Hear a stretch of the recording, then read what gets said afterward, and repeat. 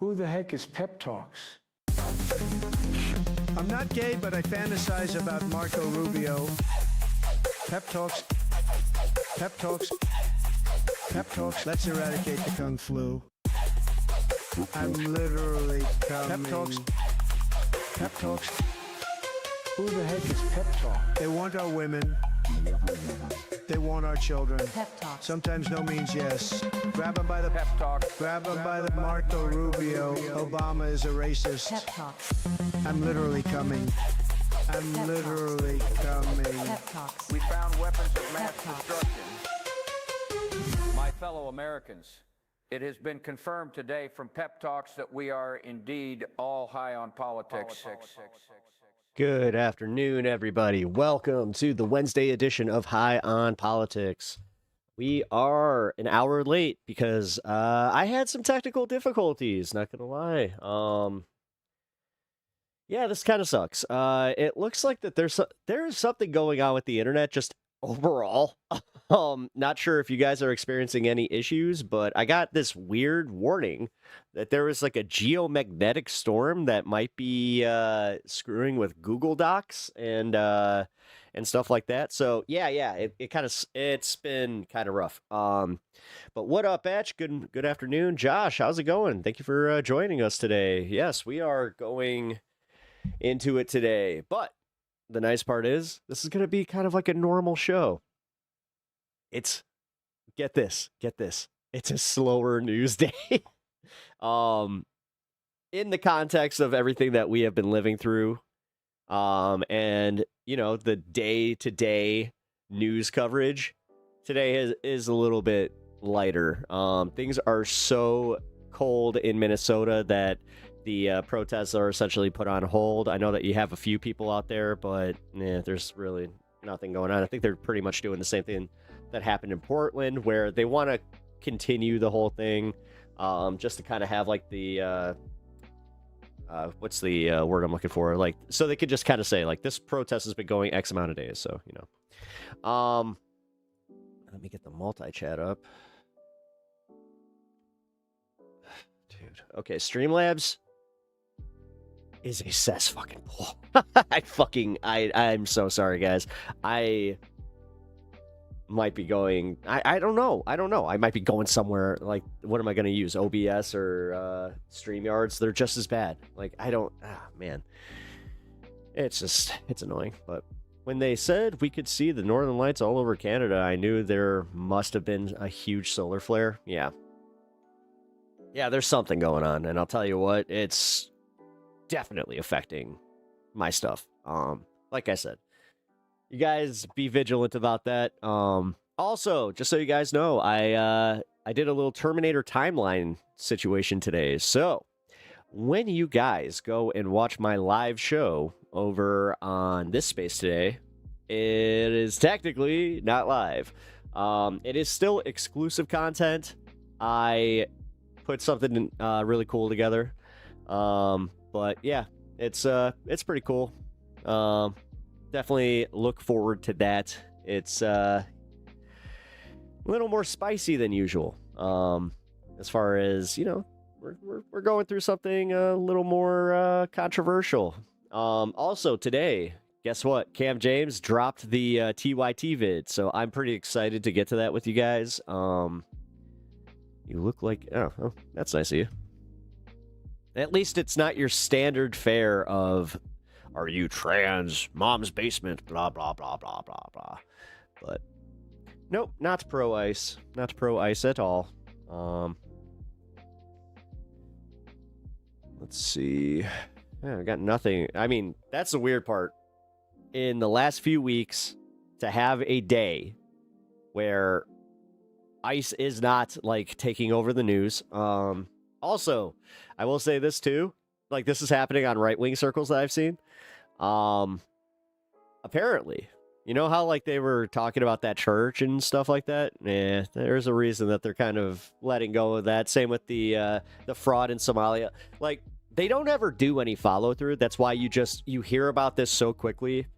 It gets the base energized, and then they have their talking points, and then they just kind of throw again, the base out into the comment section. And by the base, I mean the Russian bots that are definitely plaguing most social media right now. And I do find it funny that even guys like, Tim Pool and Candace Owens and some of the right-wing commentators have woken up to the fact that, yeah, a lot of their engagement was bot-driven. I personally think that was a big factor in Tim Pool pivoting. Now, to bring up Tim Pool real quick, he was so full of shit when he said he was quitting, and we should have all called it like that. I mean, I know I did, but I saw too many content creators kind of giving into it where they're just like, "Oh no, Tim Pool, he's all right. He's all right." Can you actually give me a non-emotional reason why you allow illegal immigration? Yeah, to grow our nation and make it better.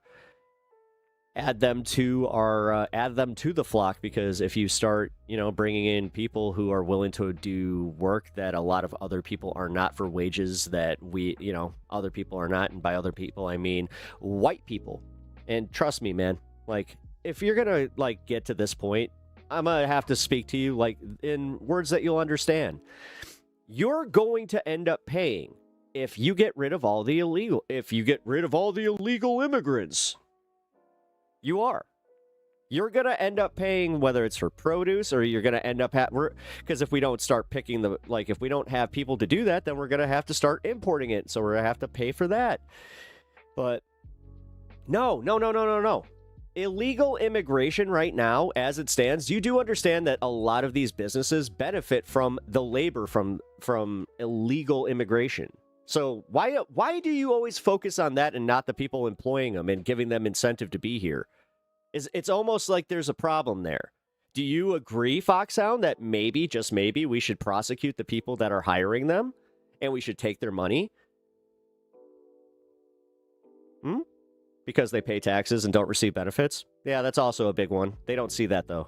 They see, again, they just see this person is here, therefore that is bad for me because I don't like the way that brown people look, or I don't like the way that, their culture is making me feel. It's always the same lame-ass bullshit. And it's always steeped in white supremacy, and if it wasn't, I wouldn't call it like that. But it is. It always seems to be the same bullshit. Non-emotional argument. You know what? Same to you, buddy. Can you give a non-emotional argument that would actually, or not even argument, can you lay out the framework that you would like to see to give them a pathway to citizenship? And can you also, you know what? Fuck this. Explain the pathway to citizenship the way that you think that it works, and then what you would do to change it. Since you're sitting here you're the bastion of critical thought today. Because they can pay them less than minimum wage. Apparently, I mean, a lot of America runs on that. Otherwise, you wouldn't have a bunch of these businesses claiming well, we can't find people to do these jobs. Melania is an immigrant, proving that they will do the jobs no American will do. Yeah, no shit. I don't care about any of that. Yeah, of course you don't. Of course you don't. Yeah, you don't care about the substance behind it. You don't care about the fact that there are humans and families there, or any of that. You do not care. You only care that your family came here the right way, even though they didn't. Statistically, they didn't. Your ancestors at some point contributed to the stolen land that is America. So you have, honestly, just as much right. And this is where, the protesters do have a point here, where it's you guys sure ignore the history of America and the fact that America is not even that fucking old, but you're not arguing in good faith. Fuck you, dude. You want to see bad faith? I could easily just be yeah, done. Because you don't care anything about that. I care about these people that are being abused in traffic. Shut the fuck up. Do you? Do you? So are you out there saying, hey, I want the Epstein files released because, human trafficking is something that's your cause, right? You're saying that you care about this. You care about the trafficking aspect. Draconian immigration laws create human trafficking and abuse. Yeah, exactly. Notice how he even said he doesn't want to talk about any of that. He only wants to talk about the problems that are from that system, but okay. Another day. Yes, Bandit, another day. We are in it another day. Thanks, Pep Talk. Pep Talk, give me the truth there. Hey, Ken, how's it going? I appreciate that. Pretty much all land is stolen land, you effing idiot. Ah, is it though? And are we going to do the thing where now we argue about the whole, imperialism thing and, land back movement? That's my favorite part. Because it all comes down to the fact that they feel like they have the superiority to just be like, no, you know what? My ancestors did it the right way. Therefore, nope. Concord is what happened. Let's stop being sped. What are you talking about? Anyway, balsamic vinaigrettes. We can care about multiple things at once. Native Americans aren't native to America. Yeah, they were. What are you talking about? Wait. What are we? So do we want to go back to like who migrated here first, kind of shit? Because again, you do understand that you guys will always lose this argument, right? Like the way that we came to America and what we did to acquire America involved the genocide of a lot of people. Plain and simple. We came here and we stole this land, man. And then we built on top of the graves, which, you know what? That would explain why our experiment isn't going to make it past the 250 year mark. I really don't think it is. I think that it ends at 250 if you want my honest assessment, because with what happened in Davos, and this is fine. You guys can continue having your little culture war arguments while the rest of the adults in the room are paying attention to what's happening with the economy and the global economic forum. Because with what happened just this week, we now have definitive proof that America is losing its influence.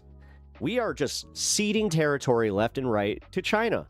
And then we're bitching about it. We're just like, why is China getting so much attention? How come Canada's allowing Chinese EV vehicles to come in, or EVs to come in? Like chai tea. I think you want the United States to collapse. If that was the case, then I wouldn't be sitting here fighting with your dumbass, and I would just throw my hands up and say, let's go. I would just treat it like I was sledding, because right now, this is definitely a fucking nice snowy hill. But he's going to go back to the land bridge like a disingenuous ass. Oh, he already... Yeah, I have that pulled up, that he's talking about Panama.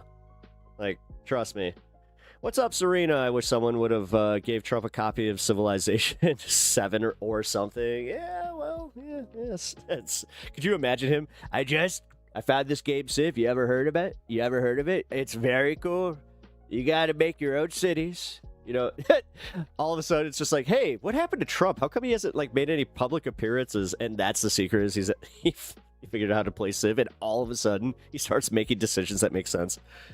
But the only decisions that he makes that, like, if you put it in the context of he is being played by a foreign power to make these decisions to further alienate us and push us out of our global influence, then yeah, you know what?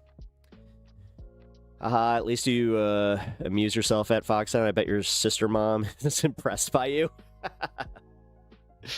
Nice. China has been working with Canada. That was one of the reasons for the tariffs on them. Oh, yes. That's one of the reasons. It has nothing to do with the fact that he was throwing out arbitrary fucking numbers and then expecting nothing bad to happen from it. And then the global economy, because nobody can trust him, they kind of went, yeah, you know what? We want to go with something more stable. Like, dude, we're about to be pushed off the fucking petrodollar. I hope you understand how much that is going to suck for America. And honestly, Foxhound, yeah, if he does that, then guess what? That is the collapse of the United States of America as a superpower. At that point, yeah, we're fucked. Better learn Chinese there, homie. Trump is the dumbest person on the planet. Jeremy Stark, yes, he is. He really is. And the fact is, here we are, stuck with him. Why do you guys insult people who disagree? Oh, shut up. I can't stand. Listen, if you want to play that game, then you can start defending everybody in chat anytime you see a right winger come in here and start being insulting. Until I see that from you, and no, you can kindly shut the fuck up. You didn't even vote for Trump, haha. Okay, well, then I don't understand what you're even doing here. What am I doing? What's up? What's up, oh well. Hope you're doing well. Trump for another term? Yeah, have fun with that one. He's not even going to make it. Like, honestly, I don't think he's going to make it through this one. Did you watch any of his speech yesterday? Seriously. If you guys want to sit there and transcribe every mistake that Biden ever made speaking, you might want to check out the speech from yesterday. It was something. Yeah. The diaper is so stinky, all of his cabinet says. I mean, Pep laying down the law today. Spicy, righteous Pep. Let's effing go. Yeah, you know what? At this point, I don't care anymore about this. Like, if these are the things that they want to engage with, fine. You're not engaging in reality. You're not, like, you think that you're engaging past your bubble, which you're not. Better than Biden? Not really. Objectively, he's not. The economy is still, 1 year into his presidency, economy still sucks. So stop with that, dude. No, it's just, it is a fact that he is failing. He is pushing us out of our global position as a superpower, which you guys can keep ignoring that.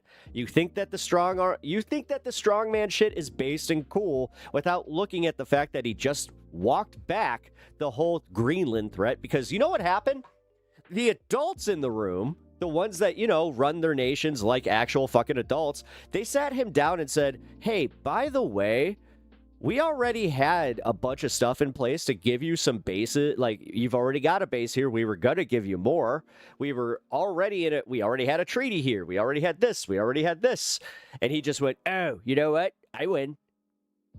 Like, but some of the dumbest people out here look at that and go, yeah, you know what? Dudes are great. Dudes are awesome.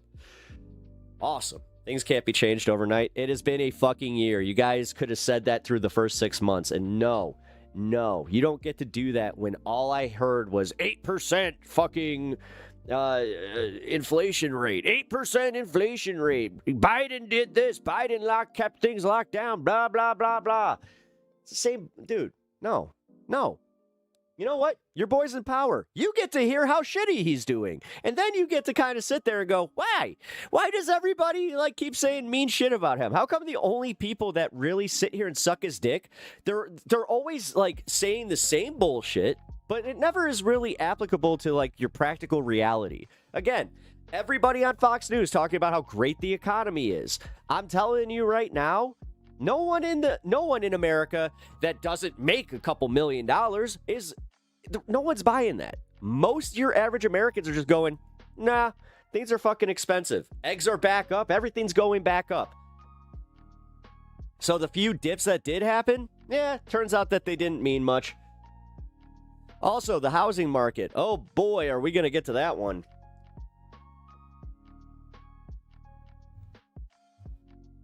Taco backed out again. Shocker. Yeah, shocker.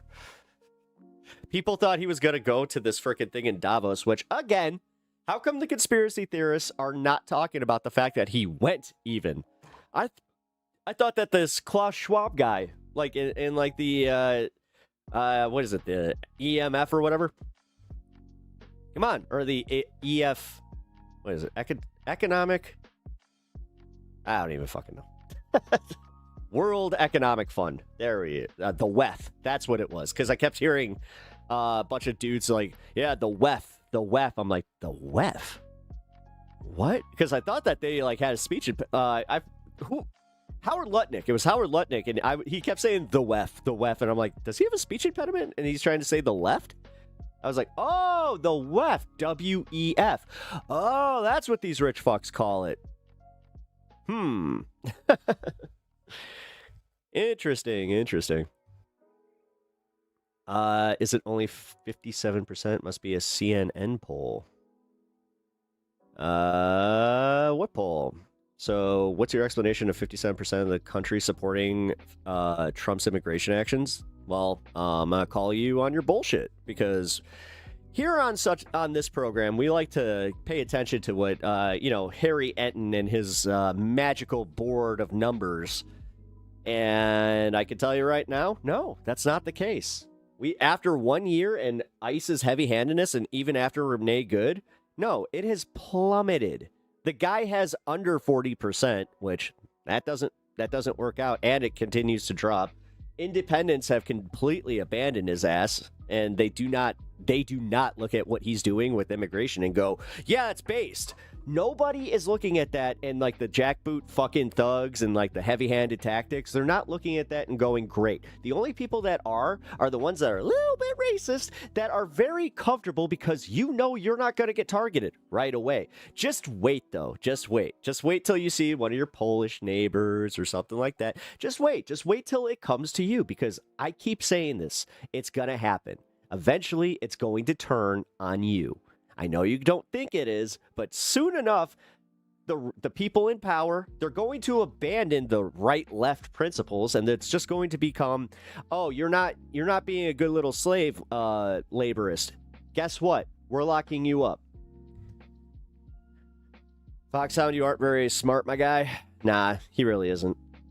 I mean, he came in here like thinking that he was spitting fire. And it turns out that, yeah, he's just got halitosis real bad.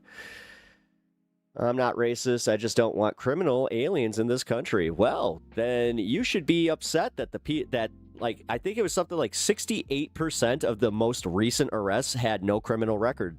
So it's almost like they're wasting our tax dollars arresting people who do contribute to society. But by your logic, you're like, they're here illegally, therefore they just need to go. That's the crime. Fuck you. No. Dangerous criminals, that's like gang members and, people with a criminal record. Why are people not... Like, why aren't they going into, like, the high gain traffic areas? What's up with that? How come they only kind of stay in these safe zones? That's a little weird, gonna be honest. They broke the law by coming here illegally? No, they didn't. No, not really. You break the law every day. You do understand that, right? You do understand that, like, civil infractions, like, if you jaywalk, if you've ever walked across the street, just randomly, then you have committed just as serious of a crime. That's what you need to start looking at. You're a disingenuous little fuckwad who keeps saying that shit, not offering any pathway to citizenship that would give them a little bit of a, not waiting 10 fucking years, because you're also doing this thing where you're ignoring the fact that we are getting rid of people that have green cards, that have been here as naturalized citizens. But you want to ignore that because it's inconvenient to your narrative. You guys are believing hook, line, and sinker that the Trump administration is just getting rid of the bad peoples without, I don't know, ever looking at anything outside of whatever reality you're creating for yourself or you're letting them create for you. It's fucking insane, dude. TikTok is banned in the U.S., everyone. Everyone on here is committing a crime. What are you talking about? No, TikTok is not banned in the U.S. Not anymore. Although Trump never did rescind that law, did he? He just, ignored it. Home Rose. Trump is a vile S-abuser. Well, yeah, don't spam that, because, honestly, even if you do agree with me politically, that doesn't help my channel.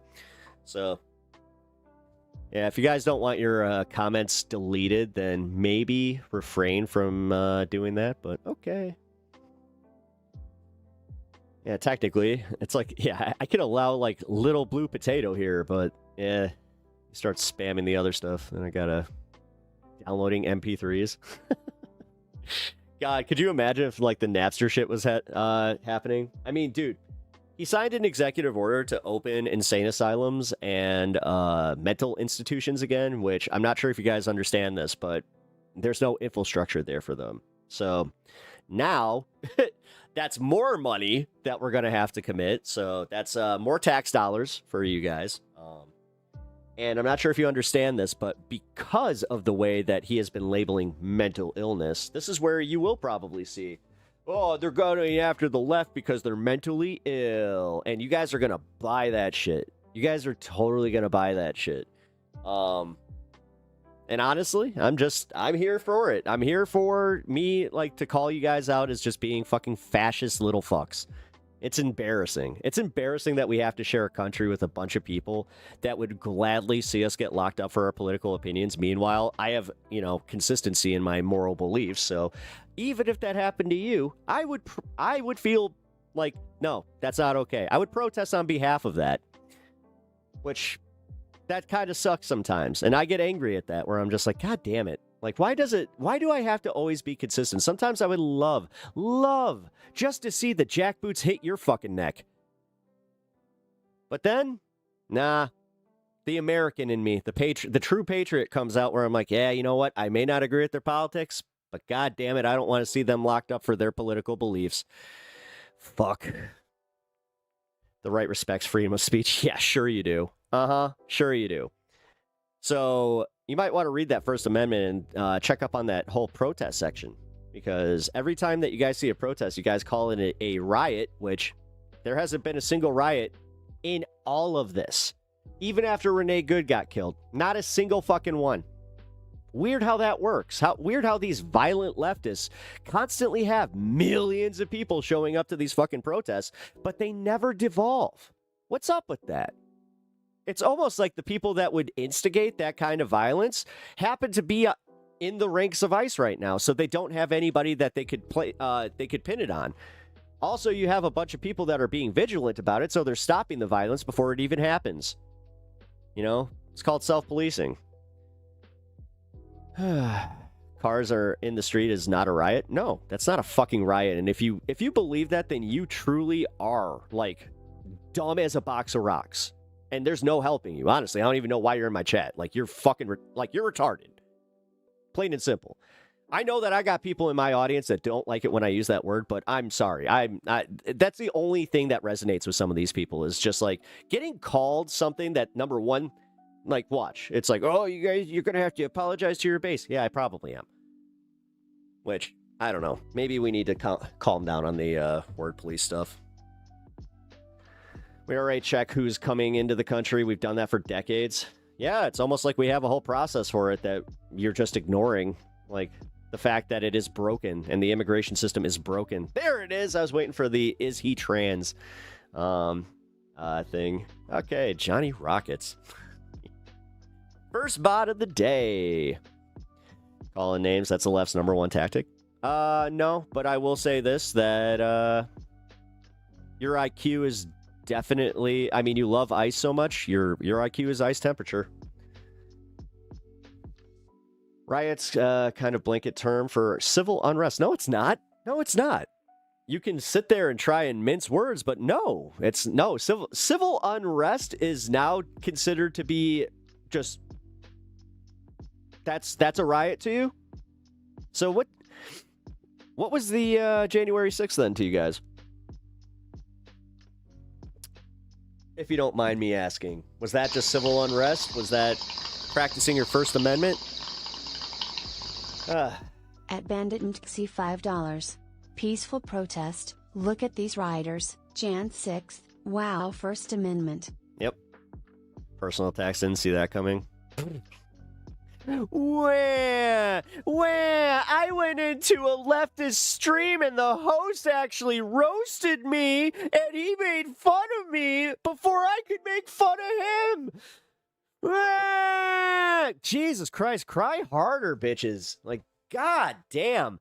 Are there any more victim complex motherfuckers in America than some fucking right-wingers that spend all day on the internet? Like, holy shit. You guys come in here and do nothing but cry. Fucking A. You don't ever try to understand the argument. You want to talk about bad faith? You guys come in here trying to fucking hate me, which I do kind of find that funny, where it's like you plan on hating me the second you see me. Do you know how many times I've had that, where people just come in here and they're just like, oh, you must be one of them libs, blah, blah, blah, blah, blah, blah, blah. Getting rid of all the fraud is bad. Oh, you mean, again, so Trump, since we want to talk about fraud in schools, well, okay, well, Trump University, there's proven fraud right there. We got a lot of fraud that we can start looking into. Insider trading on the Republican side and the Democrat side. Go after Nancy Pelosi too. Get them. The trans comment got me. No, the trans comment made me laugh because that's like one of the bot comments where I'm just like, okay. There's that in Mom's Basement where it's just like, dude, it's almost spammed by like multiple accounts. So if you're trying to prove that you're not a bot, maybe don't make the same comments that bots do. Everybody get ready, because if we break into a war, every single American is drafted. That's not how that works, but okay. Do you guys ever read the Constitution or any of the laws that govern you? Ever? You guys have a lot of confidence in thinking that you know how immigration law works and how our actual like procedural law, our fucking like our civil law. You seem to have very little idea of what our actual rights are, but interesting. But yes, K-Dog, to your point, no, that's not how that works. Although the ones who are in chat spamming love ICE, love all this, again, love how they're not signing up for ICE because they are cowards. They are cowards. They know that this will ruin their lives. They, like, people who are joining ICE are kind of doing that thing where they're just like, well, there's no guarantee that the left isn't going to get back. Like, trust me, you'll see a surge when Trump does, like, the Insurrection Act. And I say when, because he's going to. Like, he keeps playing with it. That's why I'm not going to be surprised when he does it. It's just like, okay, man, that's the plan. And then it's going to be conveniently around September, October, you know, got it. I have to do the Insurrection Act. We can't have an election, folks. Sorry. Come on, man. The thing is, it's so obvious. Like, if anybody was like, I don't know, even trying to apply like the art of war to this, they would just listen to everything he says and just plan for that. But so the people committing the fraud, they be deported. Again, the people that committed the fraud in Minnesota, it was proven to be a white person that was like convincing these people to take out these grants so she could benefit from that. And yes, she would give like a trickle down. It's not like everybody was on the fucking up and up there, but again, this is something that happens a lot. Hannah Pearl Davis's parents, her mother took government contracts as somebody who was filthy rich. Do you have a problem with that? Do you have a problem with the waste, fraud, and abuse that goes on in the private sector and in the public sector with a bunch of rich white folks who knowingly take out fucking loans that they don't need, but they just know that if they get that government grant, then they're sitting pretty? Do you have a problem with that? Okay, start focusing on that one. No, for real, because that statistically is way more costly to us because of the amounts that they take. Just so you guys know, and this is systematic, by the way.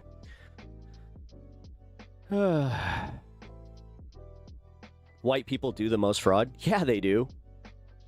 Yeah, I think Voidzilla did a video on this. Well, then I will have to watch that. Because, yeah, man. Oh, yeah, I think Voidzilla did a video on Trump pay to play for pardons. Yeah, that doesn't surprise me in the slightest. K-Dog, he's from Arkansas. His inbred mommy is probably his sister. Y'all know this is not a TV show or movie, right? No, they don't know that. No, they don't know how to apply practical reality to any of this, man. Like, it's so dumb. Left liberals hate whites. Dude, I'm not even a liberal. Get it right. And I don't hate white people. What I do hate are the white people that are sitting here going, I'm not a white supremacist, and then they do the white supremacy. That's what I hate. MAGA cult. Oh, dude. Yeah, the MAGA cult it's crazy how fucking many people are just so ingrained in it where it's like, and they're never moving. They're never moving. You know? And that's fine. Whatever.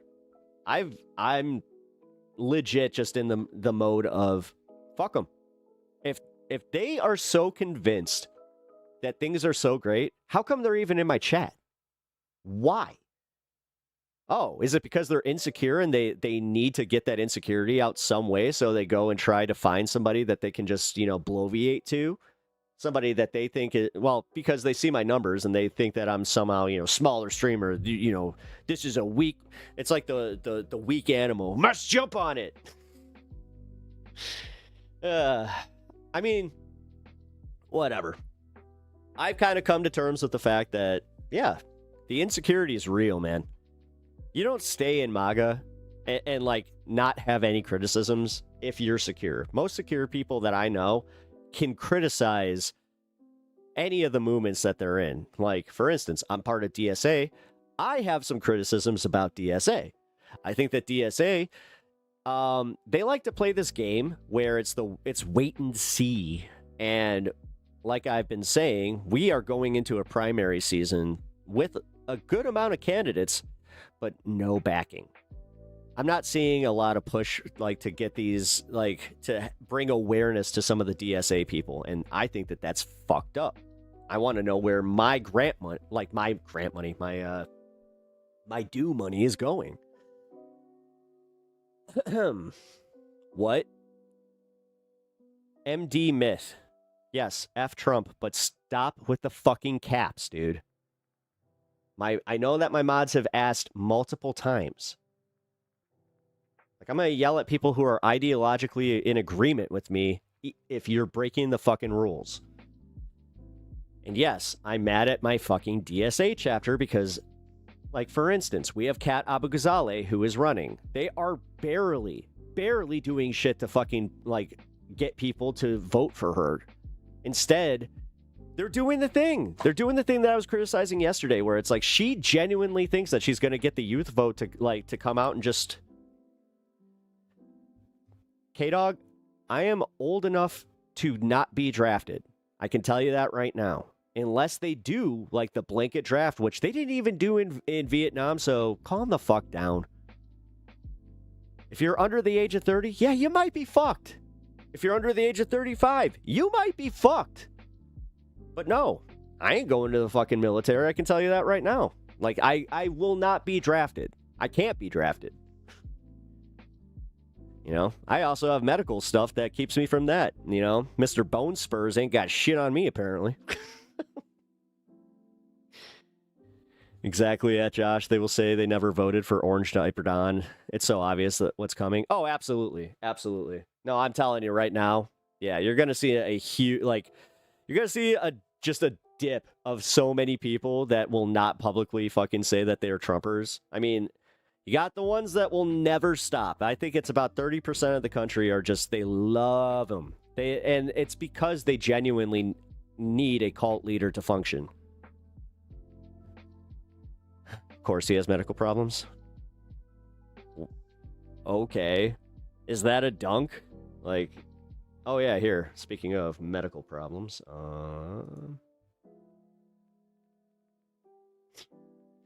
I actually have some good news about the wife, by the way. Did you guys admit you voted for Tampon Tim? What is the problem with Tim Walz?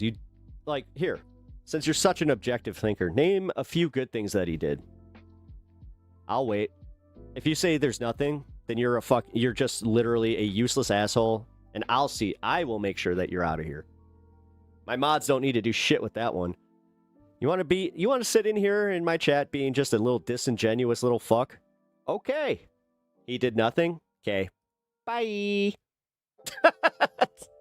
I'm a man of my word. Go fuck yourself.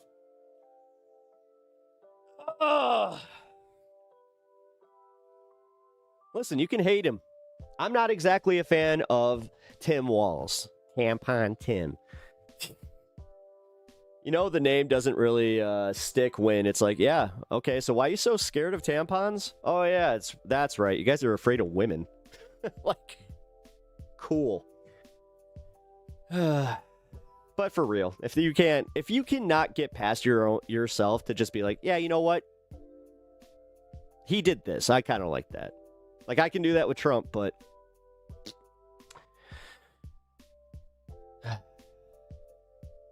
And the rest passes the worst candidate of all time.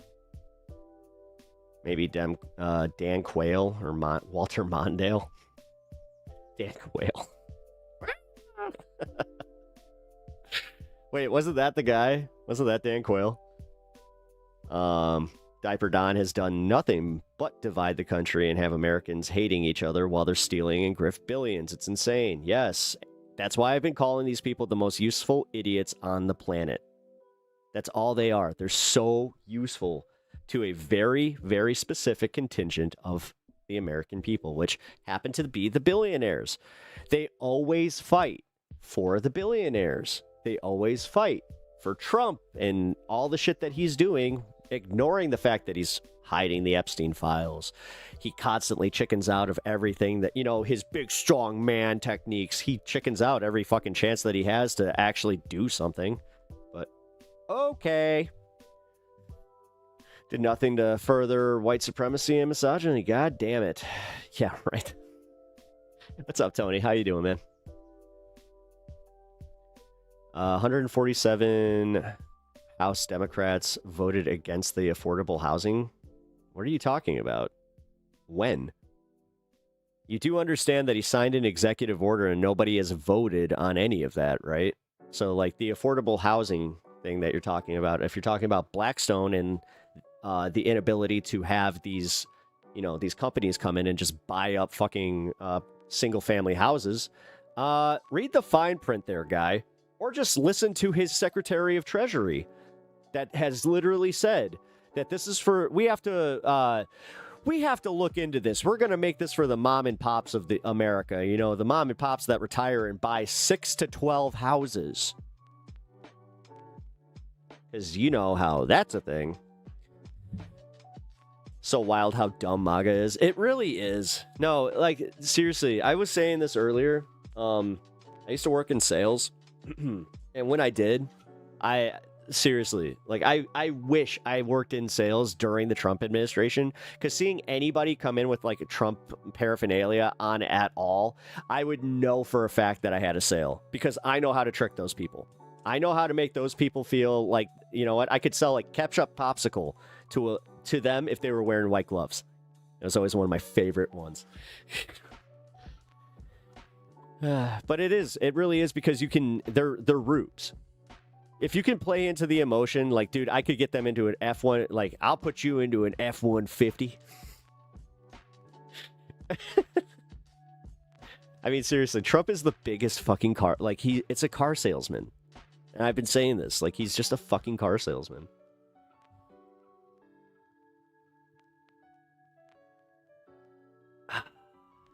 My tea got cold.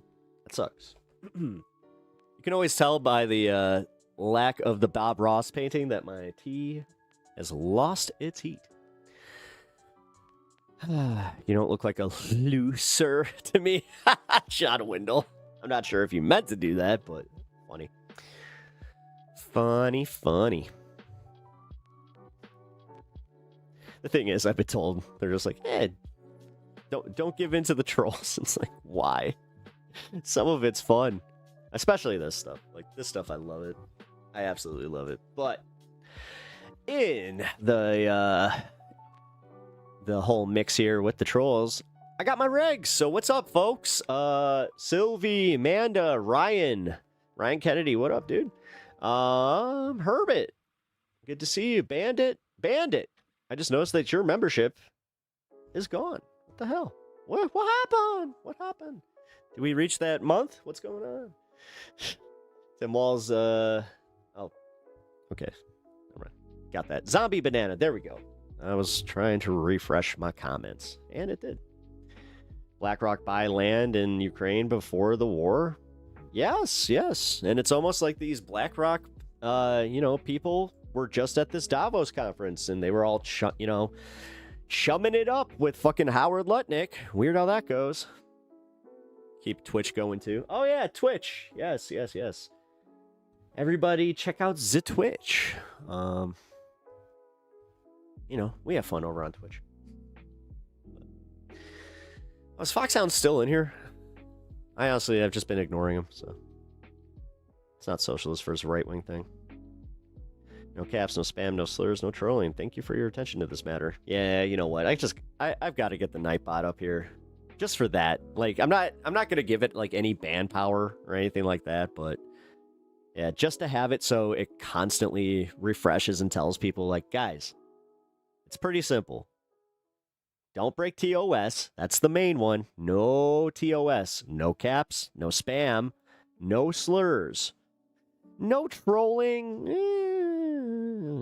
I mean, up to a degree. I trust my mods on this one. I don't know who you're talking about. Ken, what's up? Ken Scholes, how you doing? Welcome to stream. Also, if you guys are just joining us, can you do me the solid? Double tap that screen if you are watching on vertical. Really helps out the stream if you hit the like button. And then sub to the channel. Come on, guys, we're getting close. We are getting close to that to a pretty big milestone, so I appreciate you guys stopping by and hanging out today. Today is going to be more of a chill day. I think this is the first day in 2 weeks that I have not covered a protest. Although, we'll see, because from, let's see. Nope, still nothing. All right, so it looks like we're going to be in the clear on this one. Which I need, honestly. The protest coverage has been a lot. I could go one solid day without hearing whistles, air horns, you know, the noise making, all that stuff. I'll be honest, seeing like all those whistles in the marches, I didn't get it, especially when they weren't outside the hotel. That kind of played into the who is this for? Like, what are we doing? You like chimps better than chumps. Man. I don't know, man. Chimps are scary as shit. I'm gonna be real.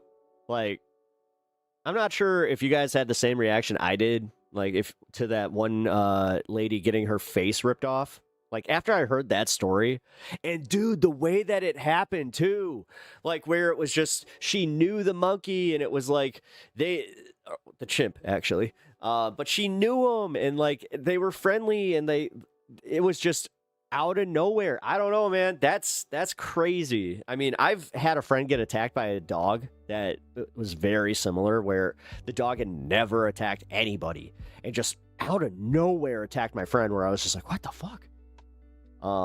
That sucked. That sucked because they ended up having to put that dog down. But heard there was a shooting in LA involving Border Patrol. Well, let's see. Let's see. If that's the case, then how come there's nobody covering it? There's literally nobody covering it.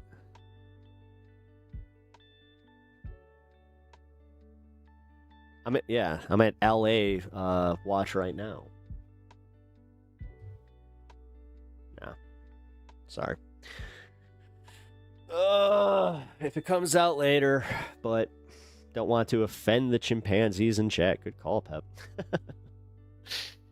Their morals are contemporary. MAGA is a full-on cult. I mean, I'm not gonna mince words on that one. Like, I left a cult. Like, I grew up in a cult. Trust me, I see the signs. When people can't think critically, and then they can never look at the power structure and just be like, yeah, you know what, that really is about control. Like, come on.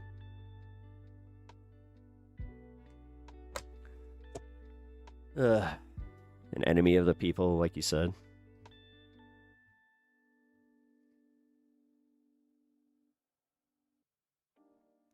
Can I just ask this? 398 or 3938. What's with the name? Like, if you don't want to be confused as a bot, why would you go out with a bot name? I miss good trolls. These maggots are just tiresome. Yeah. Well, it's because I don't have protest in the title, and I don't, like, there's, yeah. as I said, slow news day. This is just how it goes. And honestly, right now, I'm not really focusing on it. The numbers have been nice. I'm going to be honest. Like, getting the attention, getting my stream out there. I've been consistently hitting over 1,000 on every stream since this has been a thing. And I'm going to just say, you know, that's great. But I'm not here for that, man. I'm here for you. I am here for you guys. I am here to have these chats, but to have fun. It was getting a little close to kind of feeling like do I really want to do this? It's like, and I have said this openly to you guys too. Like, if this starts to feel like a job, then I'm gonna start kind of doing it less. But yeah. And it was also a matter of me coming to terms with the fact that I'm like, nah, you know what? Fuck it. It's about having healthy engagement here. So, Rebecca, what's up? How you doing? Good to see you. I guess reality is just nonsense to you. Basic math might be to you as well. Are you talking to Foxhound? Again, I am so curious about your name. Because I've talked to somebody else that had a name like that turned out not to be a bot. And I was just like, did you just like slam your keyboard and that was your name? And he was like, yeah, that's exactly what I did. I was like, are you kidding? He's like, no. I'm like, okay. Still doing, you're doing well, recovering from surgery. Jeez, man. Yeah, surgery. Man, I know a lot of people having surgery. Or just like, that's crazy. Also, all right, guys, I want to give you guys the update. I was kind of waiting on this, but we got enough people here that I think would care. So, if you guys know my wife, aka Uni, her name is Uni Moogle in chat. Here's the thing. I say her chat name because she will be making a return to chat soon. We're in good spirits here because we got some really good news. We got some really, really good news about her cancer. So, the timetables have kind of been sped up. We are going to be going into the radiation. Well, she's going into the radiation part of this a lot sooner than we were expecting. It looks like surgery is also going to be able to happen a lot sooner. She hit her target weight at a point that the doctors, they had put her hitting her target weight months out. Like, they were talking like by May, June. So it's awesome. Like, I'm so fucking happy. That's why I'm just in a good mood, and that's why nothing in chat can really bother me today.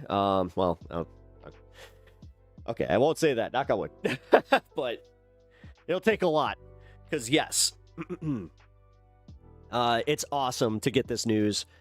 And after we got the news, it was like this huge shift all of a sudden happened, because I'll admit that I had this problem too. I couldn't get past like day by day stuff where I was just like, listen, I cannot even think day by day, because I'll be real. There were times that it would get really depressing because you never want to think about your partner dying. And that's how it is. You know, when you have someone in your life that gets cancer, especially the kind of cancer that she has, that's a real possibility. So this is the first time that I had something like kind of shift where I was just like, holy shit, I don't see it that way. Now I see the light at the end of the tunnel. Now, like, we're doing really well with this. So I want that to continue. And yes, guys, please, if you guys can contribute anything, it goes a very long way. I've been talking to her about adjusting the goal and everything, and just kind of like, we're going to sit down. We're going through all of our bills and what we like, the ones that we have to pay, because unfortunately, yeah, Trump made one decision that fucked us, like me personally here, and that is making sure that any medical debt can go on your credit reports. And that's a major fucking, like, that was a major hit, guys. I hope you know that. And also, not great. So my tarot reading was right. There was something good happening soon, bringing new beginnings. Rebecca, awesome. I'm glad that you didn't really tell me what my reading was, because honestly, yeah, I like the surprise. My last tarot reading didn't exactly go the way that I thought. That I was like, oh shit, my Christmas tree is down. Holidays are officially over. Cademan, what up, man? How's stream going? Ugh. How you been? And also, you finally got the Christmas tree down, huh? This is why I didn't put one up. I'll be real. This year was kind of nice. Where I was like, you know, it was lonely, like, as far as, like, not having the Christmas decorations up that I usually did. Obviously, like, the year was shit. But after that, man, I gotta say, like, the day after, I had nothing to clean up, nothing to put away. I had 2 wreaths that I had to put away in my Charlie Brown tree, which obviously is no longer up. Yeah, it's pretty good. After April, I will live in a new apartment. Oh, really? Is this good or bad? Because I know that sometimes living in a new apartment could go either way. There was one time that, like, I didn't get evicted. I had a choice where they were just like, so we could kind of do this 2 ways, where you could voluntarily leave, or we will evict you. I'm like, I'm gonna voluntarily leave because I don't want that on my record. Had a little bit of a tiff over smoking inside, specifically, you know, the so yeah. That kind of sucked, and like I was panicking, but it turned out to be one of the best things that ever happened to me. So silver linings, folks. I keep a tree up year round. We have a Valentine's Day tree, Easter tree. You're like, my father-in-law does that. It's funny. Oh my, behave. I'm happy for you guys. Lord Apollo must have answered my... Hey, no, I appreciate that. Again, I am a heathen, but I appreciate everybody praying to their gods and putting out all of the good vibes, because, number one, my wife fucking deserves it. She's the best fucking person I know. She has done everything that she ever can for anybody that has needed something. She goes above and beyond, and she could disagree with you politically, and she will still be there to help you. And that's why it has been a mind fuck to see that happen to somebody that is not only so good of a person, but also just like to see somebody that always helps everybody else not be able to help herself it's been wild. But I will also say that she is the strongest fucking person I have ever fucking known. And I don't think that will ever change. So, as your own belief, I respect that. I was in a cult. I was in a Christian, and it was a Christian cult. So, only one God, rest or false, stay on the narrow path. I don't believe it. I don't believe that, Brad, because the Almighty God seems to have some fucking some holes there. But whatever. I don't want to get into that. I genuinely do not want to be disrespectful to anybody and what they believe. So now I'm in a woke cult. How am I in a woke cult? What's the belief system that I am not seeing? Like, I cannot look in and internalize and see the problems with. I criticize the left all the fucking time. I do not follow the left lockstep in pretty much any way, outside of like being consistent with certain morals and economic ideas. But realistically, what is it? And also, how in the fuck is woke bad? How is it bad to be inclusive and to not be a hateful prick?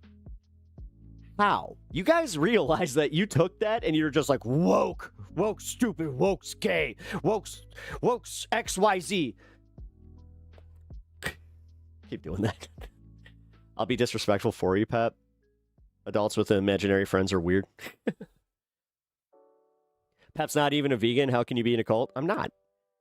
Exactly. I personally believe all gods exist. You just follow. I don't. Okay, cool.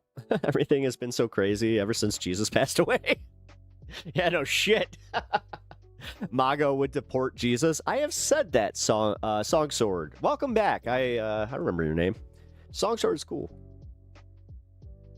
Reminds me of something that I would like to try in D&D is the Song Sword, where every time you swing it, it plays a certain song. Although I kind of have something like that right now, where I'm my character is named Jork the Orc, that became Jork the Dreamweaver because he's a beautiful orc, so every time that he swings his majestic axe, you hear Dreamweaver behind it, so it's Dreamweaver! And then you have, like, little sparkles, and he's just like... Yes, this is all true, by the way. You're going through some shit, but woke is bad. Forced inclusion is bad. It's not forced inclusion. What is king shit? What is forced inclusion? What's forced about it?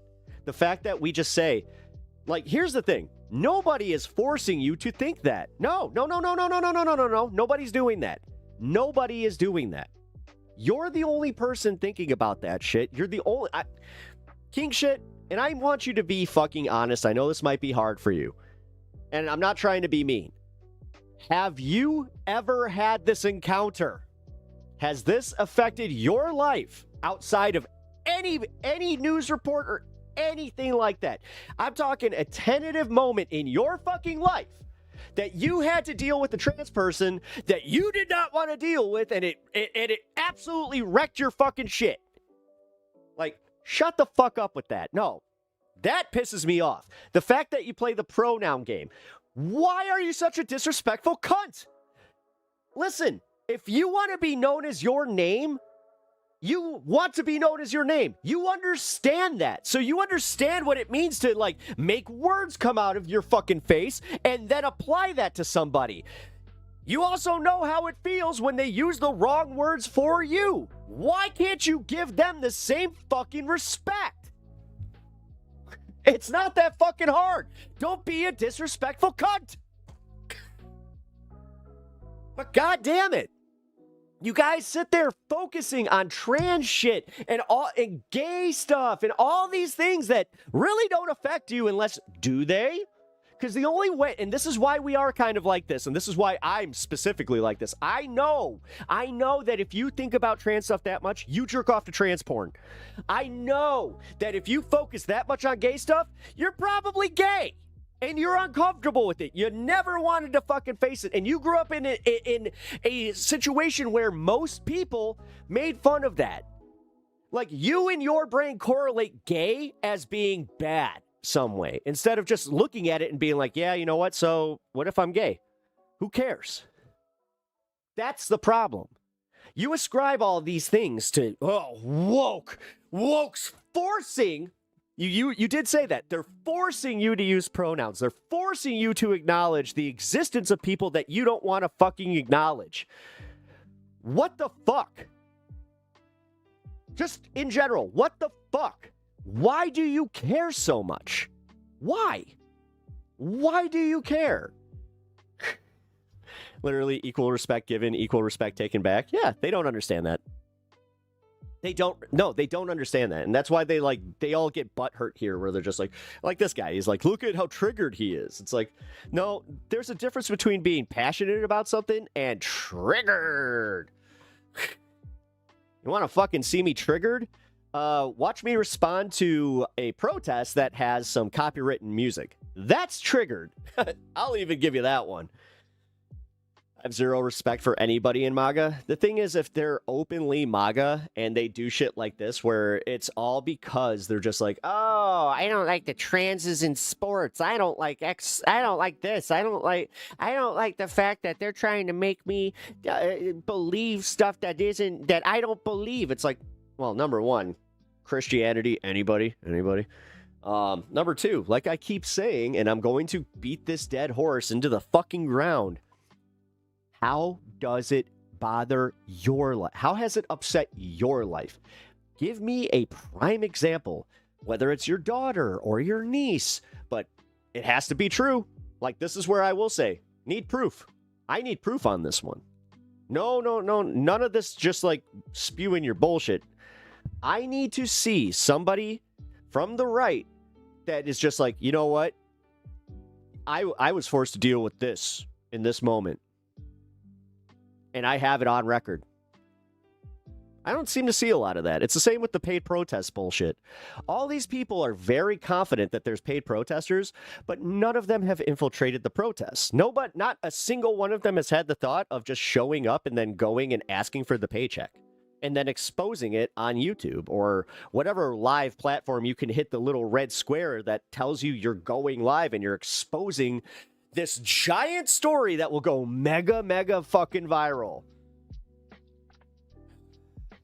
My niece is trans and it pisses me off. She's far more famous than I am, damn it. Yes. Low T male squealing. Yes, the low T. Low T male. I mean, getting closer to that 40, at some point. It just happens naturally. That's kind of how that goes, by the way. So, yeah, is that why you guys are worried that you might start having empathy or something? Are you guys really that scared? The numerous sports event that a real woman would have won if not for a 6'3" male twat stolen from her? I mean, yes. Please, name me an example. Because you got that one swimmer that it turns out that she got 5th place. Interesting. A whopping 24 viewers. Guess hubby getting the... What are you talking about? See, I always love these guys. Like, they sit here, they talk about my view count like that hurts my feelings. You know? Like, I'm not just genuinely happy to just have the experience and to have people to chat with. So... Yeah, you got me, dude. You got me. At my stream, I have under 100 people watching me live. God, I'm such a failure. Oh, God. The fact that that's what they genuinely think that is going to happen to somebody if they just say it like mean enough or at that right time. Pet paid me to be here. Didn't you get your check? Yeah. Wait a minute. Yeah. I was about to say. Wait a minute. Oh, man. Boo, I will infect you with empathy. I don't understand the people that are scared of feeling empathetic towards somebody. And then they also don't understand like the whole like, hey, how come you guys weren't sad when Charlie Kirk died? It's like, gee, have you ever looked at how you treat us? Have you ever looked at your own actions and wondered why we might go, you know what? Couldn't have happened to a nicer guy. I mean, I'll say this much. Did I make a Charlie Kirk joke, like, literally after it happened? Yeah. Like, I think it took maybe 5 to 10 minutes for me to just go, Charlie Kirk is dead, change my mind. That was a banger of a joke for the day. But I also did condemn what happened. I said that this is not how you solve any fucking problems. Yeah, no, it actually did bother me viscerally. Like, where I was just like, God damn, like, is this like what we're doing now? Wow, so funny. I didn't, as I said, it was a banger for the moment. Ha ha ha ha, such a funny joke. Like, what the fuck? No, it is. It is. Hey, after I saw how you guys have been responding to the Renee Good thing, I don't feel bad at all. I don't.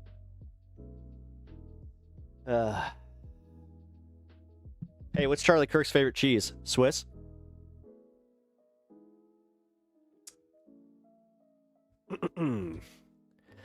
Just shifting the burden of proof proved me wrong. Well, I thought that these, I thought these high T males, big, strong guys, they didn't let words hurt them. So why would they, I don't know, care about somebody insulting somebody that they hold in a high regard? Also kind of proves that cult mentality thing. Because there's one thing that you can really never bother me with is by trying to, insult, you can insult Bob Ross or somebody that I hold in a high regard, and I'll even just be like, okay. Charlie lean left at the end? Certainly did. Oh, man. Oh, man, I have a feeling that we're going to piss off some people today. I'm fine with that. If your morality is based on anyone else, you're not a moral person. You just act like a good person in order to get what you want. Yeah, well, I mean, that's kind of how Christianity works. Do you know how many Christians of convenience that I've personally known where it's just like, dude, yeah, they only show up because they think that that's their way into heaven, or like that's their God forbid it's the ones that just that's their moral superiority, where it's like, I'm a Christian, I go to church, and you know what, I get to judge you. It's like, that's not how it works. Even when I was a Christian, I used to throw Bible verses that were antithetical to anything from Deuteronomy and Leviticus, and it was all about Jesus's love and acceptance, and they hated that shit. Nothing pisses a Christian off more than the book of Matthew and using it in the context of being like, you know who was woke? Jesus. Jesus was pretty fucking woke, but okay. I mean, I guess you thought that the Sermon on the Mount was delivered with an AR, but... And Jesus took one bullet and made it into plenty, and everybody rejoiced. All hail the NRA. There's no hate like Christian love. Oh, yeah. I mean, yeah, as a Christian, the book of Matthew does not piss me off. Well, then Jesus' love means that you got it, right? Jesus just a man. Is he all right? Who, Jesus? I don't think so, man. He kind of went through some shit.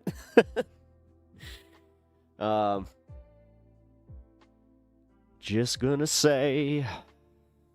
Although I do genuinely think that, like, Republicans that, like, claim to love Jesus, I do think that they would deport him. Honestly. Because you guys... If you're a Christian in here, there's one thing that really pisses people off is when you start talking about Jesus' complexion. I was delivered with the help and support of the United States Air Force. Hoorah! In order to be empathetic, you need to find a connection to another person. Just empathy today with all the division. Well, and that's the thing. I am still empathetic towards my enemies. I am still I still feel bad for MAGA. Like, I do. I actually genuinely do feel bad that something was so broken in, like, the lives of people that need MAGA that they can't see past it.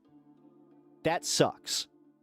You know, does this exist on the left? Yes. Yes, it does. You have people that are so steeped in their ideology. I will admit that it is like, yeah, I could see that. And that's kind of part of the problem. People lack nuance, so they don't want to admit when they are wrong. They don't want to admit that they do the same shit sometimes. Wait, Jesus wasn't white? No, he did not look like Obi-Wan Kenobi. No, he was a Middle Eastern dude named Yeshua Bar Yusef, but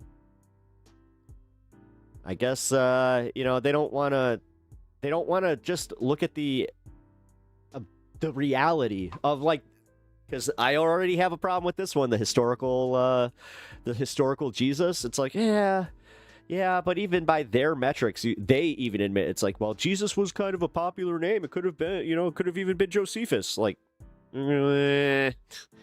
okay. Millions of people are my enemy? I guess so. Are millions of people your enemy on the left? Because that's how that works.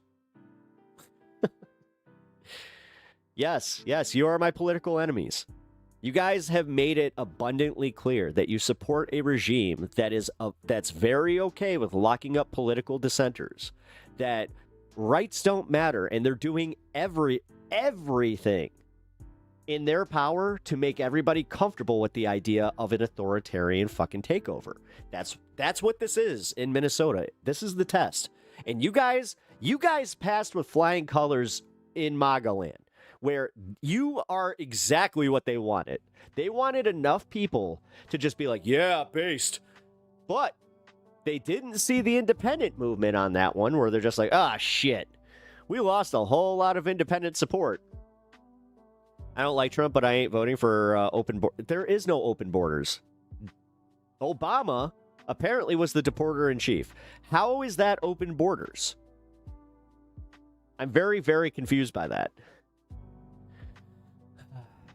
left Hassan back at it, shocking his dog. Do you genuinely care about dogs? Because did you guys rally against Kristi Noem then? Since you guys care about dogs so much?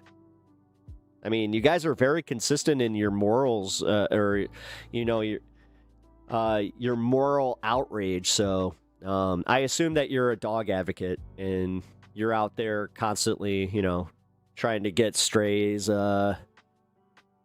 picked up and everything. Right. Open the Asylum app. Well, that's also a thing. Kristi Noem is a fairly disgusting woman. Yeah, that she is. But I will also just say, like, the Hassan dogs don't work on me because you know what? Hassan isn't my Lord and Savior, folks. He's not my Trump. I don't care. I don't care. He's another streamer. I happen to agree with him ideologically on some things. On most things. But I also think he's kind of a fucking tool bag sometimes. To be completely real. You know? Like, sometimes he says some shit and I'm just like, what the fuck was that? But, you know what? I pissed off my own side with that. Where it's like, you know? What is a woman? God damn, dude. What's with the Matt Walsh thing? You guys realize that he asked that? He found out that he was wrong, but then you guys were just like, we won. We won. It's like, no, he really didn't. Guy, dude, we get it, man. We get it. You got scared of the first fucking trans person that you saw that you were attracted to. Like, we get it. This is where it comes from, guys. If this is too crass for you, I'm sorry. Don't care. Genuinely. This started when the hormones and the surgeries and everything started working so well that they could not tell the fucking difference, and it fucking broke their brains. So, they're worried that, oh, yeah, oh no, I might say that this woman's hot in a club and then I'm going to find out she's trans and my homies are going to make fun of me. Whatever, man. Am I attracted to trans? I have been. I have. Yes, there are trans women that are very, very attractive. And for you not to be able to fucking admit that kind of means that you're gayer than I am. Who's Hassan? I need answers. Hassan Piker, he's a streamer. Oh, man, you're gay? Okay, whatever. Sure. See? That's where, see, you're telling on yourself. You're worried about that. I don't care. I genuinely don't care. Like, if you think I'm gay, fine. Perfectly fine. This guy's balding? Yeah, sure. Think that too. What's a streamer? All right, wake me up. I see what game you're playing, but it's funny. And you made me laugh, so technically... All right, you got me on that one. You got me. See, that's what always gets me is like, ah, shit, they made me laugh. Fuck.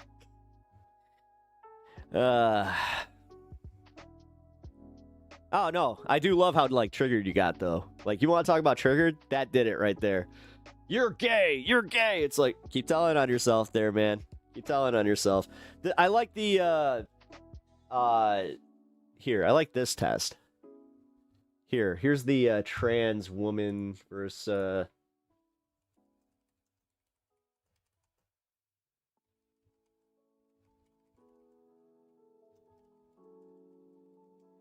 Here we go.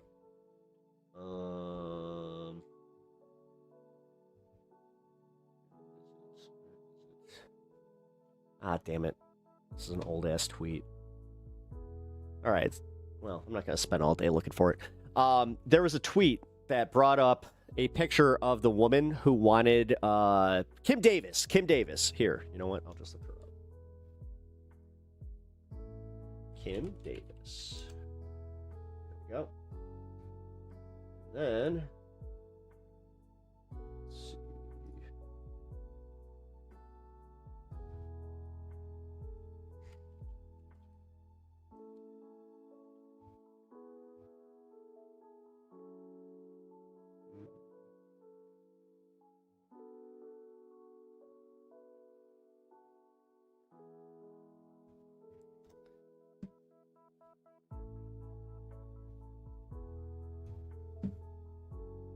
All right.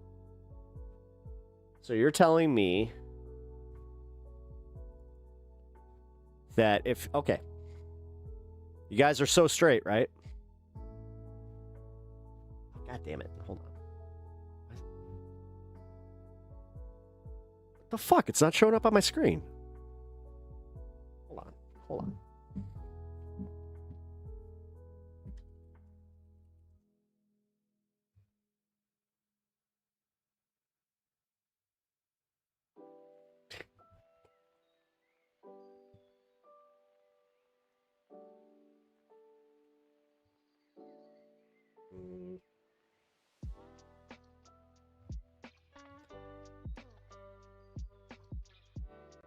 Oh, there we go.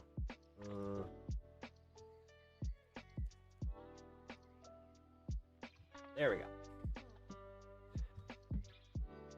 So, Kim Davis, right? So you got Hunter Schafer, right? Famous trans actress. Right? Now, you guys are telling me that you're so straight. You're so straight that you'd rather fuck her, that you would fuck Kim Davis just because, again, she's got the parts or like the genitalia, so that you're into, right? Kim Davis over Hunter Schafer. Vertical stream is down? No, it's not. Reset your thing. Yes? Oh. So you would rather fuck this lady, Kim Davis? No shit? No shit. Here, guys, for my horizontal stream. Here. They would rather fuck her, you know, the anti-gay cake lady, than Hunter Schafer.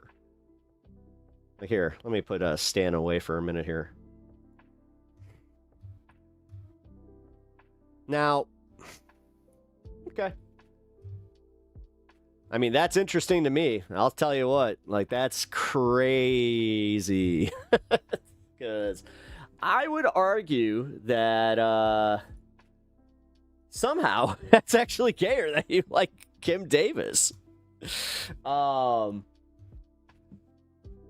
That's crazy. Yeah, I know you guys don't like this one.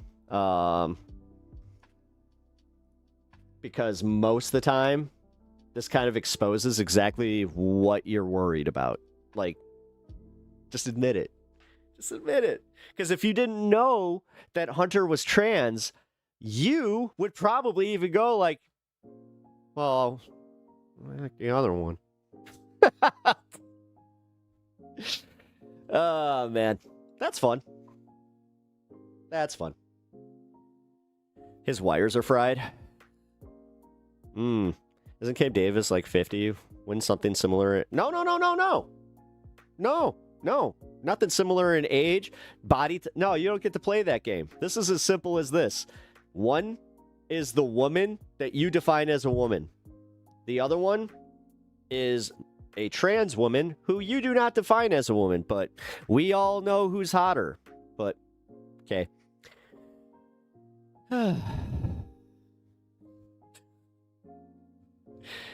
The funny part is, I know I won just based on, like, how the chat's going, where I'm like, oh, that got him. That got him. But...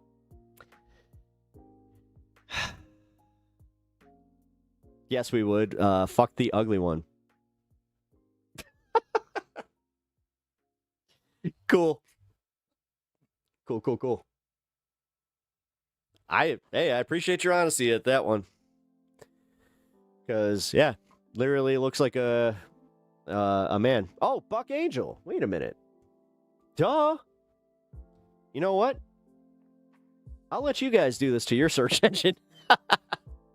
Yeah, just look up Buck Angel and then tell me how you would still fuck Buck Angel. Because, again, you guys are all about genitalia. Right? Or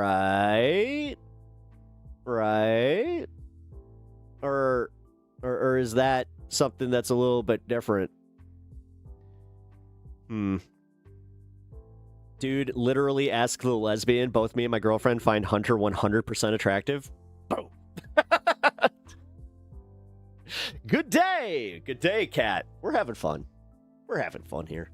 I'm calling out a bunch of weirdos for thinking about trans stuff way more than your average person. And just, it's because they literally live with this every day. And I am 120% convinced that your search history isn't exactly as clean as, you try to make it out to be, where I'm thinking that you might be into something. And you're just kind of sitting here like, you know what? We'll go post-op here. All right, post-op trans. No dick. Then what? Then what? Then what?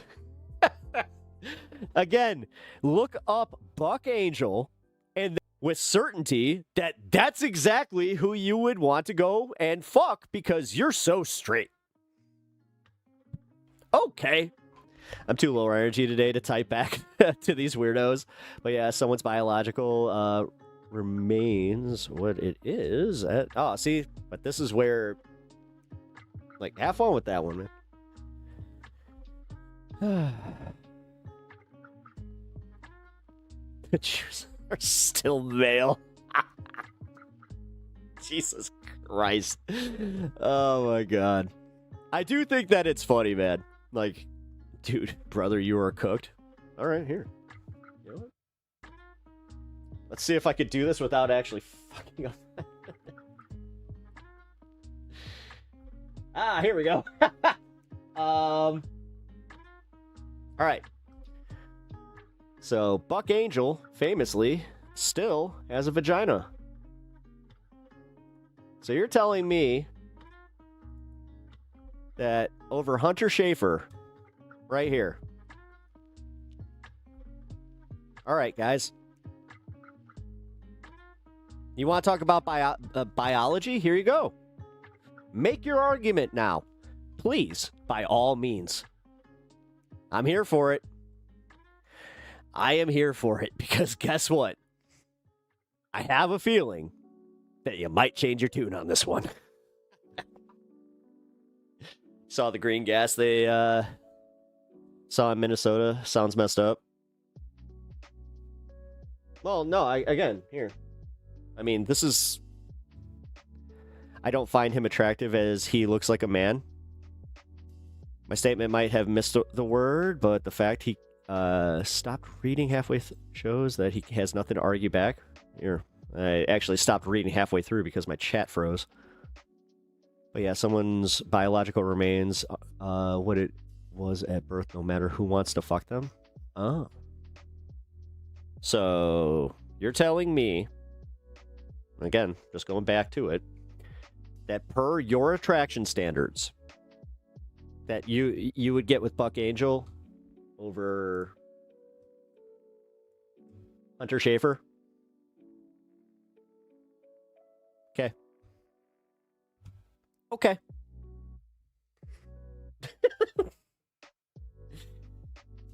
All right, my point's been proven.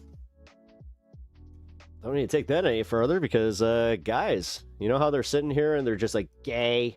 Well, I don't know, man. Seems pretty gay to look at Buck Angel and be like, you know what? Just based on the genitalia, yeah, you know what? Or what that one guy say? Also, kind of grossly, might I add. The juices. Fucking Christ, that was gross. Still a man. Don't know what. Why you want? Wait. No, can't think of a name. So you're telling me that between those two, you have a choice: Buck Angel or Hunter Schafer. You're choosing Buck Angel. Cool. I'll let you sit with that one. No, because we get to choose. No, not in this scenario. Yeah, the juice is weird. It's like, yeah, what is this? A fucking brisket? Still identifies as female. I'm choosing neither. That's not. You don't get to back out like that. No. No. Listen, in this scenario, you're in your average everyday fucking scenario. You see these two people walking past you. Which one catches your eye?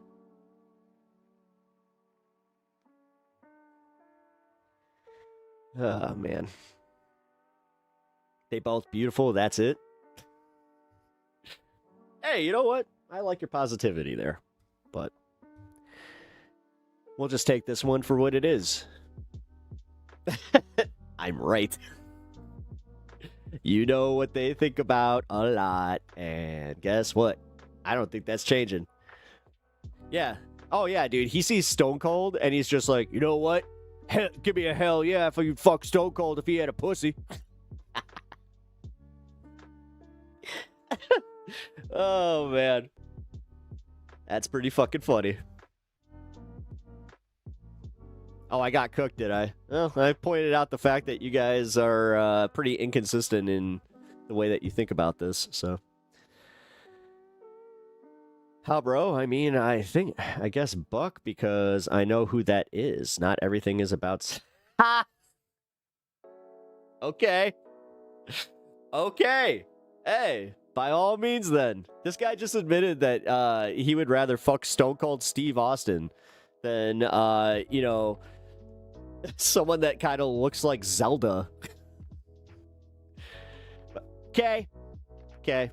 By all means, you're definitely the big straight male there. Very comfortable in your sexuality. Is your hair wet? No. Is it greasy? No. It's just long. Actually. I know I should not even address it, but who cares? Yeah, look at this shit. I need to get rid of that. I let my hair get a little too long. And it is, somebody said it in chat, and I know you guys were just joking, but it turned out to be true, where it was like, no, I have just been lazy. So, whatever. Chud or woke, what's your star sign? Chud or woke? Oh, I guess I'm a woke star. If women have dicks, what's to stop a baby from coming out of your wiener? Checkmate, atheists! Checkmate! Okay. That was pretty funny. Intersex people rock. One of my friends is intersex, and she's the best.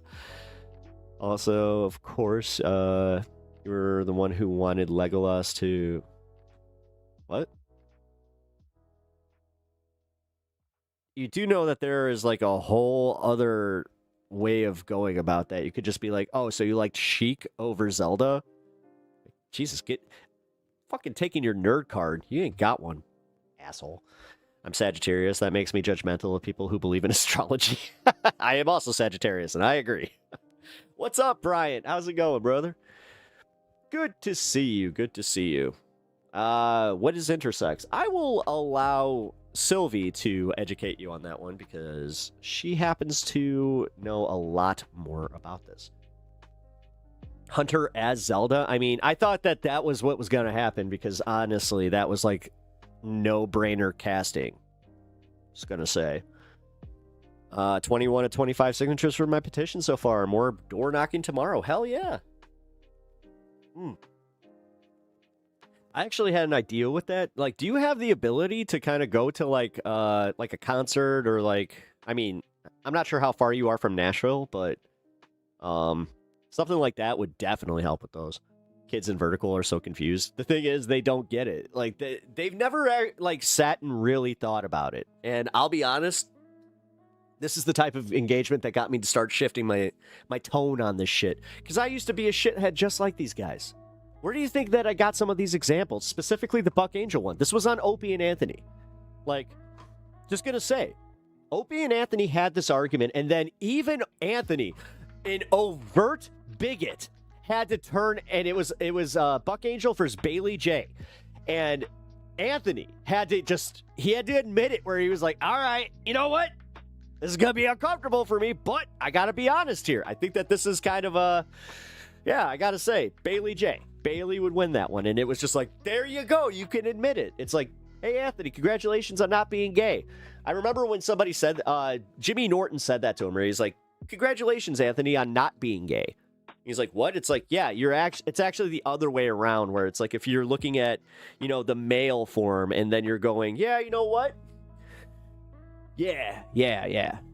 Like, if it all comes down to just...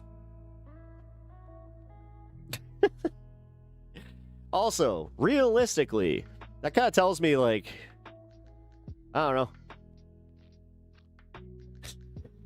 You never been with somebody where you're just like, huh. Like, I think I told this story once, but I hooked up with this one girl, you know, high school, and she was really, really hot. Like, she was gorgeous. But when we went to kiss, her teeth clicked mine, and she, like, I was like, okay, if that's a one, all right, you know what? It was just a mistake. It kept happening. I was like, fuck no. No. That is incompatibility right there. Who's Bailey? Bailey J. If you don't know who Bailey J is, I think she might have actually changed from trans to just drag. I don't know. Like, I remember hearing something about that, but she used to be like the go-to for these examples. Now it's Blair White. I see her being used a lot, or Hunter Schafer. Because, again, these are the ones that confuse straight male peni, apparently. So. Oh, it's people who have both genders parts. It's pretty rare you met someone with that condition.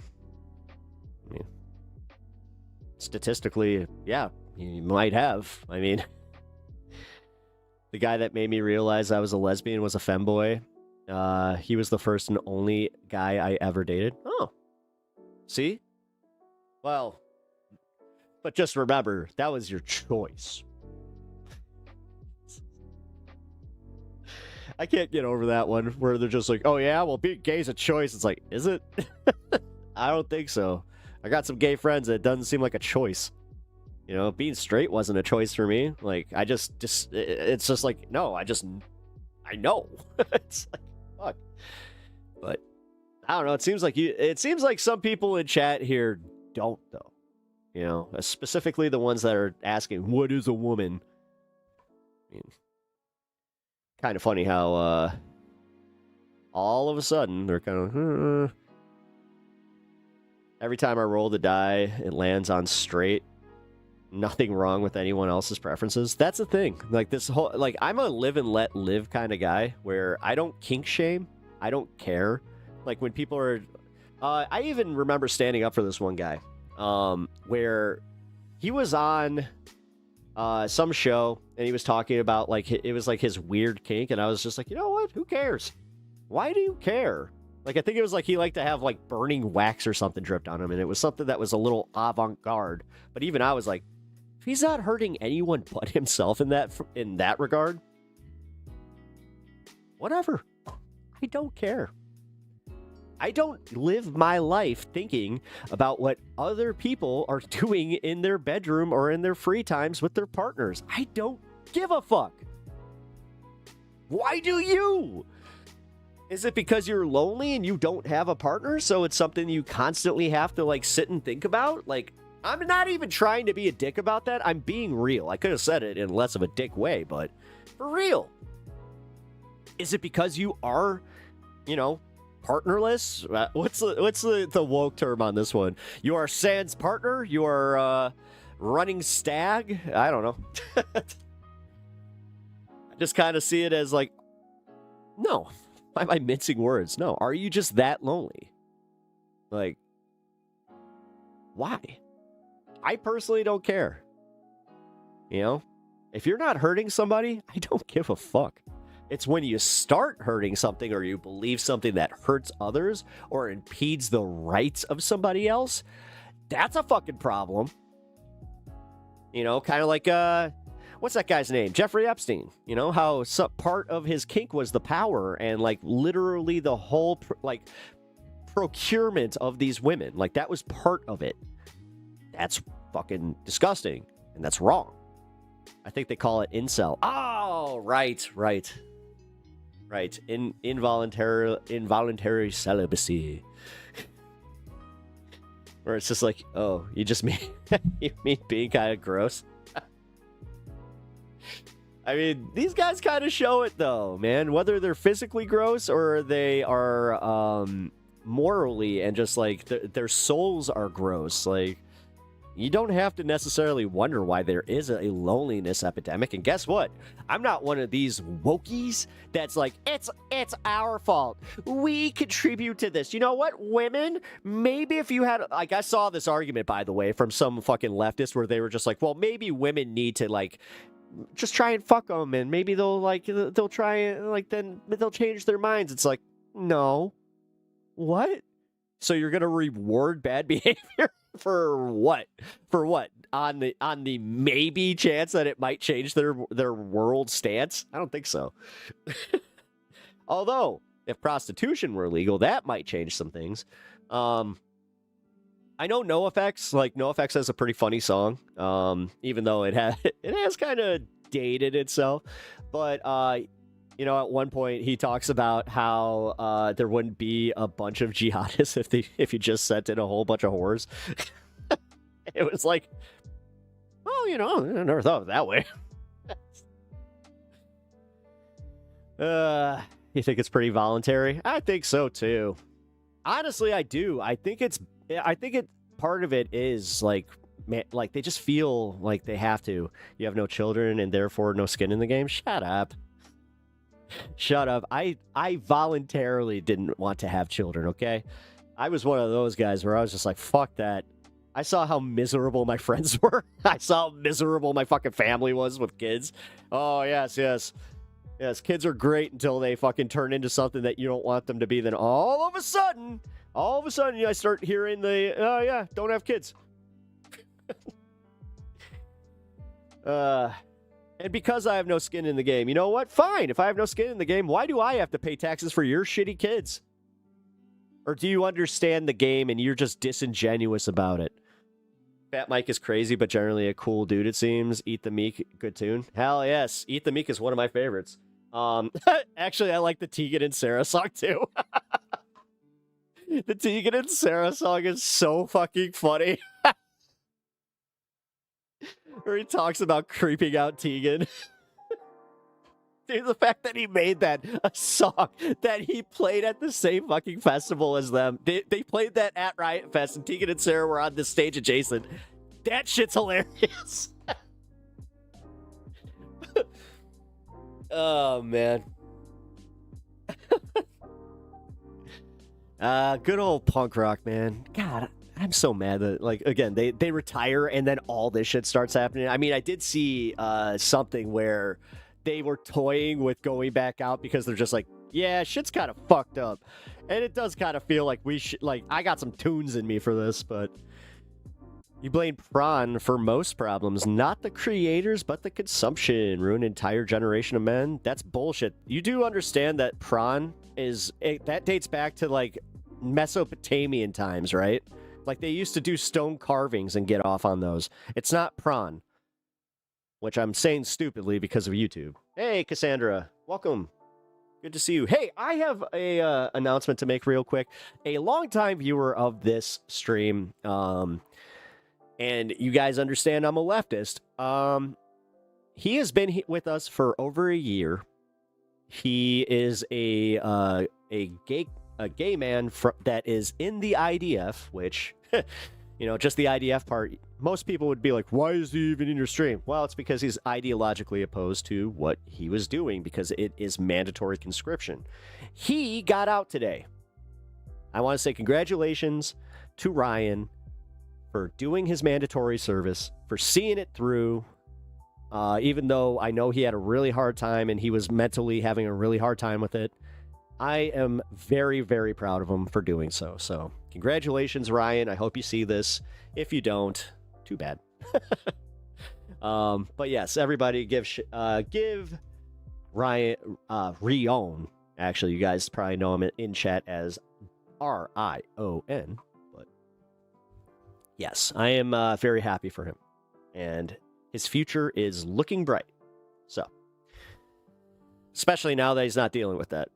Because I've had some conversations with him specifically about that kind of stuff, where he was just like, I don't want, like, he didn't want you guys to even know that because he was afraid that you might hate him. So, yeah. Improve? Improve what? Kids are only good when you want them. Right now, kids sound like a nightmare to me. Ryan W? Hell yeah! Spam W's for Ryan. Only time I will give that one up. Where it's like, no, you guys can spam W's in chat for him. But yes, Rebecca, I actually agree with you on that one. I personally, I made this decision with my wife. Like, we sat down and had a long talk about it. We were in our mid-20s. Our friends started to... okay, now we're good. Thank you for that. Rebecca, that's enough. Thank you. As I said, I gave permission. Do not delete any of those, please. But yeah.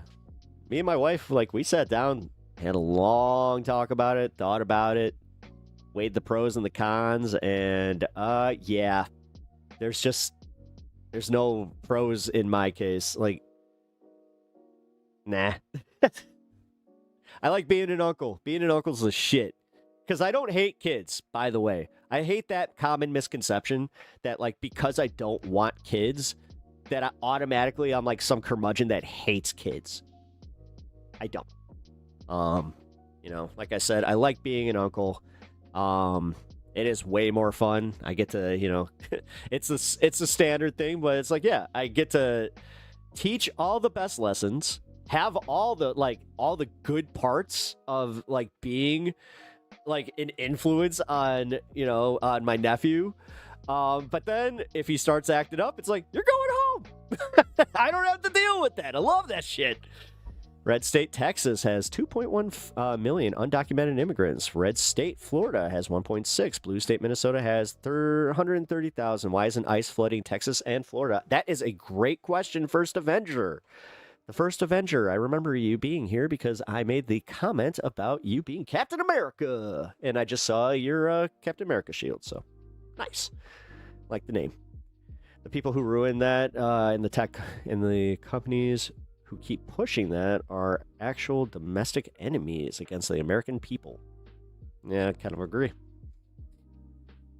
I don't want to repost it because it looks spammy, but I'm not going against Prawn from reactionary reasons. I just think that it stops men from improving, and instead they blame women for having what? For having what? Agency over their bodies? What is it? What does you taking that moment to clear your prostate, like, dude, I'm at that age now where it's just like, all right, let's get this, you know what, this is for health reasons at this point. Sometimes it is just like, fuck, all right, let's get this done. Grandparents too. They're in Texas and Florida. Barely. I know they're in the blue cities, like in Dallas. You're boring as hell. Thank you, Stu. Thank you for taking the time out of your day to tell me how boring I am. Sorry, honey. Doctor said I got to do it. Dr. Pep's on the case. What are you doing? You know, the doctor. Oh, man. You know me. Well, sometimes, you know, both kind of, you know. I don't know. You know, I actually don't necessarily agree with you I don't necessarily disagree with you fully. I do think that digital, like the way that it is accessible and the overabundance of it, and the fact that, like, if you're at a very young age, it could definitely desensitize you and make you think things about sex that are not real. Yeah. All right. You know what? I'm willing to concede a little bit on that one. Not going to outright say it's all bad, though. It's also kind of part on the, you know, personal responsibility. You know what I mean? Dr. Pep, not to be confused with Dr. Pepper. Truth. The industry itself has a ton of problems on its own. Oh, I gotta ask, did you make your outro music? I did not make my outro music. We have a very talented chatter that I kind of brought him up earlier. Actually, Terminator Timeline. I brought him up in the stream that you will be seeing later. So, but Kirk, at Kirk Music, here, let me, you know what? He deserves this. The dude has done a lot for my channel. So every time I get a opportunity to show his channel, I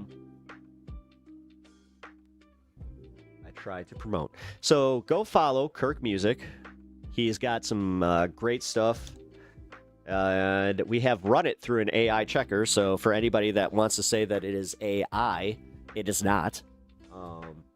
He has proven as much. Even though it kind of sucks because there are like a few songs so that I had to even ask. It's like, hey, did you use AI on that? He's like, no. I'm like, But yes, we have had it confirmed from somebody in chat that is also, you know, a what I call a sound detective.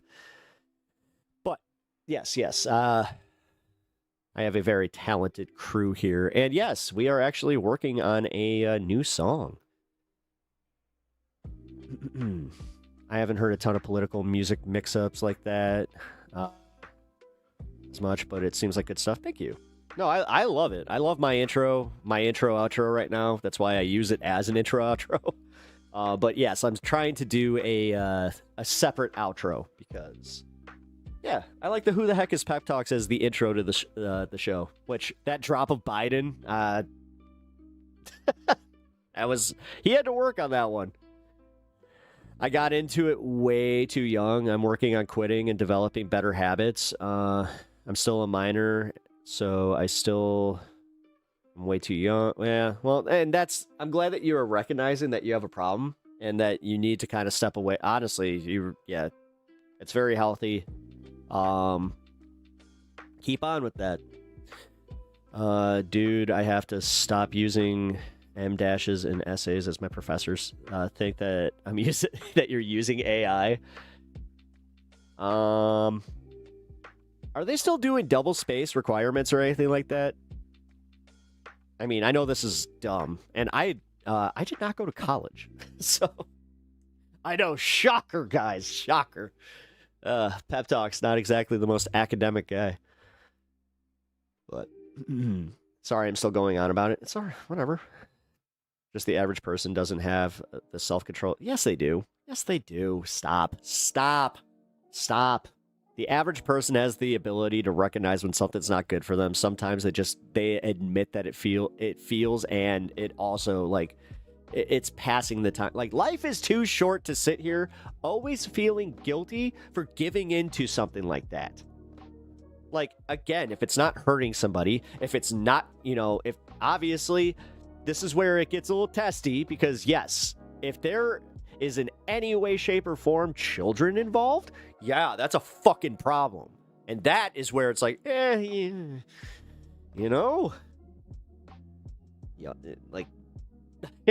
you might want to tell on yourself and just go to, like, extreme therapy for that. Greenland, he literally chickened out again, and then they came out and said, yeah, it's the same exact deal that we had before. So, who's involving the children? Oh, you just came in at a very inopportune moment. Because we are talking about how victimizing children in specifically that side of the internet is immediately, that's to jail territory, and that should be, pretty clean, open and shut there. But Zeus forbid, I am the writer. Trump will win. Win what? What's he gonna win? He's definitely not going to win any elections in a fair and free system because his polling is abysmal right now. I know that you guys don't believe in it, but just look at the vibe, dude. There's a reason that you need to come into a chat like this, you know, somebody that is ideologically opposed to you, and you need to fucking start spewing your bullshit because you know that you're uncomfortable. Why else? Like, dude, if you were secure, you wouldn't even need to be here. You would just be like, yeah, man, we're really trolling these libs. Like, goddamn. Like, we really are. We're just like, we're crushing. Dude, your own polling saying that. Fox News polling is saying that. Right? Rasmussen even said it. Once Rasmussen says, yeah, homie, this ain't looking good for you. You might have started to lose, you know, but whatever. Asking questions you can't answer? I'm answering your questions. Trump isn't running, Cope. Yeah, I mean, he did say, I mean, if we're supposed to take Trump at his word, he did say that he wasn't even going to do that, so whatever. Fox is not a good news source either. Then who is? Who do you get your fucking news from, numbnuts? Seriously. If you're such the journalist, number one, why don't you have a news network? I always love these independent journalists that don't have a Substack, they don't have a stream, they don't have any of this. They just know better. Fuck off. You guys called me lazy. Fuck you. Can't stand that shit. You didn't sleep at all last night. It was a terrible night. More anxiety. I'm sorry to hear about that, Cass. Americans are going to keep voting for Trump. For what? For what? We didn't vote. America didn't vote for Trump in this last election, or did you not pay attention to those because it was only blue states? Or does America not include blue states anymore? Is that how that works? Okay. K-Dog, I'm sorry that you have to live here every single day worrying that Trump is unpopular. He holds all the power, and yet somehow, some way, the left are such meanie bobinis that you need to come out here and you need to stand up for him. Okay. Big Mac, why are you crashing out? Not secure? Yes, I'm crashing out, guys. I'm freaking out. Oh, my God. Pep Talk's having the worst crash out of his career. Oh, my God. I'm so angry. Trump is awesome. I'm glad that you have a hero. The old Cope Harder insult still stings after the millionth time. Doesn't it? I mean, God damn. I mean, yeah. It's almost like when they make fun of my hair, call me trans, say, oh, your mom's basement. It's all the same. I mean, come on, start playing the hits, and all of a sudden, I'm sitting here crying in the corner. We're taking Greenland too. Okay. It's objectively unpopular with everybody in the world, except you. Okay. And Trump walked it back today, but keep ignoring the news. I know that you don't like it. Your mom's trash hair basement. Chimpanzees and demi shit stains are delusional cultists. Yes. Court-hander. Yes. I do agree with this. I actually think the whole, like, they're delusional cultists. They are. Like, that's why I keep saying TDS is just Trump daddy syndrome, because I don't know why they need that. I'm not sure if they have bad relationships with their fathers or have no strong male influence in their lives, but, you know, they constantly look to Donald Trump and billionaires, and they're just like, yeah, you know what? They'll save us. Didn't your mom kick you out? No. No, my dad did. My dad kicked me out when I was 18, never went home. That's just an objective fact. The left is a cult? Explain, please. Who's our central figure?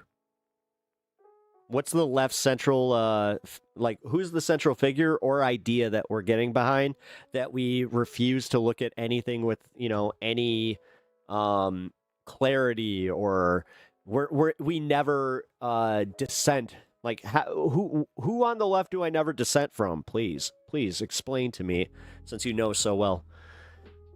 But you accept those 11 women that died by illegal immigrants. Oh, I also accept the, I think it was something like 32,000 that died last year by white men. And I think it was something in those numbers alone, something like 12,000 were domestic partners. But K. Keep focusing on the 11 women that died. Okay. So how about what about the people, what about Renee Good, since you care about, women who died? I mean, do we know if any of those women stood in front of those illegal immigrants' cars? Because maybe, just maybe, or wait, no. I'm sorry. I got that backwards. How do you reach such a level of retardation? It's impressive. Oh, cool. How do you reach that level of insult? Because, man, you got me. Guys, like I said, time to end stream. I guess it's just time to end stream. I mean, that was the ultimate insult right there. Big Mac got me, guys. I have to, wrap up the stream career. Host was born defective, according to the left. Oh. What do you mean? What do you mean that I was born defective according to the left? Now I'm kind of interested in that. Did you hear the leftist religion come out when the host brought up white men? He's always trying to atone. The host. I do have a name. I'm Pep. Nice to meet you.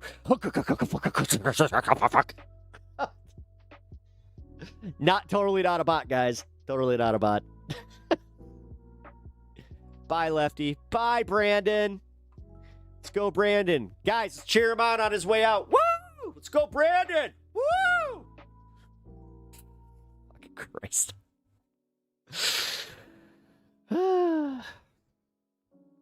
She was under arrest for trying to flee the scene. No, she wasn't, because you can't be under arrest by ICE. You can only be detained. They didn't even try to detain her. They just tried to pull her out of her car, which, I'm sorry, every lawyer and legal expert has disagreed with you on this one. But, K, you guys know so well. Keep it up. Keep it up. For real. I think it's kind of funny. Oh, man. All right, here. I forgot that I was going to do this. Let's check this out. Christianity has a white supremacy problem? Yeah, they do. Yeah, you know what? Fuck it.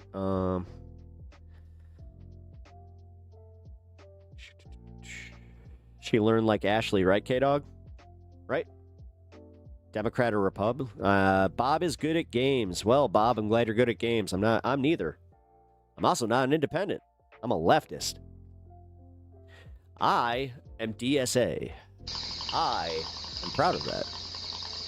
Because I do have a pretty strong conviction in that, yeah, I can see the policies that I want instituted in our system as it currently stands. So...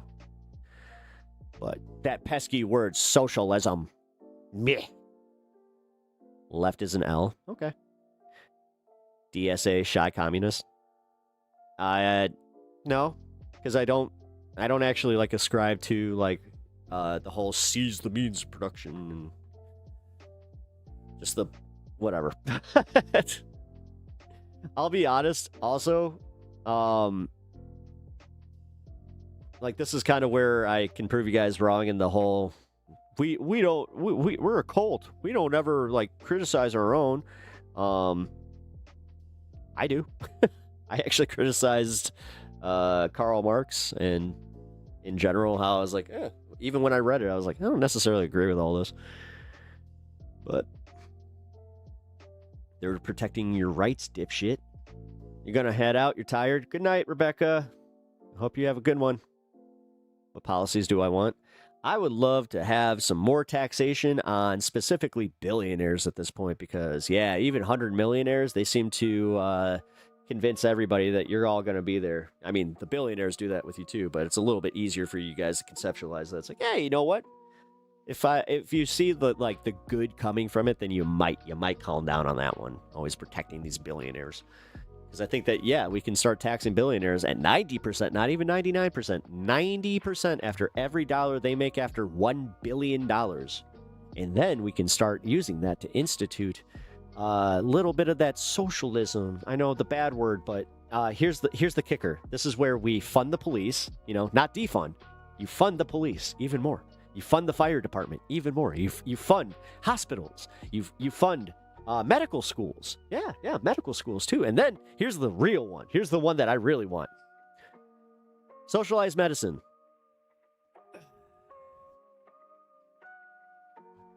Oh, my name is Lazarus, is it? Well, too bad Jesus resurrected you, so we had to put up with you. Still in a bubble? If I was in a bubble, all of you would have been banned and I wouldn't even be engaging with you. If you can't give me that, then honestly, who's in the bubble? The old get a job insults, it's very, yeah. It's very original and intelligent. It's not like I have a set amount of hours that, I do my work and then come and enjoy you fine folks, but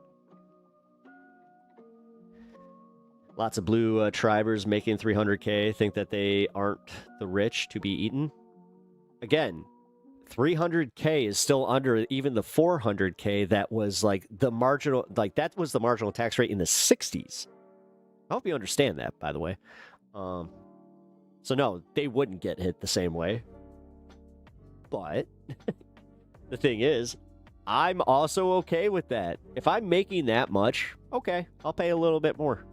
I'm fine with it. I have to live in a city where I use the streets, I use the sidewalks, I use the municipal fucking the municipal police and fire department, all of it. Like, yeah, that's how it goes.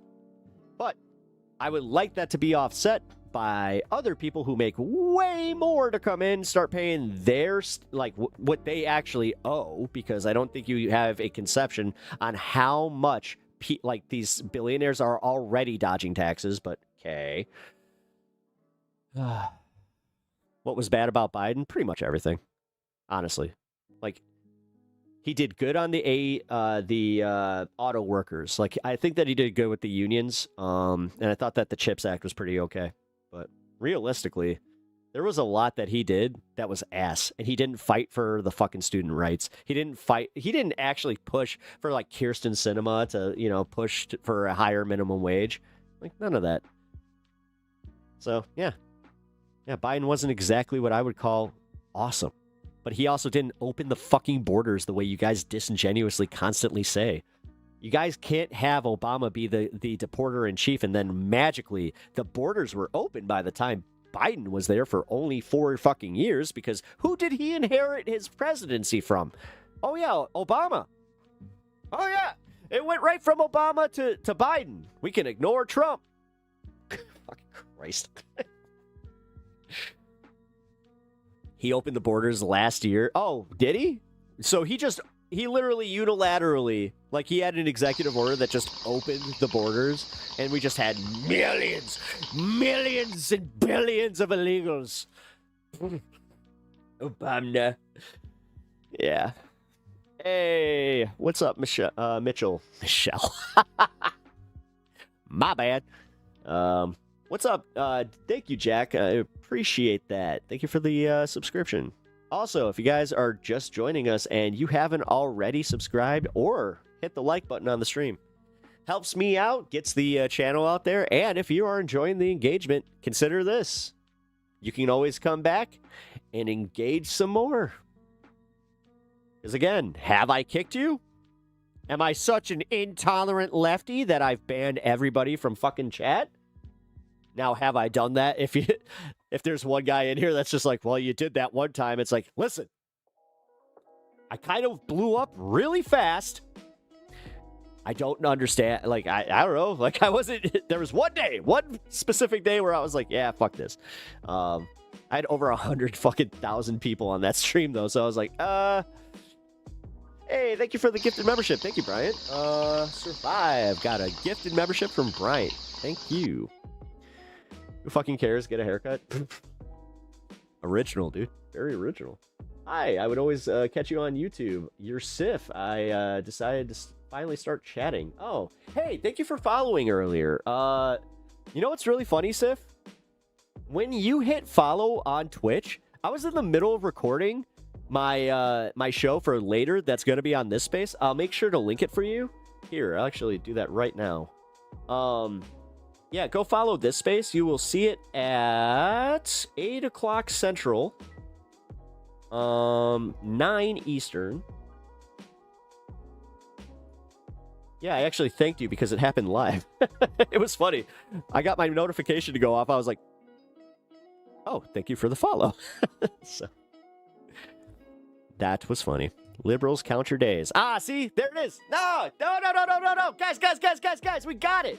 We got it. We have somebody that's literally saying liberals count your days. He's an anti-American motherfucker who wants to have a uniparty. You're not American. You're actually you're an authoritarian. You are more than likely going to fall into communism with your authoritarian fucking regime here. Because I'll be honest, do you know who the most communist president in the last 40 years has been? Donald Trump. The second that he tried to nationalize a company, do you understand how much of a fucking commie he turned out to be? Weird. Don't hear about that. You don't hear about that one. No, Biden didn't try to nationalize a fucking corporation. He didn't try to nationalize IBM. Go look it up. Seriously, since you guys are so good at research, I'm going to give you guys a little homework. I know, this might break your brains. Go look up Trump's IBM deal. Then come back to me and explain how that is not technically a little step towards communism. Controlling the media, banning opponents. Yeah, and they're trying to do that. They're trying to control. I mean, he's literally trying to control the media, and he's trying to ban opponents. Openly, too, by the way. Like, this is the thing. He's not even trying to hide it from y'all. The fuck are you gonna do, Tricky? Yeah, nothing. He'll be sitting at home going, based ice. Literally he has nothing to add to it. Just the beginning of the second year, baby. Okay, well, it seems to be very unpopular with the American electorate, but if you're okay with not having elections, my God, these people really are just like, I'm so happy that we're cratering towards being exactly like Russia. I mean, we know that you love Putin. Trump has peaked mentally, physically, politically, charismatically. Yeah, he has. No, I'm going to just say that. As just an observer of Trump and, someone who's lived through his presidency for as long as I have and paid attention as much as I have, yeah, dude, he's losing his shit. Watching the speech yesterday was the first time that, I was sitting there transcribing it to myself, and I'm like, what the fuck did he just say? And then I had to rewind it, and then I'm like, oh my God. He blabbers about nothing. Dude, when he started going on about his mom, where he's like, the insane asylums, we used to walk past the insane asylums, big, beautiful buildings. They were giant buildings. My mother, she used to take me, and we used to walk, and then I would see the insane asylums, and it's just, I don't know, man. If you guys are going to use the corn pop thing, get used to it, because Donald Trump is losing his fucking mind. So, which is kind of funny, because I don't care about Biden, and I called him old. I literally said that I was voting for, a dead guy. So, 72, you're in a cult, so maybe sit this one out. You'll both be right and wrong, but you're in a bubble? Okay, explain my bubble to me, please. We know about the feeling of blabbering. I mean, Jason, when you're right, you're right. Trump's speeches sound like Grandpa Simpson telling a story. Oh my God, he does. At some point, I was going to the Knickerbocker. The Knickerbocker Theater. I have to say that very carefully because of my dentures, not because of what we used to call the black people. Sorry. Oh, man. No matter what political side you're on, it's a cult network? Not necessarily. Nah, that's kind of like the cheap way of just being like, I'm an independent. I don't like engaging with politics because it's all cult mentality. It's like, what? Shut up. What about the main problem? What's the main problem? Canceled. Kirk. I like how you're the one that... Oh, man. It hits a little differently when I see that it's coming from you. Also, shout out Kirk! There's the man who makes the music for the channel. Everybody give him a shout out if you enjoy his music. Left wing are strong for their left side. Right wingers are strong for their right side. So it's all a cult no matter what. That's a very reductive take. I mean, no. Because like most of the centrists that I know either lean left or right. They're just, no, they're fence sitters, and they're too pussy to admit that it's like, no, I actually kind of, like, I hold this as a tenet of, like, my morality and, like, what I expect out of my political party. Like, honestly, it should be kind of as simple as, do you want your political party to provide for Americans? Plain and simple. Most Republicans do not want that because they think that that's giving into the takers, that's giving into like a system of, oh, we're taking from the billionaires and we're giving to the takers. Instead of just realizing it's like, dude, you do understand that you are fighting for them to keep every fucking dime when they're like, dude, they could go, I think it's like 30 lifetimes and not spend every fucking dollar that they have. But whatever. Impressive MAGA in the chat today. Yeah, you know what? I'll admit that today has been a little less trolly, a little more engagey. I don't mind it.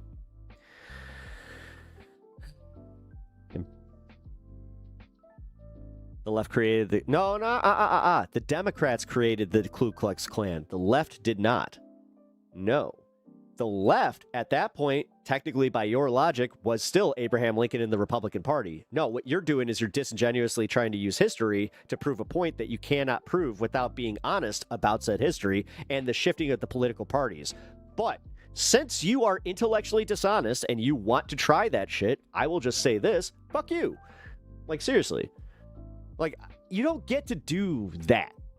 Just going to be real with you. Like, if you're going to try and use those examples, at least be honest. The Democrats could have voted on reducing taxes, but they didn't. I will admit, yes, that's bullshit. They did not vote on reducing taxes, but you know what they tried to vote on that got voted down because of Kirsten Sinema, who was targeted by a whole bunch of right-wing fucking lobbyists from Arizona, and she did her little shimmy dance. That was on the $15 minimum wage. We actually had Republican votes for that one too, by the way. Dixie Democrats changed the whole thing. Exactly. The Dixiecrats, yes. The Dixiecrats did change the whole game. That's every side, though, right now. They could, but they don't cause people with houses would be mad as shit. What? Hey, Barry Guy, what's up? How's it going, Zach? Hope you're doing well. Would you say most psychopaths act kind or nice, or do they act like a crazy person?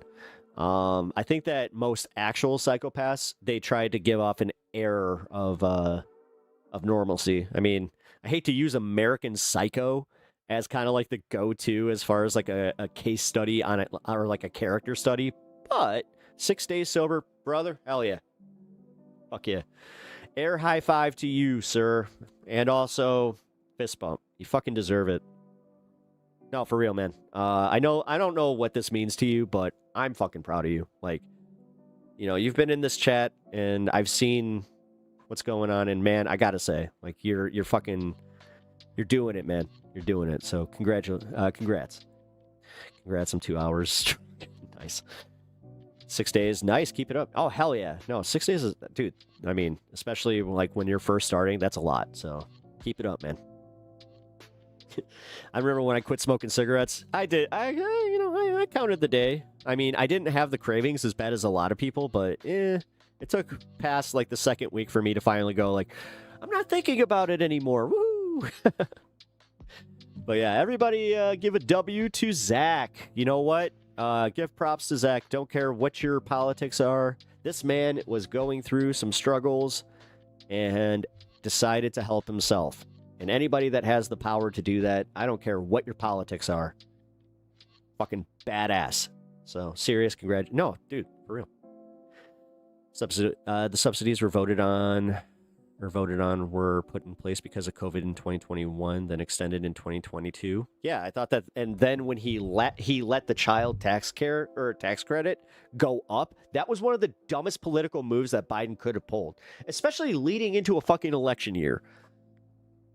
Trust me, this is why I hate the fucking guy. I did not like Biden for what, like, dude, he was a bigger Zionist than half the fucking Republicans. Let's be fucking real. God damn.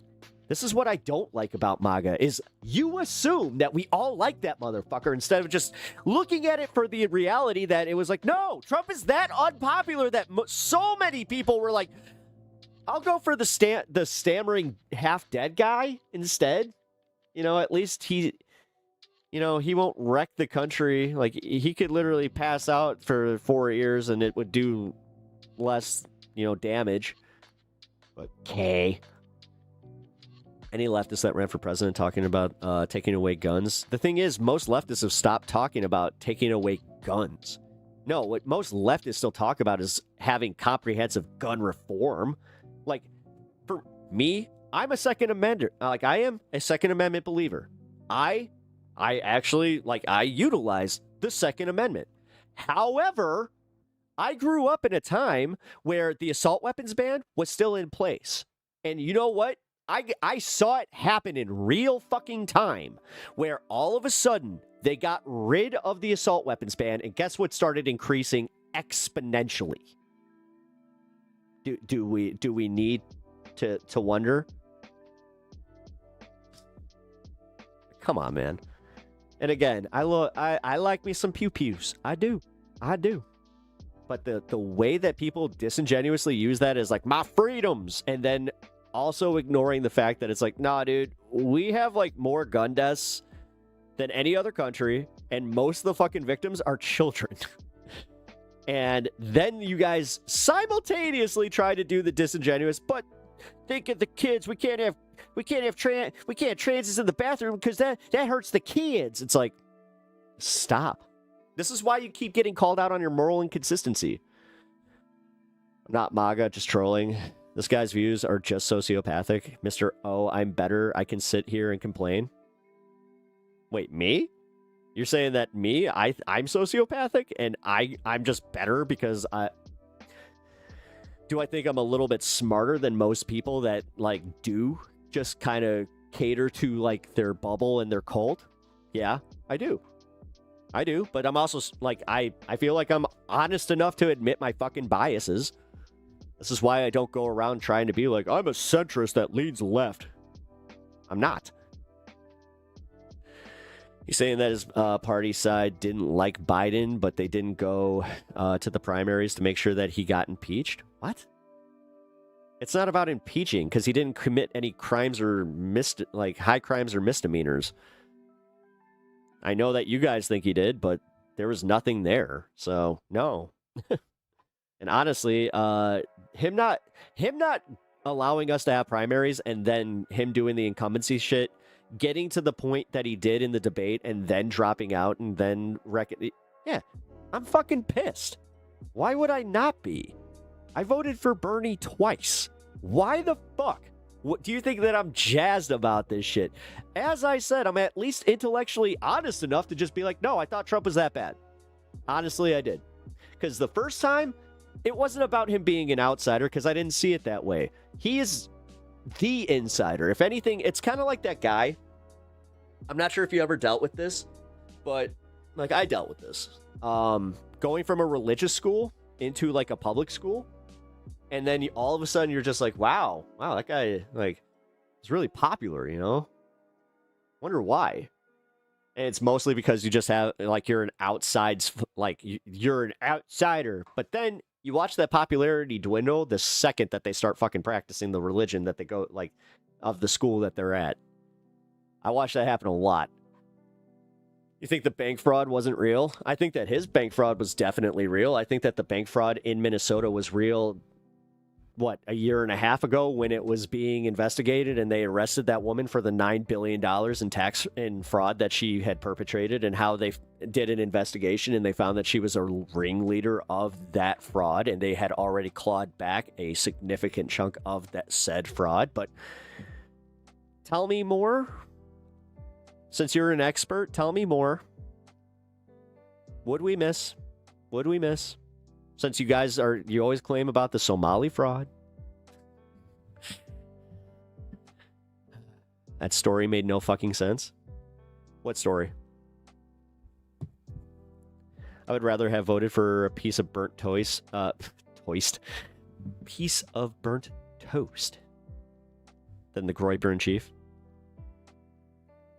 Bro, Edward or Jacob? Not asking the real questions here. Jesus Christ. Kirk, you're younger than me, and somehow that aged you. That was fucking crazy. Oh, man. I miss the fraud is fraud guy. I mean, it would be nice if more people, like, they could just agree that it's like, yeah, you know what?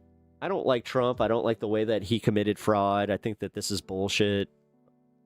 But it's all like this weird ideological bullshit that really has nothing to do with them. You know? Like, they're not fighting for anything better. They're always like, they don't offer anything of substance to make our lives better. There's no tax cuts that we actually get to see. If anything, we're the ones getting fucked by the tax cuts, because then they have to go and, you know, do the little, oh, we can't have this Medicare thing. Well, we can't have all these people. And then you do understand how that trickles down to you, right? Because you understand how illegal immigrants going to the ER makes your healthcare more expensive. But you can't apply that to when a poor white family all of a sudden loses their Obamacare or whatever fucking healthcare they have. And then you're just like, nope, not going to do nothing. It's going to be just fine and peachy. Then you're going to start bitching when your prices go up, for your healthcare goes up, and you're going to blame the left because that's what you always do. Trust me, we get it. Instead of looking at the facts of, you know, who your representative is, what they voted on to, you know, kind of stave off whatever fucking problem you have, or did they vote to make the problem worse? I don't know. These are the things. I ask these same questions about the people that's like, well, do you care about data centers taking up all your fucking water? Nah, you don't care right now, but sure as shit you're going to care when there's a Democrat in office. So then you can disingenuously try to use that as your new talking point, where you're just like, well, now that the left is in charge, what are they going to do about these data centers taking up all our water? At this point, I'm just waiting for it. Damn. Okay, so this Earl Grey that I have, I forgot who made this, but man, my tea got cold, and it's actually one of the rare times that it's hard luck Chuck. Grifter. Okay. Nice calling out the hypocrisy. Yeah, the Dem Party establishment should have gotten behind Bernie the way that the dipshits glommed onto Trump. Yeah. Oh, absolutely. You can literally tie it back to Debbie Wasserman Schultz having a meeting with Bernie, and then they decided that they were just like, we can't have this. Because they understood that they were going to be on the outside looking in if that happened. Did you say tea, Earl Grey, hot? I mean, I did when I made it.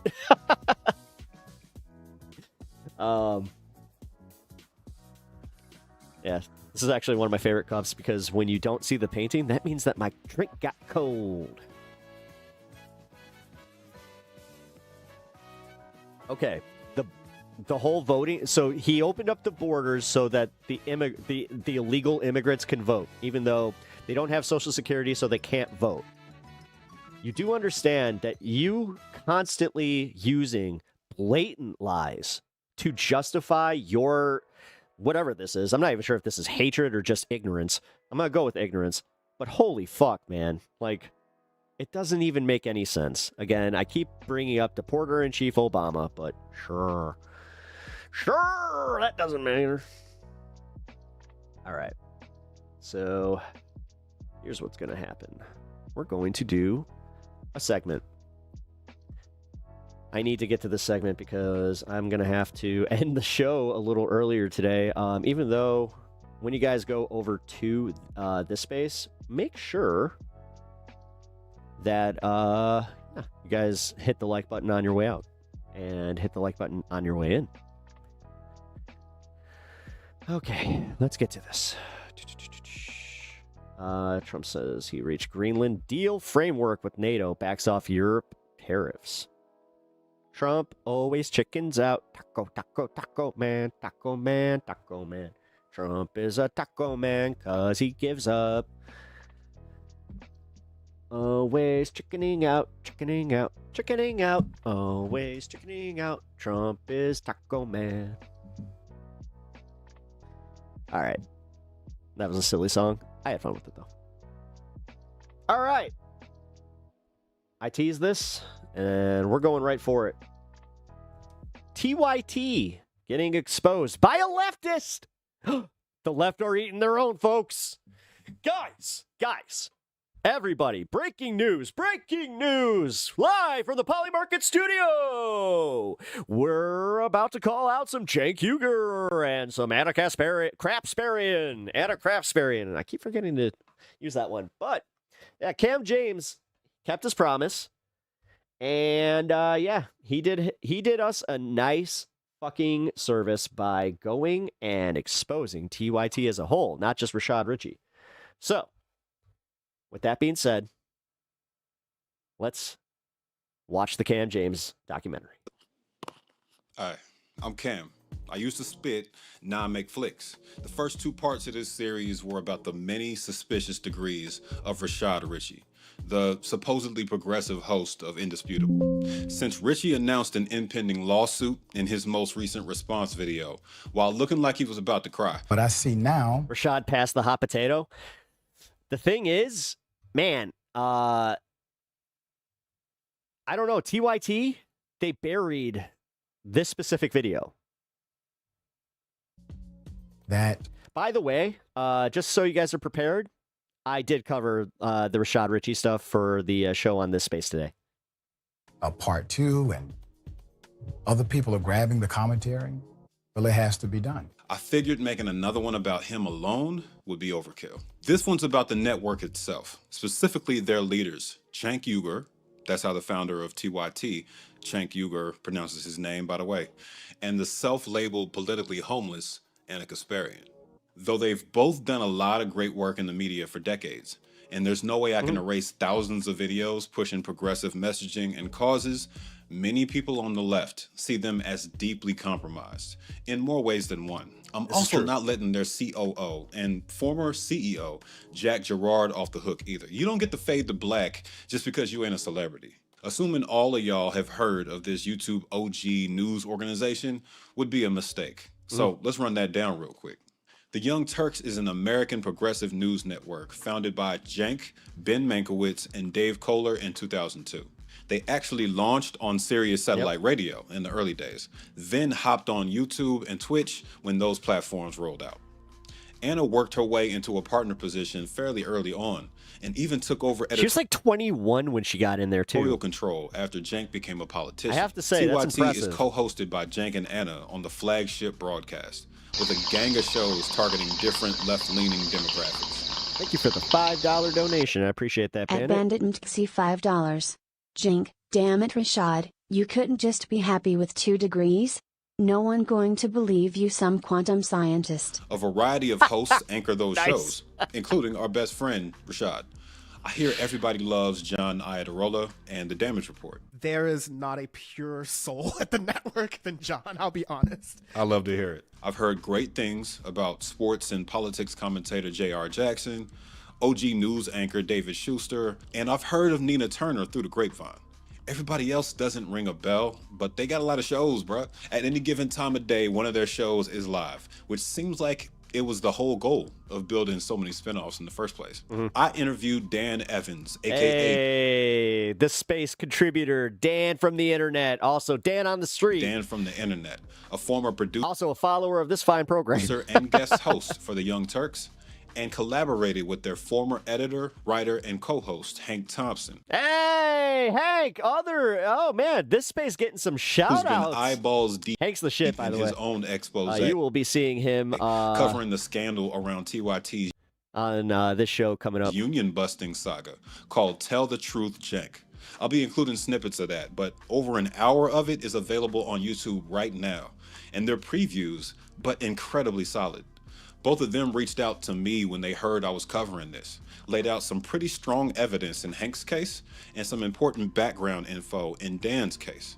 I also reached out to former TYT contributor Jeff Wiggins from We Gon' Be Alright, who linked me to the videos made by other former contributors discussing why they left, or in the case Sandy, of Francesca, man, we got a lot of this space representation today. I like got it. banned by TYT. You'll see clips from them throughout this piece as well. I'll be clear right now that I'm not attacking anyone. My constructive criticism has nothing to do with the network's contributors, producers, writers, or on-air talent beyond Jank, Anna, and Richie.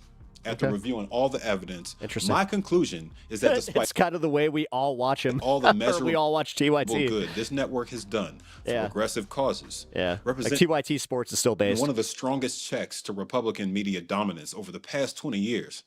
Their corporation is losing favor with their left-leaning fan base for very clear corporation-related reasons. The core values listed on the Young Turks website are not consistently supported by the actions and words of their leadership.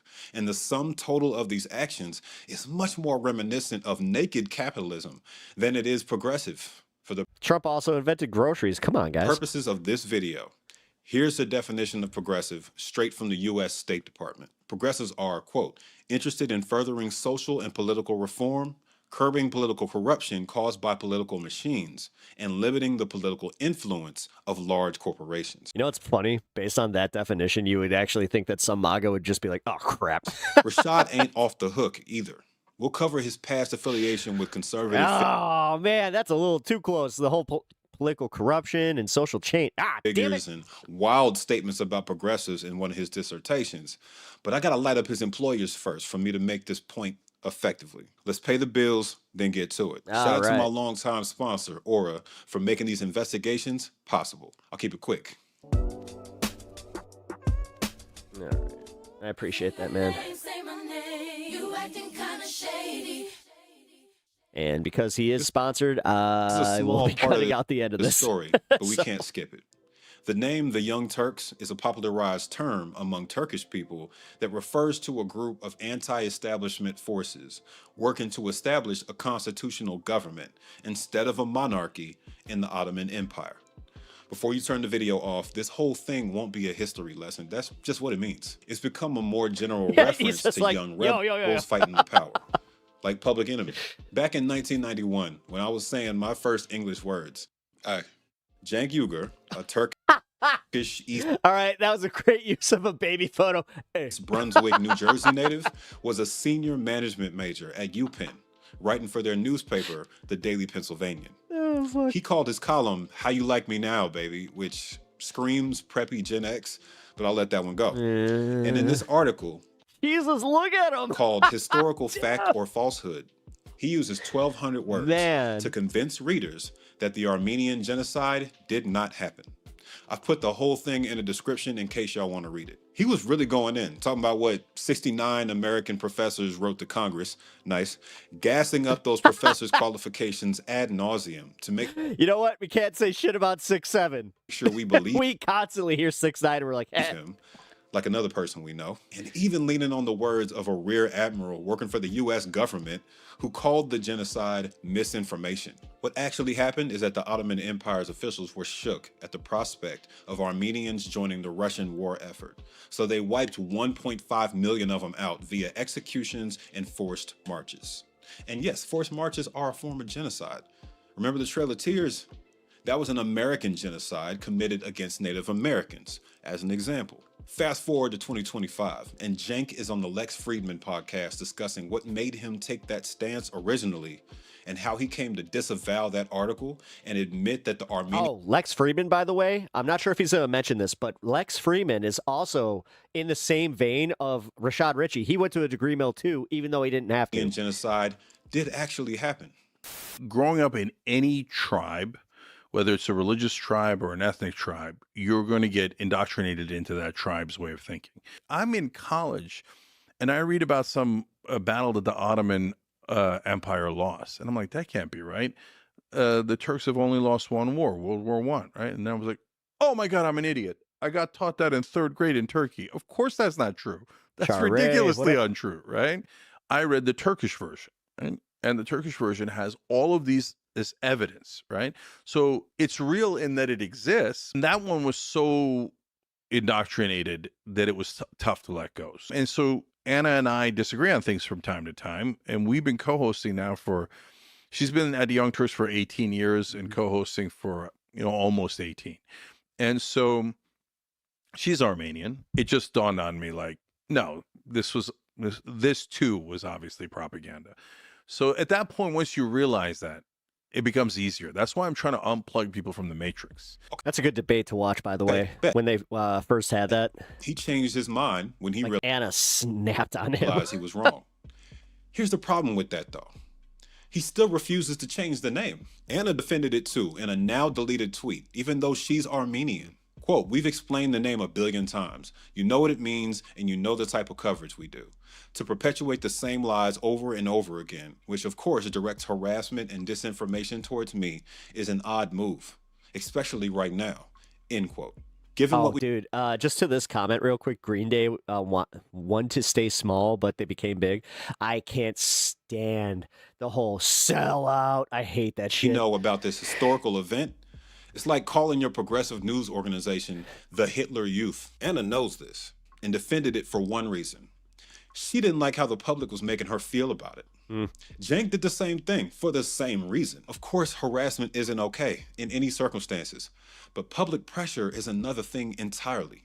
As a person who's worked at marketing agencies for most of my adult life, it seems as if this pretty cut and dry Washington Redskins-ass situation has a very obvious solution, but it would be a pain for them logistically.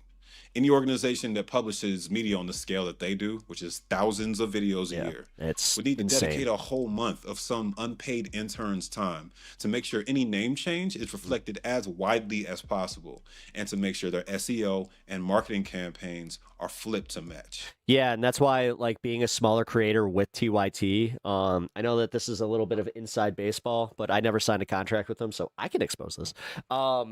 Yeah, they put the pressure on the smaller creators to hit like certain quotas, and if they didn't, then they would just boot them from the like Rebel HQ and some of these smaller shows. By refusing to change the name and complaining about the public pointing out this obvious conflict with their progressive ideals, Cenk and Anna are putting their comfort above doing the right thing. This is what's called a theme.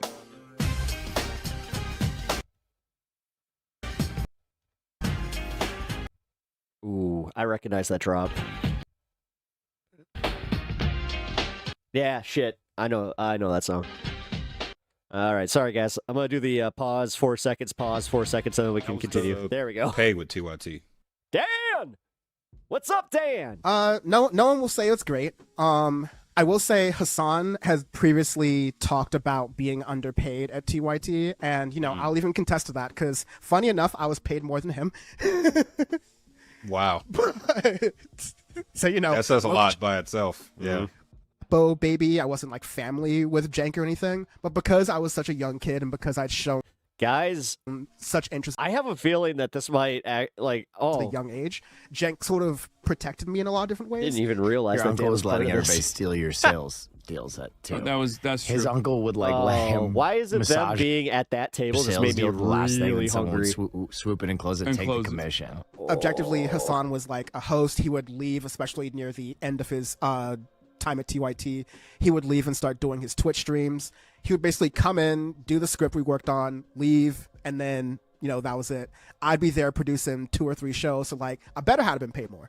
But you know, that's all to say that it was under market rate for probably the job I was doing, but in the world of digital media, it wasn't obscene. There are other people who were definitely getting paid under market rate, and I think there were some before the union efforts. I remember hearing some mutterings over some people who were working who eventually started forming the union. So like editors, studio technicians, anyone who would be covered under IATSE, they were talking about being like legally underpaid the like California minimum wage. I think for Hank's salaried actually in employees. this. So I was aware that those kind of things were happening even before 2020. I had this IP, this intellectual property of the show that I like built out of this for free. That I did because I wanted to do it on the side. It's something I wanted, and I knew they were not going to. Like originally, they were not going to let me. He's the union dude. Do it unless I do it for free, which is kind of lame. And this is your uncle's company. Yeah, it's my uncle's company. Yeah, this is the guy that heads the Teamsters. It got very popular, and instead of giving me additional funds to be like, here, let's build out the show more. Let's give you a writer. You know, because I did this in the supply closet, basically. I put a green screen up there, and I started filming myself. They were like, oh, yeah, we're going to take this IP, and we're going to give it to all the other hosts so we can, like, make more of the same type of videos without spending any extra money. And that's when I was like, damn, I have no ownership over this. My uncle was like, oh, this is an opportunity for me to hire someone and skirt some serious, like, that's why you don't work with family labor regulation. Why is a network that proclaims itself to be the home of progressives, associated with the ADL? Bernie Sanders and all these other different people try to start doing some union busting tactics that are straight out of the book? In 2020, Cenk tried to prevent his staff from unionizing, using every union busting tactic in the playbook. This isn't something a progressive does. And it also isn't breaking news. The whole saga has played out across the media pretty far and wide for years now. The union went public on February 12th, 2020, catching TYT leadership by surprise. And I'll let Hank take it from here. I also want to shout out Hank Thompson. Hi, I'm Hank. I worked at TYT as well as for the Jimmy Dore Show in various iterations over the years. Awesome. I was a long-time paying member before I began working for the company in 2013. As a video editor and lizard massager, I was on the ground floor of this organizing drive. This Twitter page pops up out of nowhere, right? And it's TYT Union. They'd used card check, an election process in which 50%, let help, Bernie. If 50% of workers in a... If you guys are enjoying this coverage, consider joining this space. They are contributors on this space, as I am myself. bargaining unit +1 sign a card Especially saying if they you're want into to the join TYT, a you know? union, You're looking for a new space. they will have a union. End of discussion. End of discussion. End of discussion. End of discussion. Fine. End of relationship. After 9 days of silence, the company formally rejected voluntary recognition, saying they were prepared to voluntarily recognize the union, but only after a second election was conducted on terms more favorable to the company. While they wanted people to believe they were protecting the democratic will of the workers, it was in fact, as labor journalist Sarah Jones pointed out, classic union busting. Their statement was, put another way, total bullshit. Bullshit. What followed was a period of union busting that seemed right out of the union busting playbook. Every single tactic was a tried and true technique for disrupting solidarity, save one: publicly smearing the workers' integrity, intelligence, and motivations by accusing them of being in a conspiracy with Cenk Uyghur's political opponent. Seriously, go watch that. I've linked it on screen and in the description. We're going to take a closer look at some of the things Anna said that Hank put on screen, then move to Cenk's statements. Hank and Cenk are different people, by the way. Please pay attention. In these tweets, Anna's going ham on IATSE, which stands for the International Alliance of Theatrical Stage Employees. It's a union representing entertainment workers, like the ones at TYT. Criticizing a union for endorsing someone The problem who seems is, to not be very progressive. So with the is same fair game, tactics right? that they were using with Hassan, and trust me, they thought they could get away with that because it is Cenk's nephew. So he thought, yeah, you know what, it's a family thing. But Cenk also thought because they were on YouTube that they were different than a CNN or a legacy media, outlet. So they didn't have to provide these types of protections. And he also did this where it's like they would purposefully get fans of their show to come and work for them. So then they kind of had that leverage where it's just like, but we're giving you an opportunity here, even though it's like this would happen, like they were kind of saying. This was after a few years of them doing this that they kind of recognized, like, God, they really are just making money off the back of us, and we're not getting anything for it. But it's almost like that's the whole reason you need a union. Anna wasn't doing this out of the goodness of her heart. She was indirectly lashing out at her own coworkers. Hank's just like, while I'm personally supportive of unions, that's not a good start. This feels like it's done in bad faith. She finishes by calling the situation extremely suspicious. Why would you criticize the decisions of a union your coworkers are deciding to join, as if that has anything to do with whether they deserve representation or not? You have representation. As a worker, Anna's had personal experience with how scary asking for a raise can be. I don't like freaking asking for raises or negotiating. That's why I have an agent. My agent negotiates that stuff for me because I can't do it, right? So, well, it's an uncomfortable process for everyone. The worst. She's right. It is the worst. Since very few have a private union, an agent, a company-wide union would especially elevate when you're like everyone artistic out of the too, like that intimidating subjugation. Nothing sucks worse than when you're like breaking out in comedy and all of a sudden these agents start hitting Anna's you up. agent helps her avoid.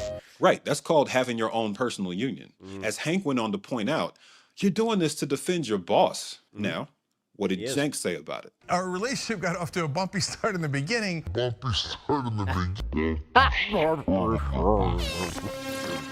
As for Cenk, he did a lot more than just speak on the slow air. over the wind. This conflict was a lot more than just a bumpy start. He and TYT leadership spoke with the company's bankroll. I rarely get to say this, but Hank did some of this investigative work for me already.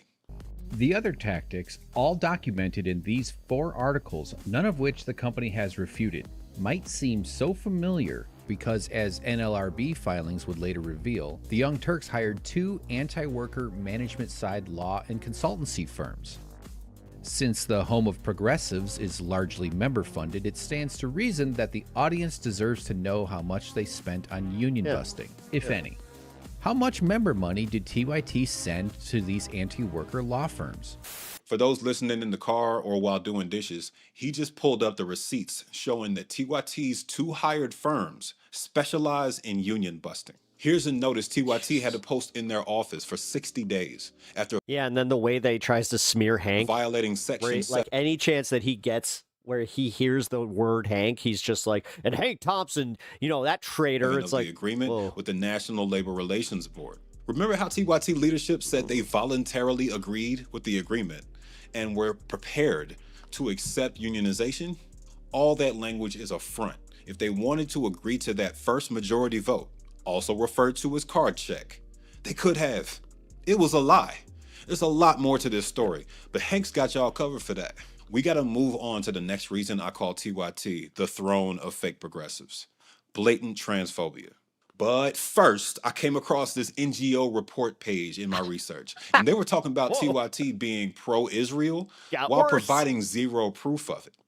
Recently, a media outlet did a hit job on us, and because we were criticizing Israel and we support others who criticize Israel, they said, well, that's it, you're anti-Semitic. In fact, Jew haters. Okay.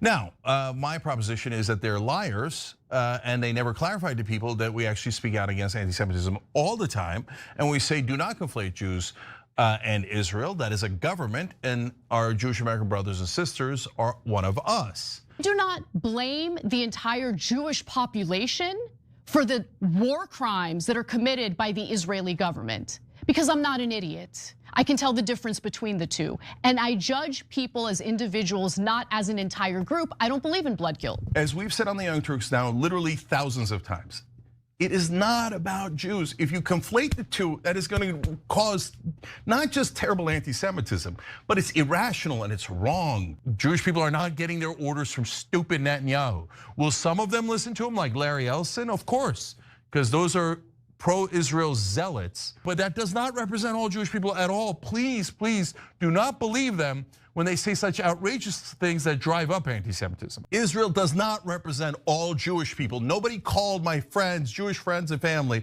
and said, hey, you guys want to buy TikTok to do Israeli propaganda? Hey, would you like to kill more Palestinians? They didn't do that. Do not conflate the Jewish people with the far-right terrorist regime that's currently governing Israel. One of the few things that's redeemable for TYT right now are when Cenk and Anna go onto shows like Piers Morgan, and they're some of the only anti-Zionist voices, and they hold pretty strong positions on this. And, I was moderately amused by Anna Kasparian slapping Bill Maher across his own podcast for his, bad takes.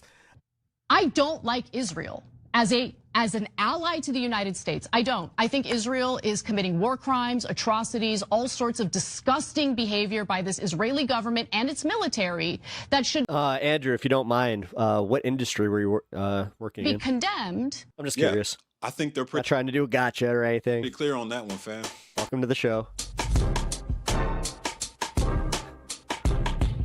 I'm gonna do the thing real quick. If you guys can do me the favor, double tap that screen. Really helps me out. Thank you. Okay, the transphobia. I've been on the internet for a long time, and religious black people usually get really mad about me being an ally. So we got to put some definitions on screen as we enter the transphobia section. The UK organization Transactual sums it up well. Quote, the core value underlying all transphobia is a rejection of trans identity. Union Carpenter? Oh, And a wow. refusal Really? I thought that there was a shortage. What's going on with that? to acknowledge that it could possibly be real or valid. This includes, but is not limited to, attempting to remove Did they? What was the reason? Was it like lack of contracts, or did they give you one? trans I mean, I thought they kind of had people's to. rights. I don't know much about this. I'm personally not in a union, so if you can give me a little bit of background on that, that'd be great. Representing trans people, abuse, systematically excluding trans people from discussions about issues that directly affect them, and other forms of discrimination. What did TYT do or say to qualify as transphobic? This is where I bring in Bonnie, a former contributor for the network. They made this video about why they left. We're mostly going to be focusing on their Bonnie, transphobia, not Benny, which they have been escalating rapidly, which I guess is something that everybody really predicted would happen starting, I think, about 6 months ago, 4 months ago, when Anna Kasparian put out a tweet complaining about the use of the term birthing person, which is really, really funny because she kept on talking about it's a dead name. Like, racist women, and it just, I thought they were trans before. It minimizes womanhood down to just body parts, except for it literally doesn't. See, but notice how easy this is for me, Bonnie. Okay. Everybody very immediately pointed out that that's a silly thing to say, that in fact thinking that the term woman and birthing person are completely interchangeable dead name means dead name. actually does reduce women to body parts. It was from Dr. Michelle Morrison. It said the urgency of this moment is clear.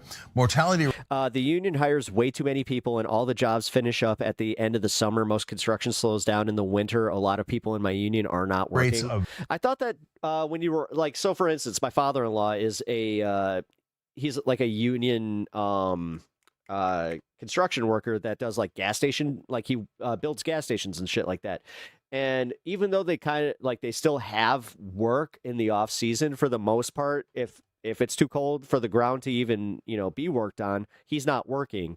So they don't have the same kind of protections for that. Birthing people are too high, and babies born to Black and Puerto Rican mothers in this city are 3 times more likely to die in their first year of life than babies born to non-Hispanic white birthing people. I'm speculating that she doesn't want to say mothers because mothers is gender. Yeah, so do unions actually work a little bit better if, like, the more urban the area is and like the more people we have? I And mean, she's worried about offending birthing people. Like birthing people, really? I think I know the answer to that, but I am asking for the benefit of everybody else too. Just curious. Come on. For me, it's not even like, oh, I don't want to be inclusive and I don't want to think of, transgender people. It's the phrasing, like, it just makes you sound like a weird object that, like, you're a vessel and nothing more. Like birthing people just sounds weird. All right, let me break this idea down for everyone in my audience who's gonna. Oh my God, we're back to it. Oh, I didn't think about that. I'm like, oh, we're gonna have to relive some of this crap. Argue about it. Inclusive language isn't developed to force you to go along with it. I'll give you an example.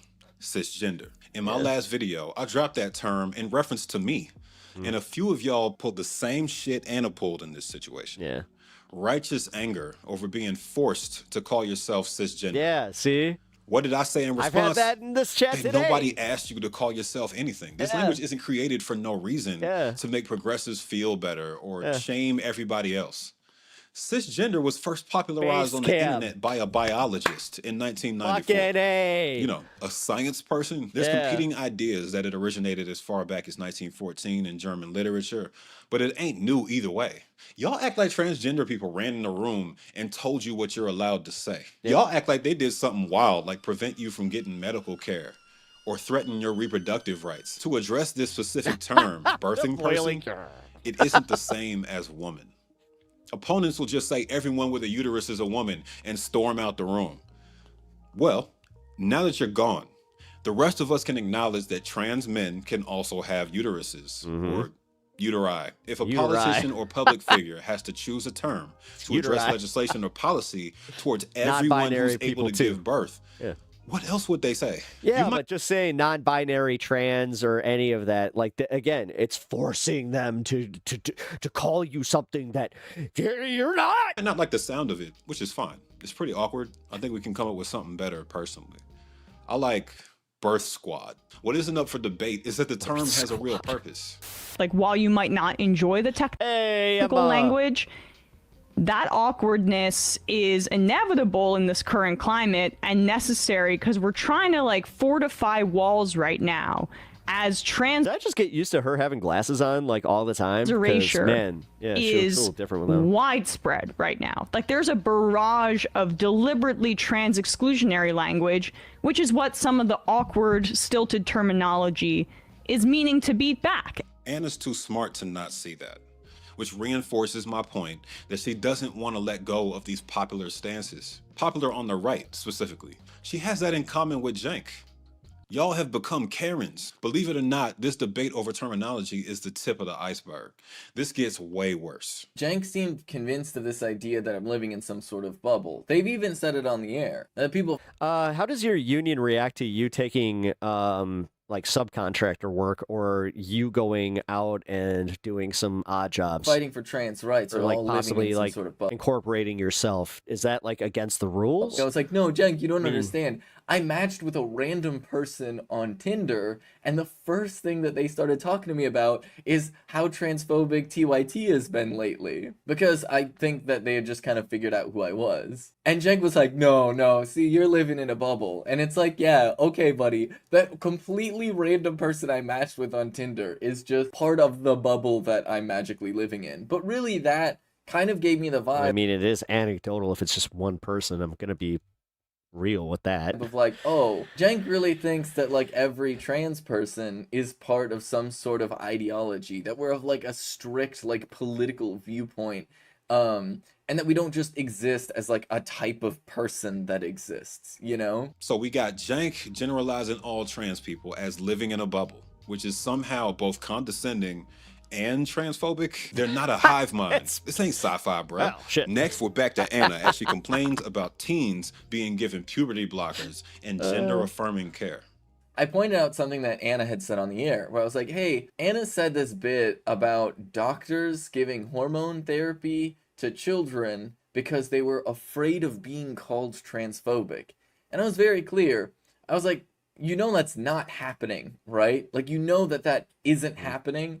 And Cenk's response was, you know, I don't know. See, I could see it happening though. And I'm like, no, but you couldn't, because you know if that actually did happen, that would be medical malpractice, and it would be like a federal Thank you for that, Andrew. case to just... They don't approve of us getting work with non-union companies, but when bills are due, no one stays loyal. I do find work here and there, but it doesn't pay as well as the union. Give kids Well, hormones. isn't the biggest thing with the union also like not just your pension, but the having the insurance and having the benefits? Replacement. I mean, if there's one thing that I am jealous of the union benefits, that like my my wife's father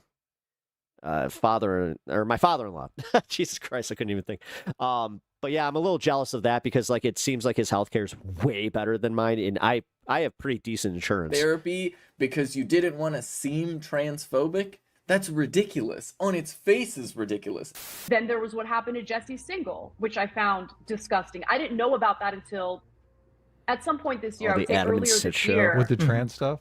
Jesse's been Yeah. on the show before. Yeah, he's done great. Jesse Single is Yeah. a good faith, I think, critical thinker. I haven't seen anything from What? Jesse Single that communicates to me that he is a transphobe, that he is a bad person. He did straight news reporting. Oh, why do I have on a feeling we got basically clips? What, Uh-oh. you know, Uh-oh. some of the risks could be when it comes to transitioning literal kids. I learned that I was wrong about a bunch of other things, right? So for instance, it is a lie that puberty blockers are reversible. In some cases, they are not, and they can cause irreparable harm. And look, you might think, okay, but you got to do a balancing act. Who cares? Then that's for them to deal with. See, this is the thing. Why is it all of a sudden their job to protect people from making poor decisions or what they deem poor decisions? And if Isn't that antithetical to freedom? Like, I thought that we should just give them the freedom to do that. someone, I thought that was American. if a child or if a teenager has severe gender dysphoria, and it would actually be better for that person to go on puberty blocks. Okay, I mean, we should be able to balance that And out. by this logic, then you should be forced to have a child. Because technically, I mean, you don't want, like, the birthing person thing, all this, but you're also not doing what a woman is supposed to be doing in this patriarchal patriarchy that we live in. But my Jesus point Christ, patriarchal. here is withholding the information Sorry, gave because up on you the word don't and just like was like, the "Fuck information it." getting out there ain't the way to go, because that Would that be a problem? Does she now would she see the fact that it's like, oh, well, I don't want to be forced to get, oh. destroys any opportunity for us to actually have a good faith debate about what we should do moving forward. But I think the real icing on the She cake just used the here is term this good tweet faith for that, where for Anna real? Kasparian has decided God to damn it. unilaterally declare Jesse Singal to not be a transphobe, despite, and this is what's really wild, Jesse Singal literally talking to whistleblowers at a medical facility that appear to have made some significant HIPAA violations about their patients in sharing the information that they did with Jesse Singal. And of course, you have him running around spewing all of the same transphobic nonsense that... By the way, HIPAA laws, if they did do that, HIPAA lawsuits, those are the ones that it's like, if somebody did that to you, call a lawyer. Basically, your average You won't be paying anything out of pocket, trust me. transphobe is gonna be spreading. You know, the types of things about like, oh, we don't know about hormones, and oh, HRT for kids, and oh my god, it's so terrifying. Oh my goodness, they're turning all of our kids transgender. I'm not the best qualified to discuss the full spectrum of topics under this umbrella, so I'm limiting my analysis to very specific parts of the discussion. Nice. This is where I always took a appreciate timeout, that. researched Timeout. Jesse Singal, actually read the article and is referencing. Singal's both a notable journalist who's written for large publications like the New York Times, and a person who many progressives and trans rights organizations have labeled a transphobe. Did I find evidence of his transphobia? Absolutely. Is the article Anna's discussing transphobic? It didn't seem so until I dug deeper. Since people call him a transphobe, let's analyze the author more closely first. There's many instances where he was accused of transphobia besides this article, but I'll focus on a couple. He has demonstrably lied about a teen receiving hormone therapy after a 10-minute assessment. When called out for lying about it by the teen in question on Twitter, he deleted the tweet and blamed everyone but himself for misconstruing the facts. Spreading dangerous lies figure. and failing to take accountability Very, very strong journalistic integrity with this guy. for them is transphobic. In another instance, he was also accused of defending Dr. Kenneth Zucker while writing for The Cut in 2016. Zucker was accused of recommending gender-conforming techniques to convert kids to a cisgender standard. So like conversion therapy adjacent. Zucker maintains that wasn't accurate, but got fired from his clinic anyway after public pressure led to what he calls a show trial. I didn't think Single's reporting rose to the level of transphobia here, since he also presents the criticisms of Zucker in very plain language. It's funny, in this world that we're living in, my nephew playing with Labubus would have been frowned upon. Throughout. This just but felt like reporting. That's what he's into. Me, until I read other people's try to get him into Pokemon. Labubus. Opinions about it. This article by Lily Franks showed me what I was missing. Single appears to have an agenda in his reporting from the outset, then does what he needs to do to arrive at that conclusion. In this case, he hyper-focused on one attack against Zucker that he could disprove.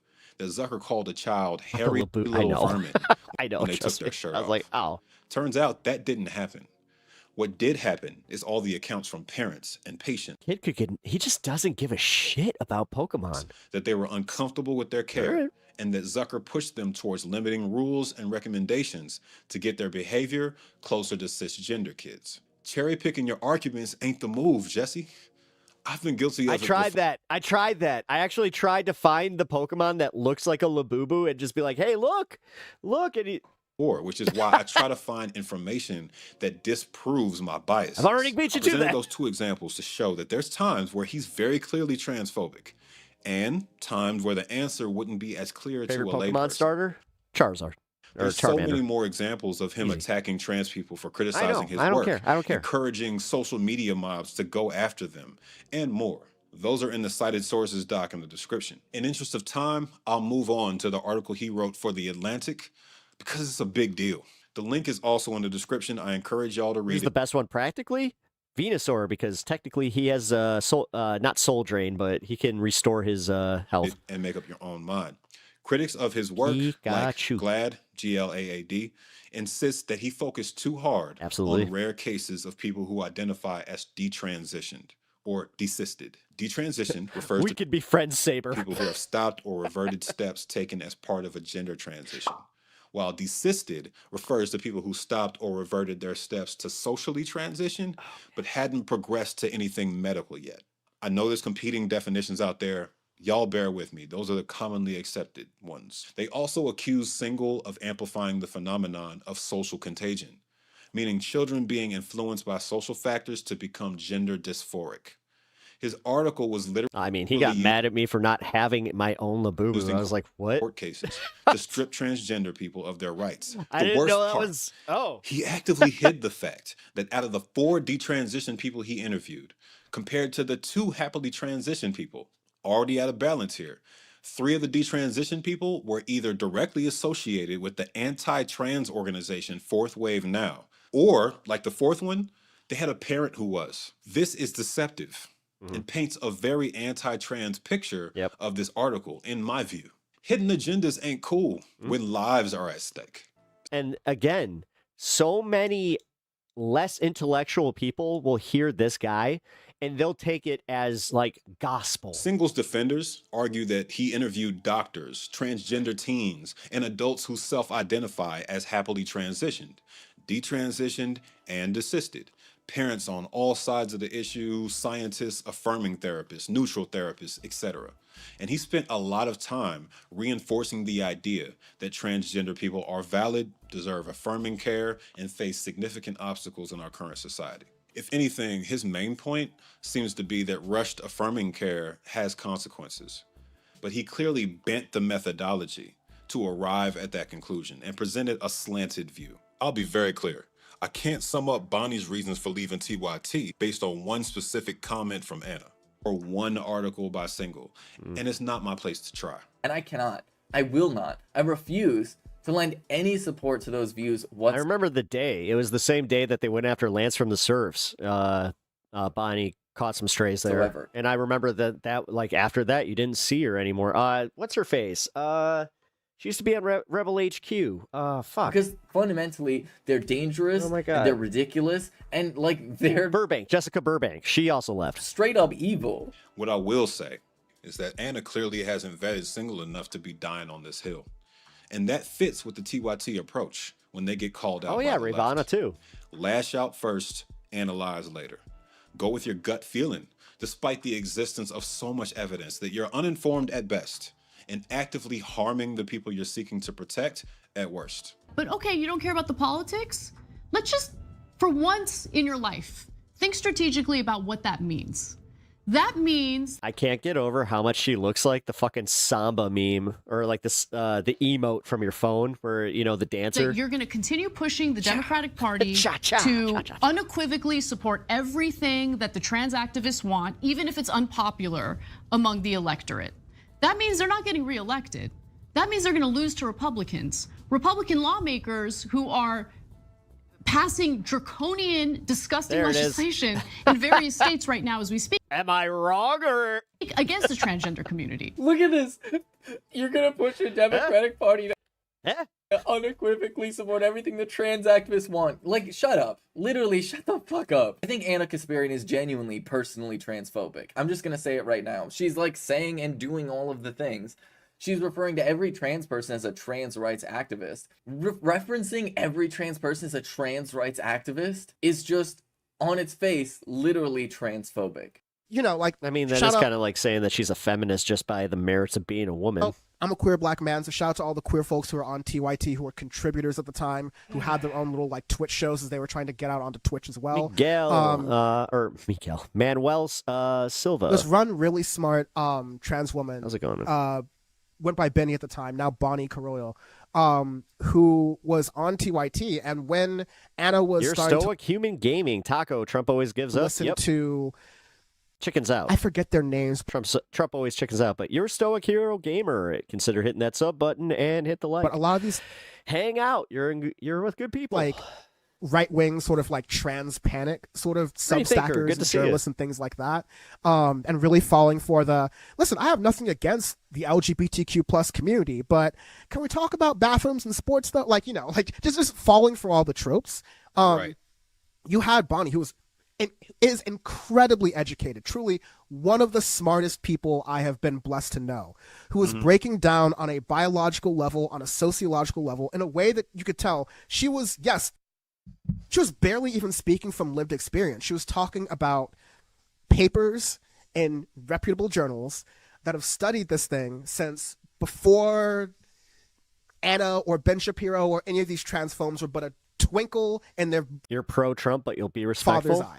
Saber, hit that like and subscribe button, because I'll tell you what. Right. I appreciate that. That's the type of candor that I look for in people that do not agree with us. Despite all of this evidence, despite all this Appreciate research, that. Anna was like, well, I look on Twitter and it seems like a lot of people are like this, so it's Yikes. fine. And Jenks said something along the lines of, I love my like radical lefty friends or whatever, stuff like that, but you're losing on this issue. It's going to drive Got everyone away 4-2-0, from you. And it's going to here in a lead minute. to a situation where it's harder to win those rights that we're all fighting for rather than easier to win. People don't like the idea of We don't have to agree on everything, otherwise the world would be stale. Unfortunately, if you support Trump, you might need to work harder with the people that you're ideologically in line with, because they see it as no. Like, I've seen way too many people coming into my chat, like not just trolling, but they're very comfortable with the idea of getting rid of leftism, locking all of us lefties up, saying that we're mentally ill, and then just throw away the key. They don't see it the way you do. Then they're like, because they also don't see the fact is, then the people who are not like pure MAGA are the next ones. Giving and then the women of MAGA, then they're going to go after them. trans people Like, all these rights. I'm like, you're from the EU? Manuel. damn, thank nigga, you. like there was a point. There was a point in popular Being here, opinion man. where civil rights for black people was not popular. That was my That doesn't mean you don't. Being inherently bigger. Yeah, like, it doesn't mean you don't fight for it. Their Yeah, rights. And this whole idea of like, you're going to lose the Republicans. You're going to lose the Republicans if you cater to these trans people. West Coast, Once I'm gonna again, go is step off entirely camera here. debunked. Most people are fine with trans people. And when Republicans make their entire platform about attacking trans people, it actually does undermine their political success. We just live in a country that is very much not a democracy, that has all this gerrymandering and all these other things. And so Republicans still have like seats in a lot of places. I know, wild concept. But genuinely, if you look at their poll numbers in response to them focusing on just trans people existing, it's not working. This is just true. I went to the Human Rights Campaign site and they have a whole article about all the races Republicans have lost, trying to focus exclusively on hating trans people. Hey, let's check out Georgia. I live in Atlanta. Turns out Herschel Walker, the ex-football player with half his brain— That Godzilla poster's awesome. Thank you. missing, lost his runoff race by damn near 3 whole polling points, partially because he hammered trans people so hard. Herschel Walker's gonna come back up in this story later. Stay tuned. Political commentator Anna Kasparian of the progressive network The Young Turks, who famously a few years ago declared herself politically unaligned and spent the run-up to the 2024 election and most of 2025 gracing right-wing shows, not to challenge but to find common ground with them, the ground right over the bodies of trans people. Is it bad that I don't want to see a dick in the women's locker room? Is that bad? No. At minimum, politically, I would not do that.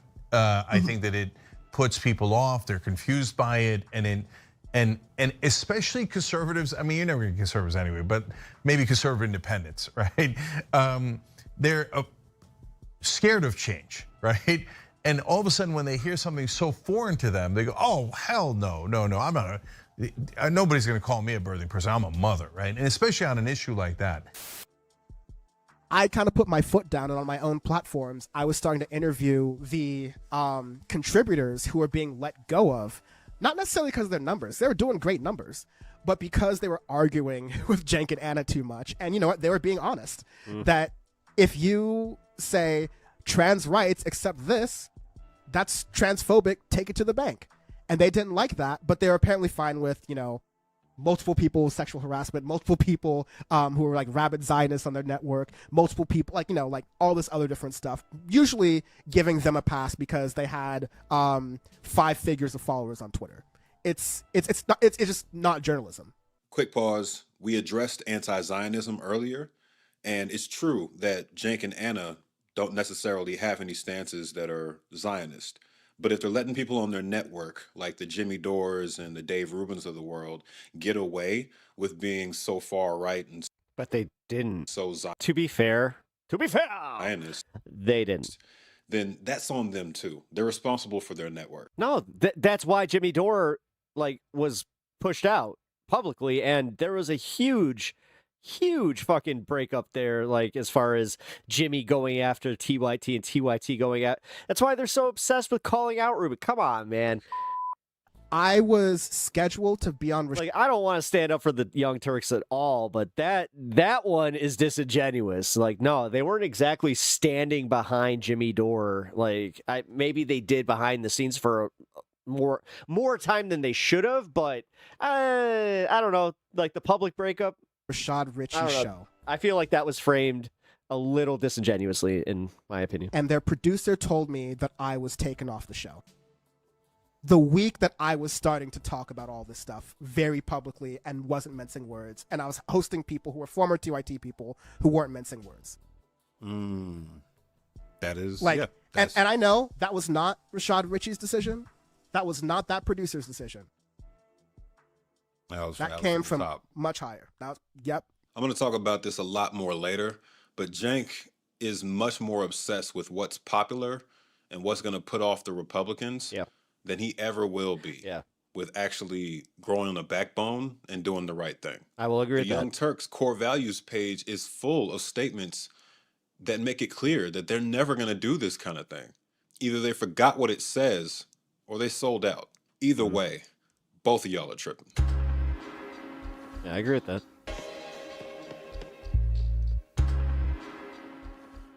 Y'all remember the Occupy protests? A lot of people really angry, focused on— See you later. Got to make dinner for the kids. Take care. Holding Thanks, Saber. Appreciate you stopping by. Hope to see you again. Nations accountable for their bullshit.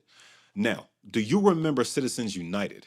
Big case, Supreme Court decided that campaign USA should be careful with the EU. donations can come from corporations because they might as well be people. Why not? I'm not exactly thrilled about what's going on right now. In 2011, Cenk introduced Wolfpack, a political action committee solely dedicated to reversing Citizens United.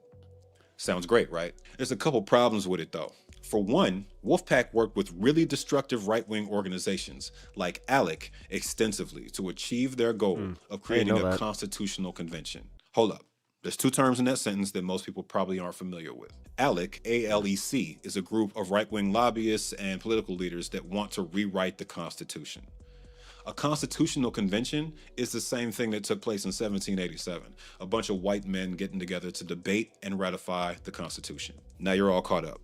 Problem is, a group like ALEC wants to rewrite the Constitution for entirely different reasons than Wolfpack says they do. We're talking about an organization that supported the big lie about Trump really winning the 2020 That makes election. sense. What is this holding hands kumbaya shit? More evidence adding to the pile, supporting my main point. The Young Turks are putting results that benefit their public image ahead of basic principles. Their site claims, quote, big money donors are rigging elections, end quote, and that you're in the right place to fight corruption. But how is that the case when you're partnering with corrupt groups to achieve that? I'll be super clear. I don't know if they're still working with them right now, but there's no reason they ever should have been collaborating, because there's no world in which ALEC or any group like them would ever create a situation where an anti-Citizens United amendment would succeed. These constitutional conventions you say you want would specify that each state gets one vote. That means red states, which only represent a third of our population, get to determine those amendments. Beautiful. Just so y'all know, I'm not making loose insinuations. Wolfpack testified as neutral in a hearing about COSA's convention application. That's one of these far-right groups. When one of the original founders of COSA, Michael Ferris, used to be president of Alliance Defending Freedom, which is a conservative Christian hate group. These are the people y'all are kicking it with. All that both sides talk he was popping off earlier makes a lot of sense now, doesn't it? Pause that and read it if you need to.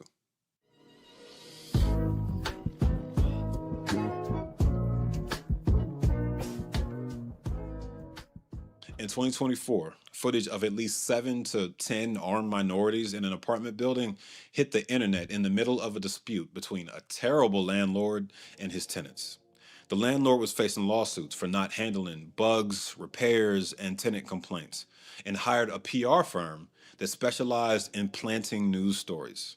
Shortly after, the landlord claimed the Venezuelan gang Tren de Aragua had taken over his apartment building's empty units and was extorting residents. This man had 3 buildings, and all of them had similar problems, but this was the only one that forced the landlord to come up with an excuse, because his tenants sued him. Fox News and every other right-wing outlet ran with the gang story for obvious reasons, and TYT took the bait hard. You're watching footage from last August featuring members of the Venezuelan gang Tren de Aragua breaking into an apartment unit in Aurora, Colorado. Now, a shooting later broke out in the building's parking lot. And there's also some video footage that shows armed men confronting a driver in the parking lot of the apartment complex. Let's put that up. But apparently, this particular apartment complex, according to some of the residents and former residents, has been riddled with all sorts of gang violence over the last year. But this incident has sparked a big debate and I believe some gaslighting about whether or not there is a problem with Venezuelan migrant gangs basically taking over apartment buildings or causing violent crimes at these apartment buildings. The mayor of Aurora, Colorado, admitted that there actually is a problem with Venezuelan gangs. Aurora's interim police chief said that the gangs had not taken over one of the complexes. Now, depending on what you're It's weird. It's almost like the immigration part isn't the actual problem. you're hearing different things. And whether or not this is a The fact that they're violently doing it. widespread problem in Aurora, But okay, I guess you don't understand how optics work. Colorado remains to be seen. Cool. Let's be clear about that.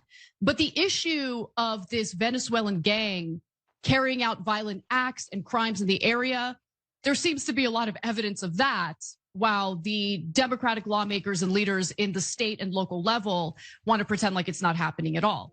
What I blame them for is believing the claim that these were Venezuelans with no hard proof.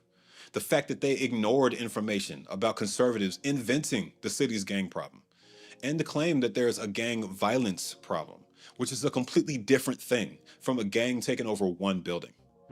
The city council admitted that the city's Venezuelan gang problem was their opinion and said that, quote, their opinions aren't up for debate, end quote.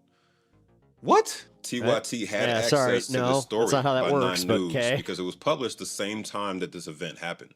They chose to focus in on this whole Democrat politicians are gaslighting us storyline instead of the facts, which is that this is propaganda. Is there a Tren de Agua presence in Aurora? Absolutely.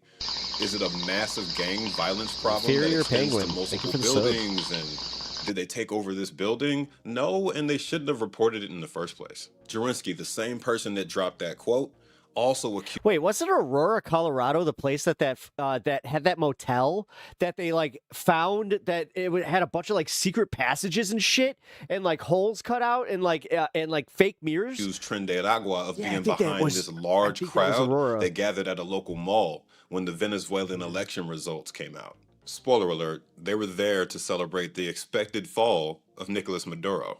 You know, the guy we kidnapped from Venezuela? This feeds into Anna's narrative of being victimized by the left. It just gives her more reasons to move away. TYT Stanley took this Hotel extremely in Estes Park. nuanced story with conflicting evidence and screamed at us about it with the most white suburban housewife energy I've ever seen. The interim police chief said that the residents making complaints about the gang's activity have largely been migrants who live in the buildings. Why are we allowing them to be victimized by this? This is ridiculous. Who said nothing's being done? You said yourself there's an investigation already underway. This is what happens when you have a 24/7 outrage machine to fill in every day. For another example of how they're not walking the walk, let's break down their 180 on the unhoused population. Jeffrey Katzenberg, the DreamWorks exec who tried and failed to get us to watch vertical TV shows on Quibi, invested $20 million in TYT via WonderCo, which Jank announced on air while claiming that they'd stay progressive and independent in their coverage. Cool. If you follow through with that, then there's no problem. Jeffrey Katzenberg's been indirectly pulling the strings, just like Bezos at the Washington Post. Here's an example. He flexed his influence in getting homelessness criminalized. Yeah, it in totally LA is. After Oh my meeting God. with most of That's the city right. Aurora motel owner for decades spied on guests having council S. members in the week before the council voted. 4 of the people he met with said that he wanted to know The why Manor House Motel on Colfax Avenue in Aurora, Colorado. many tents are on the sidewalks and what could be done to deliver additional resources. That's great, right? But 2 sources said he wanted to be helpful at first, but quickly moved towards enacting limits on where people can sleep and talking about tents down, which is eventually what happened. What happened not long after that?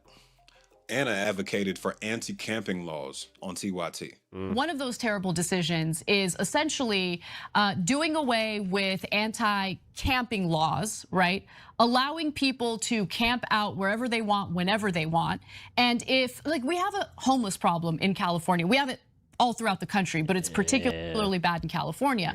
And so the argument is, well, if there isn't public housing available for people, they should be allowed to camp out. Talking about how there's sufficient housing and that unhoused people don't want to take it. Okay, but there's also a problem right now where there is public housing available and individuals will say, no, I don't want to take it. I don't want to follow the rules in the public housing. And so as a result, I would rather camp out. What the hell are you talking about? Since when is there sufficient housing for the unhoused in LA? They dropped that video in 2021. Honestly. Damn, That really? wasn't the case in 2021. Man. It wasn't the case in 2023 either. It damn sure ain't the case in 2026. Y'all didn't provide any evidence for that claim. Where did that come from? Anna. It came from Anna. The facts disagree. And y'all are supposed to be the ones reporting the facts no matter what, regardless of popularity. Let's throw it back to how they used to cover this same issue when discussing homelessness in Las Vegas. Homelessness continues to be a giant problem in many big cities throughout the country, and the city council in Las Vegas has decided to approach this in the worst possible way. They are essentially citing homeless individuals who sleep on the streets. The Las Vegas City Council is slated to vote on an ordinance that would make it illegal to camp or sleep on the streets in parts of the city. Drafted in September, the ordinance would make it a misdemeanor to rest, sleep, or lodge in Las Vegas's downtown district and other residential areas if shelter beds are Couldn't this theoretically be solved by just having designated areas that they could camp? available. Now, here's part of the problem. Most of the time, there aren't enough. I don't know, like so in Chicago, it just kind of, I think it's like an unspoken rule where it's like, no, there's certain places they kind of set up as like little mini tent cities. Actually, all the time. There aren't enough shelter beds available for homeless people to find any, trust me, Lower Wacker, refuge in. She makes the point that there aren't enough beds available and that these violations are criminalizing people unfairly. Those criminal records make future work more difficult, creating a cycle of poverty. The takeaway is clear. The Young Turks is for sale, and all these flip-flops directly contradict what Cenk was claiming to do with Wolfpack. I'm not a VC-funded network like TYT, but I have to make decisions on whether or not to sell out my audience every day. Yeah. It's a simple decision. Do you value money or your reputation more? I acknowledge that it probably feels different to stare down tens of millions of dollars rather than the thousands I deal with. But is it really that different? Money's money. What's the price tag on your self-respect? I mean, you guys know I had the chorus thing. As where it was like, oh. promised, I want to turn to Jack Gerard, TYT's COO and occasional acting CEO during Cenk's political campaign. His LinkedIn tells a pretty clear story. He's still the acting chief operating officer, was the chief Trust me, administrative. this is why I also don't have an agent, because if I had an agent, do you know how many times a day I'd be getting fucking called? Just shut up, shut up, shut up. You're going to lose another opportunity. Officer during the unionization drama, and came to TYT after running Kaiser Permanente as their executive director of national product management. In case none of that landed for you, Kaiser Permanente is a healthcare corporation. Yesterday's a prime example, actually, of that. Was to manage national medical insurance products valued at over $1.4 billion, according to his own job description. When we talked about the union-busting firms TYT hired, when we talk about the funding round they completed with Katzenberg's VC group, the exploitation and termination of employees, he's an integral part of the story. I wasn't in any of their meetings, but it's not a stretch to lay the company's shift towards the right at his feet too. It made business sense, and his specialty as a healthcare exec was making money at the expense of ethics and morals. My last point about the TYT squad is about their partnership with Polymarket, the crypto betting platform where you can bet on real-life events, like political campaigns. I don't think I need to explain why that's not a good look for a progressive organization. No. It's funded by billionaire Peter Thiel, the venture capitalist who co-founded PayPal and backed Facebook. He founded a hedge fund and Palantir, a big data analysis company. I got no love for Peter Thiel. He has done massive damage to this country. He backed Donald Trump 100%. He backed the lunatics, JD Vance and Blake Masters, just disgusting people who spread hatred and fear and lies in this country. So don't mistake what I'm saying for as any defense of Peter Thiel. Live from the Polymarket studios. What is this? It's hilarious. I love it. I think it's a perfect sponsor for us. This partnership renamed their crowd-funded, independent Studio of the People to Polymarket Studios. That's like when the Heats Arena got renamed for FTX. I want to sit in on the crypto corporate partnership section of future economics classes. That shit's going to be hilarious. Regardless of how often you claim your content won't be compromised by these massive corporate sponsorships, it simply isn't true. When you see like Anna's continued shift towards being willing to hear the right-wing, angles of scapegoating migrants, scapegoating people of color, and you hear some of Cenk's things about, let's meet them in the middle. Let's listen to these people. These people are reasonable. There's Jimmy. There's Ben Glebe. Yeah, I know I disagree with them, but let's give them the benefit of the doubt. That benefit of the doubt was not given to, in my strong leftist opinion, the most important people who were there, the workers, the staff, the ones who stayed after the hosts, the ones who came in before the hosts, the ones who would sacrifice their social lives, their production staff, professional and financial sort of prospects because they believed in the mission. It's like to be fair, when you are in broadcasting, you do kind of like, you're told right off the bat that you're expected to kind of make those sacrifices. Politician, whether you're in production or like on air, accepting money from endless corporations and trying to tell us those companies donated for years and got nothing in return. We've laid out some of the right-wing views and exploitative practices already. But even if it's only advertising, that's still unacceptable. You can't fundraise from viewers, claim they're your bosses on your site, and then pull a Facebook. I mean, it's a free country. You can. You just can't call yourselves progressives after doing so. Just because it's not popular or not polling well doesn't mean you don't fight for it. After the 2024 election, when Trump won, the idea from Cenk and Anna was like, okay, listen, the right-wingers have a point. Tucker Carlson, he's a populist. He's against wars. I think he's going to convince the right wing that they're going to be against wars. And you know what? I want to do a speaking tour. I want to talk to the populist right. I want to talk to the Tucker Carlsons. I want to talk to the Charlie Kirks and Anna Kasparian. I want to talk to the Ben Shapiros. And Cenk specifically said, the problem with leftists is that you just can't have a beer with them. Charlie Kirk, I can have a beer with, and we can agree and disagree. And I would, paraphrase, Cenk could say, I believe, I believe people of color should have rights. And Charlie Kirk can go, shut up, Turk. Shut up, you greasy Turk. I don't care. Martin Luther King Jr. was, a menace to society. At the end of the day, Cenk can go have a beer with that. I'm like, no. I can have spicy Dan. There's a difference between my best friends from high school and their parents who maybe have voted Republican most of the time, but I can have a conversation with them and they're not disrespecting my race or my family or my gender identity because I've grown up with their kid. Right. And they can have some reasonable points. And frankly, because of me, they stopped watching as much Fox News. They started to, align with some Democrats. Like, there's a difference between that kind of discourse and people whose professional jobs it is, the Charlie Kirks, the Ben Shapiros, the Tucker Carlsons, the professional jobs it is to distort. I get that running an indie news network is hard, and you got to chase the bag to an extent. I'm on a much smaller scale, and I have sponsors, including political ones. That's how I'm able to interview politicians on the issues I care about. I used to need those sponsors just to survive financially.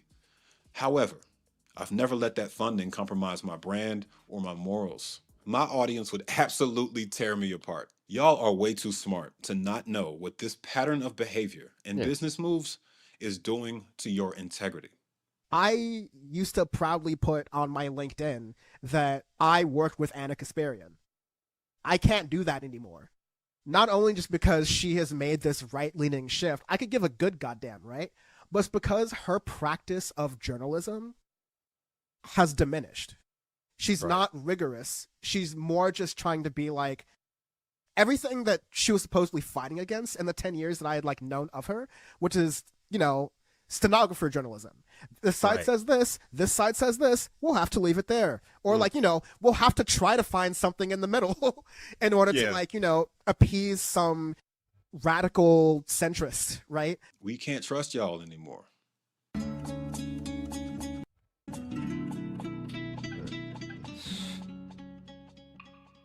I'm done making my point about the Young Turks, and I promised y'all I'd tie up my saga with Rashad Richey in this video. So let's land that plane. Got to realize that we got to the end. I'm like, he hasn't talked about Rashad yet. Those who weren't paying attention in the intro, he announced that he was suing me in one of his 2 response videos a couple weeks back, after I showed the world that he's a pathological liar. You will be receiving a letter this week. If not this week, next week. You are being sued.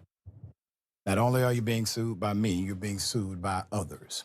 The institutions that you decided to defame are suing you as well. I'm giving you fair notice, fair warning. I'm sure I'm not supposed to tell you this, but I am. Then he had his reporter homie Bobeth Yates write a fake investigation article in the Atlanta Voice. She also dropped a video. How did you conduct a whole investigation, but your only source is Rashad Ritchie himself? You didn't talk to Dr. Rockwood. That quote is from years ago. You didn't introduce any documents that he hadn't already shared on his YouTube that were heavily debunked by everybody who watched it. Y'all couldn't even stage the interview correctly.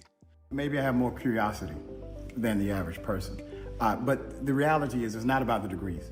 I've never shouted, I have a bunch of degrees. It is about the degrees. I also mentioned your Alzheimer's cure helmet, your fake university you created to scam students in Florida in 2024. Scroll down just a little bit and you see 4 black people. Gotta be careful with that one. 2 of them who That's alleged. appear to be related, who are all running a diploma mill. And the fake science. Here at Pep Law, we tell broadcasters to say allegedly. Scientific journal you published. Be smarter. All these papers in. Why is the only journal? Damn it, Cam. You can get. You just went through a lawsuit scare. What are you doing? Published in, based in India. His lazy ass YouTuber. The balls on this like motherfucker. Ben Dixon dropped videos trying to defend him by analyzing my script with AI instead of watching the video. I don't have a horse in this race, even though Dr. Rashad Ritchie is my brother from another mother. The worst part? Ritchie accused me of voting for Herschel Walker. Bro, what? My first basis for the claim that Ritchie isn't a real progressive is that Ritchie has been directly tied to multiple far-right conservatives for both mentorship and career assistance over the past 25 years or so. You can't get enough of this Rashad Ritchie stuff? Well, good, Bandit, because you're about to get a lot more on the next hour on this space. John Kersey, the British conservative who ran a party that praised Hitler, opposes the lead, but gays, and is anti-immigration, comes back. As I said, though, Terminator timeline. In the story here. He created the network of institutions where Ritchie got at least 6 of those fraudulent postgraduate degrees I accused him of holding.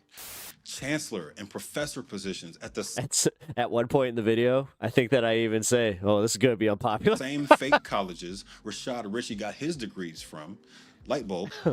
It is exclusive, by the way. I filmed the content before I started stream today. 1 from European American University, 2 from Université de la Renaissance d'Haïti, 2 from Universidad Empresarial in Costa Rica, and 1 from Western Orthodox University. Maybe that association isn't. I just realized I think this is the first time that I've had to that I did film exclusive content for this space or even concrete this show. Enough for you. I can see that. Let's try this one. Rashad is mighty proud of his dissertation from Schofield Seminary, a super conservative seminary in Modesto, California, run by Kenny Rhodes. Rhodes once said in a sermon, after reading off a stat about how most kids don't believe in the Holy Spirit as a living entity, quote, "This is a crisis on so many levels. Not being convinced of what the Bible says, being more influenced by the culture than biblical Christianity. It is a crisis in the nature of truth itself," end quote. Believe what you want to believe, but Rhodes is a strong conservative. You'll see his influence on Ritchie once I start reading Ritchie's Schofield dissertation, which is my second basis for this claim. Remember, this is y'all's progressive hero that I'm supposedly tearing down unfairly. Here, he calls Marxism the ancestor of progressivism. For everybody watching this who's tired of hearing the term Marxist online, they're essentially calling you a communist who wants to completely tear down capitalism and have the community own the resources, which would then make society more equitable. I don't think it's fair to put an equal sign between these two, since I'm sure plenty of progressives are chasing down every bag within this capitalism trap, and plenty more would have big problems with the lack of freedom citizens can have under communist governments. I would count myself among them. Quote, progressive gender ideology would seem to have little to do with science itself. And in fact, it is telling that this gender ideology often neglects any reference to biology and actual science entirely, end quote. We've covered this, but the gender spectrum isn't an ideology. That implies that it's entirely fabricated by progressives and has no natural influences. Animals, which is a category we belong to, express a range of sexual behaviors. And our reproductive cells express in different ways outside of the 2-gender dichotomy from birth. This is the type of thing. That's why conservatives see their 2 male cats humping each other like, knock it off, you're not gay. A conservative says. Here, he creates a wild straw man argument directed towards trans people acting like progressives think a biological man or woman can magically transform into each other. Then, he not only claimed LGBT people have a collective agenda, but he thinks that agenda is to completely deny the scientific differences between a man and woman. They're not saying that, fam. You just made that up. This not only insults progressives' grip on what science is, it matches what conservatives cough up in their arguments. Here, he claims the average progressive is likely atheist. Here, he heavily implies that gay marriage opens the door to polygamy, a practice that's almost entirely practiced by heterosexual people. This also tracks with the need for conservatives to paint queer people as gateways to behavior they consider to be immoral. Whole time, straight men are the main ones doing it. Calls progressives Marxist again. Uses the constant expansion of the LGBT plus acronym to make a point about how progressives are out of touch with reality. I shouldn't have to address this, but I will. Some of those letters stand for gender identities, like non-binary and transgender. Some of them stand for sexualities and orientations, like ace or asexual, polyamorous, pansexual, etc. Anybody who's been on dating apps will recognize quite a few of these. The problem I see with conservatives who make claims like this is that they acknowledge I thought ace meant solo. some orientations while claiming others aren't real. Then they were like, yeah, asexual. I was like, oh. Most of them know what bisexual means. That happened here. And have accepted that it's a real thing. But when they're criticizing the queer community, it's the gay men and trans women who catch all the static. Y'all don't like bi men, but bi women are focused on less somehow. Still discriminated against though. Y'all are selectively bigoted.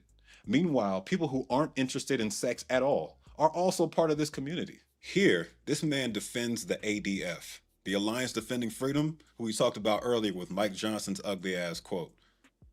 Yeah, those people.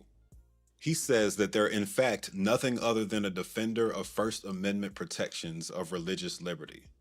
Really? Yeah, okay. Wow. Here, Richie claims, quote, the notion that there is a multiplicity of genders is a purely philosophical or ideological effort. Okay, outside of like the degree mill shit, I didn't know that he held some of these opinions.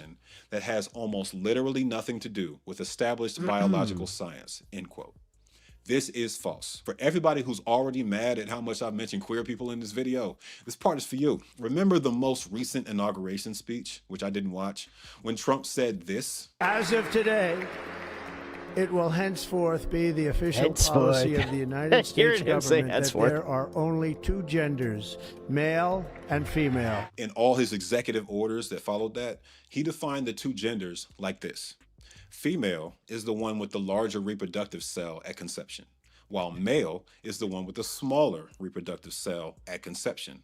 Besides the fact that these traits don't actually show up until 6 weeks after conception, it doesn't track with It'll be interesting to see if Ben Dixon chimes in again. Actually work, or with science. Yeah, I mean, this definitely opened some doors for me, and I think that the coverage tonight, again, Terminator timeline. This order was based on the 1972 work of Jeff Parker, who based it on the gametes, or reproductive cells, in men and women. Women have eggs, which are larger than sperm. All good so far, right? But nah, intersex people exist. They can be born with gametes that aren't fully viable, and some people don't produce gametes at all. If you're basing gender on the size of the reproductive cell, then what happens when someone's born different? I don't expect a lot of critical thought. They don't believe like we kind of went through this in chat today. Somebody was like, intersex, but what? Come on, Rashad.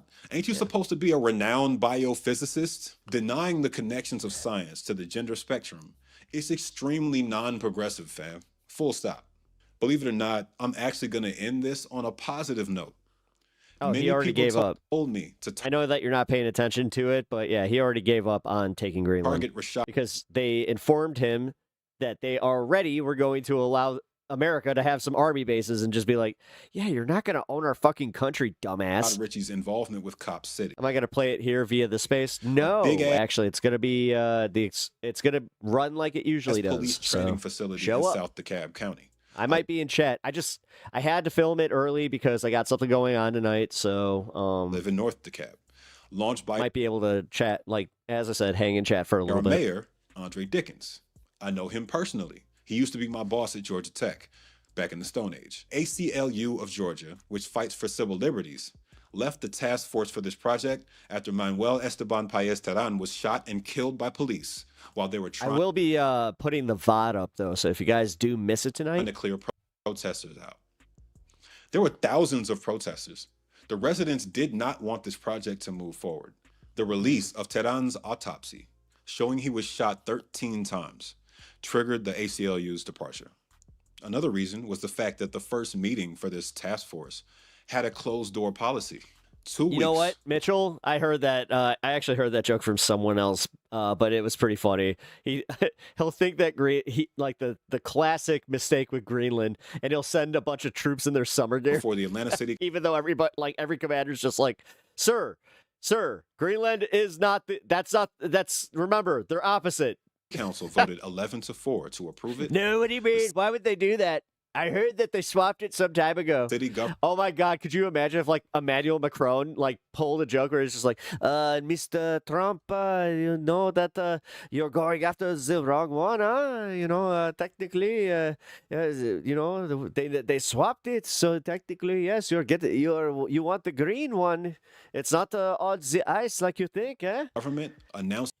You know what? President Top Gun told me that. Technically, I'm going to the right one, so summer gear it is, boys. It would cost $67 million, a number that ballooned as high as $90 million plus when it was all said and done. Rashad was appointed to an advisory committee for this project by Mayor Dickens in March of 2023. And here's Rashad's comments about that appointment. For full transparency, a few weeks ago, I was appointed to the Cop City Task Force by the mayor of Atlanta. I like the mayor of Atlanta. I have a lot of respect for him. He's wrong on this, okay? I was appointed to that committee. I know the official name of the committee. I don't call it that because that's not what mama them called it. I will call it the Cop City Committee, all right? Given what has continued to happen, given the reality of this movement being rejected by those who live in the city, somebody needs to rip up this damn contract, okay? Mama them in East Atlanta, where this facility is scheduled to be built, they don't want it. They don't want to hear helicopters while there's a mass shooting training. They don't want to see individuals come back and forth in militarized gear. This is not what they want for their community. Nobody posed the question to them. I salute your coverage of the Cop City incident. I watched several videos y'all made about it, and they were all pretty good. I would speed up some of the teleprompter delivery, but I feel your passion. This is the version of you we legitimately need on the left.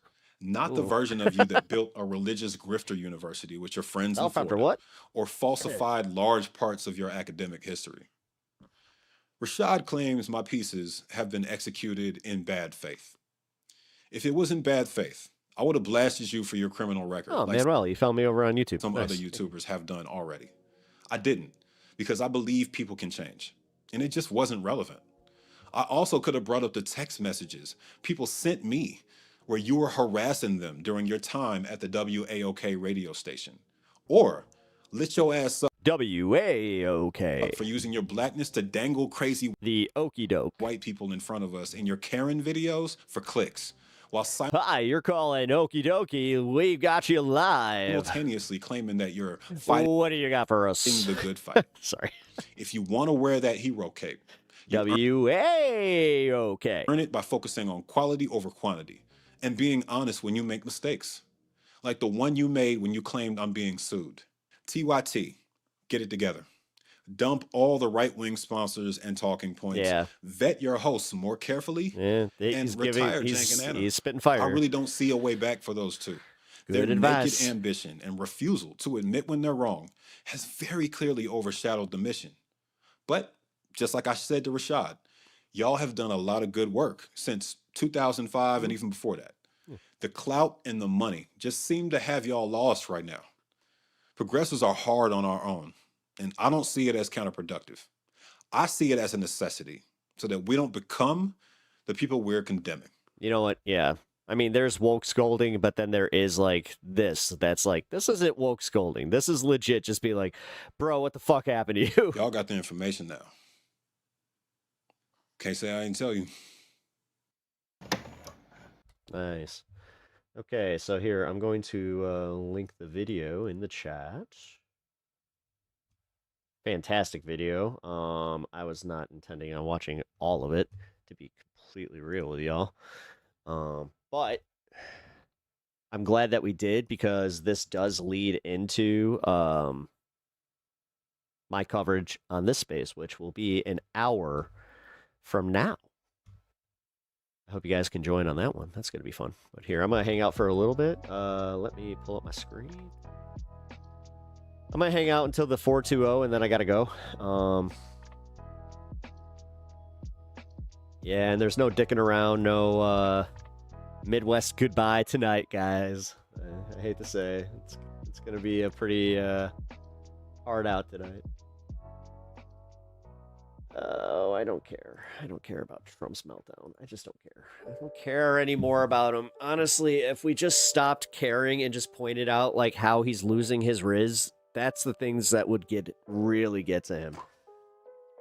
Because he's got that syndrome where it's just like, look, everybody's looking at me. Everybody loves what I have to say. Everybody has. You're all listening to me. I'm the man of the hour. And then, like, you stop giving him the attention. Then he's gonna do it. He's gonna do the.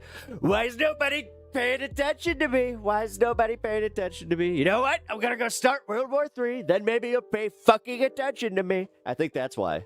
Realistically, I was making a joke at first, but I do think that's it. It's like most people do not want him to feel like he's not being listened to, because he might turn straight up dangerous at that point if he feels like he's getting irrelevant.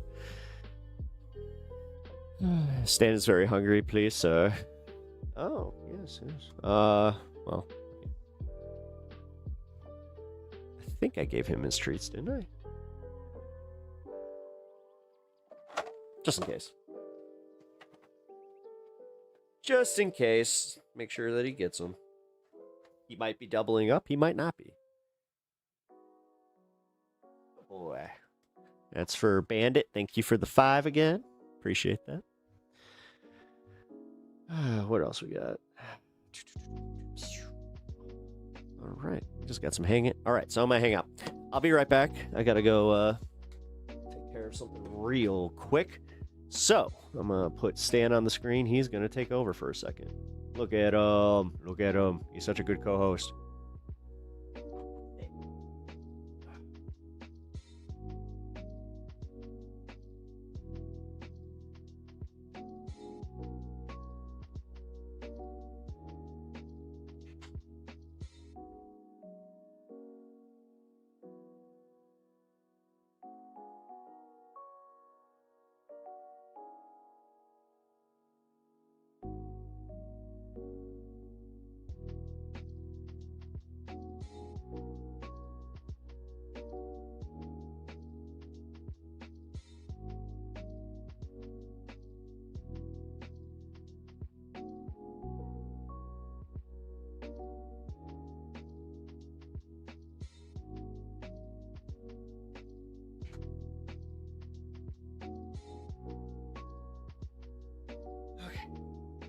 Oh.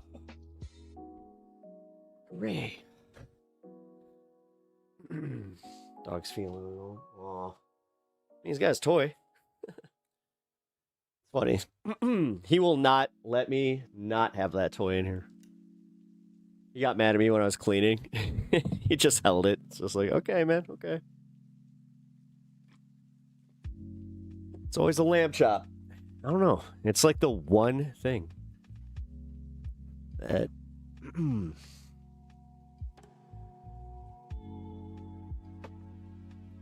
always got to have one of those in the house now. He's a good doggo. Yeah, he is. He's been chilling for the entire stream tonight. Pretty proud of him. Okay, what did I do? Sweet.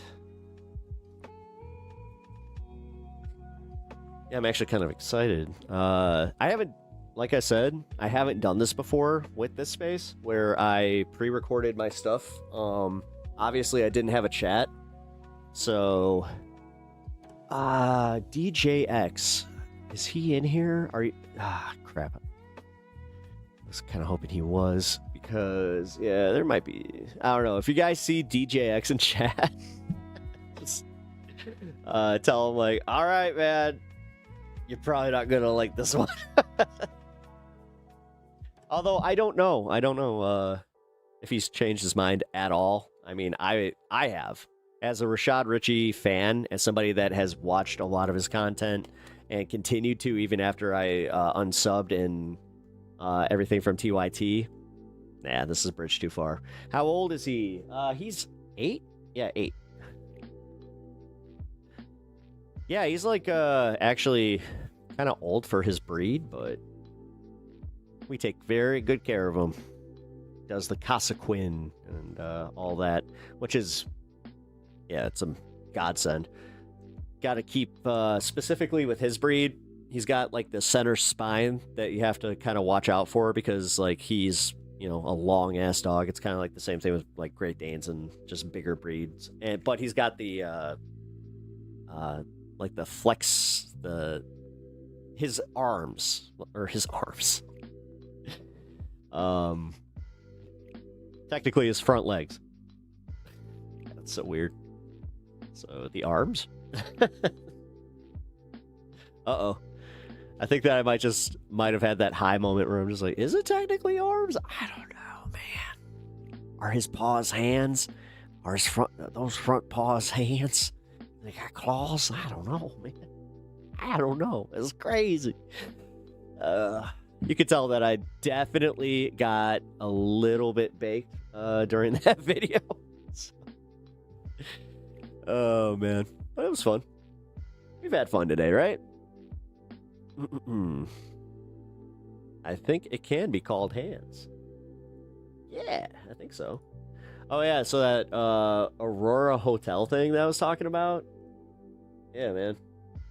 Gerald Foos, once the owner of the Manor House Hotel in Colfax Avenue in Aurora, where he outfitted more than a dozen rooms with fake ceiling vents so that he could watch people having intercourse.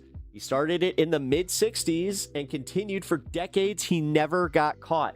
They found this when they sold the fucking building. In 1980, he wrote to a veteran journalist, Gay Talese,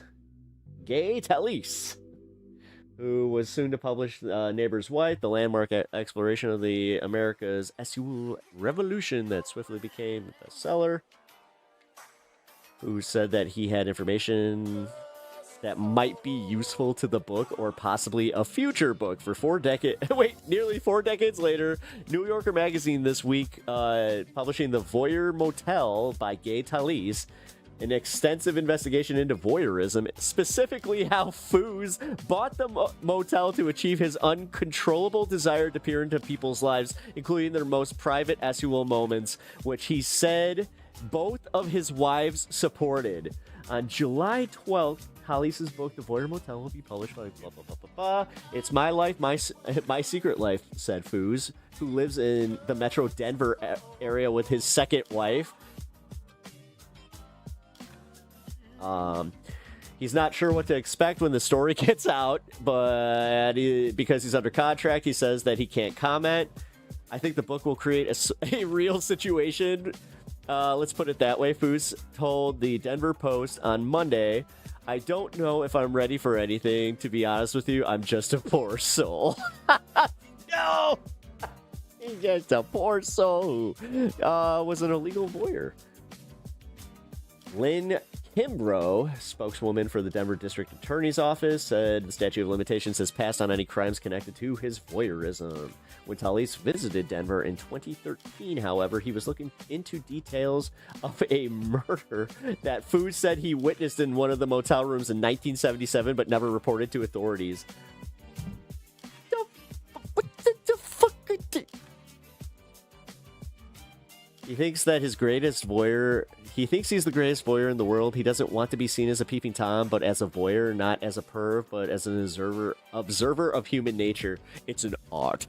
The fuck? Talise spent much of his time with Foos, making trips to Colorado, including... I don't want to know what they did together. Oh my god. Where Foos grew where Foos grew up, a child of German-American farmers at age 9. I looked beyond the home to learn what I could about people's private lives, but in some ways, Foos remains a mystery. He lied many, many times. The question is, did he make up the murder? Why would he? If he got into any trouble with the law, it would be associated. He could be associated with. Oh, that's interesting. Oh, he said that he first met Foos in the 80s. Oh my god. Wow, that really goes like into it. Yeah, guys, and this was published when? 2016.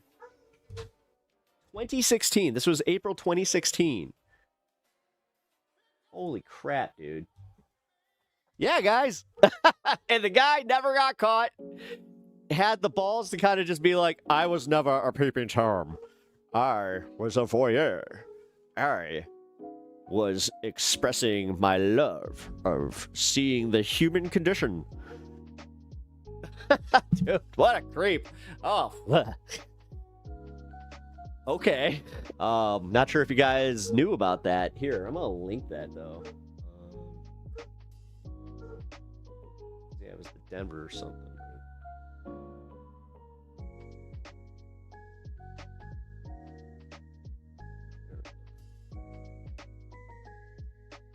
Wait, what?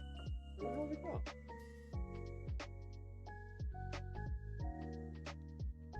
Okay. All right. Oh.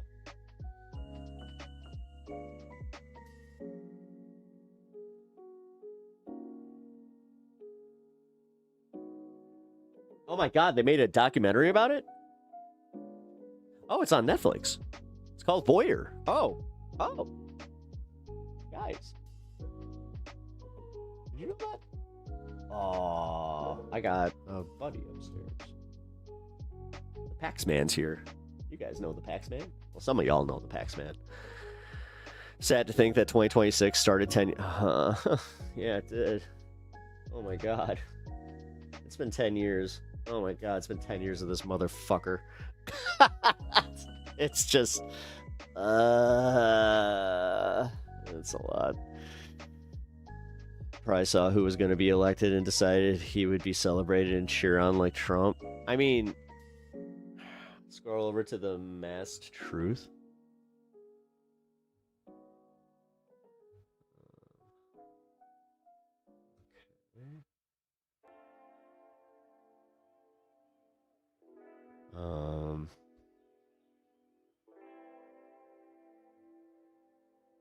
Oh shit. Here, I'll be right back. We're gonna wrap up the stream here in a minute. I got one more thing I want to do with y'all. Here, I'll set it up for everybody too, because it's a good one. It's a quick segment. I mean, real quick. We got some crazy Candace. I just gotta go take care of something real fast.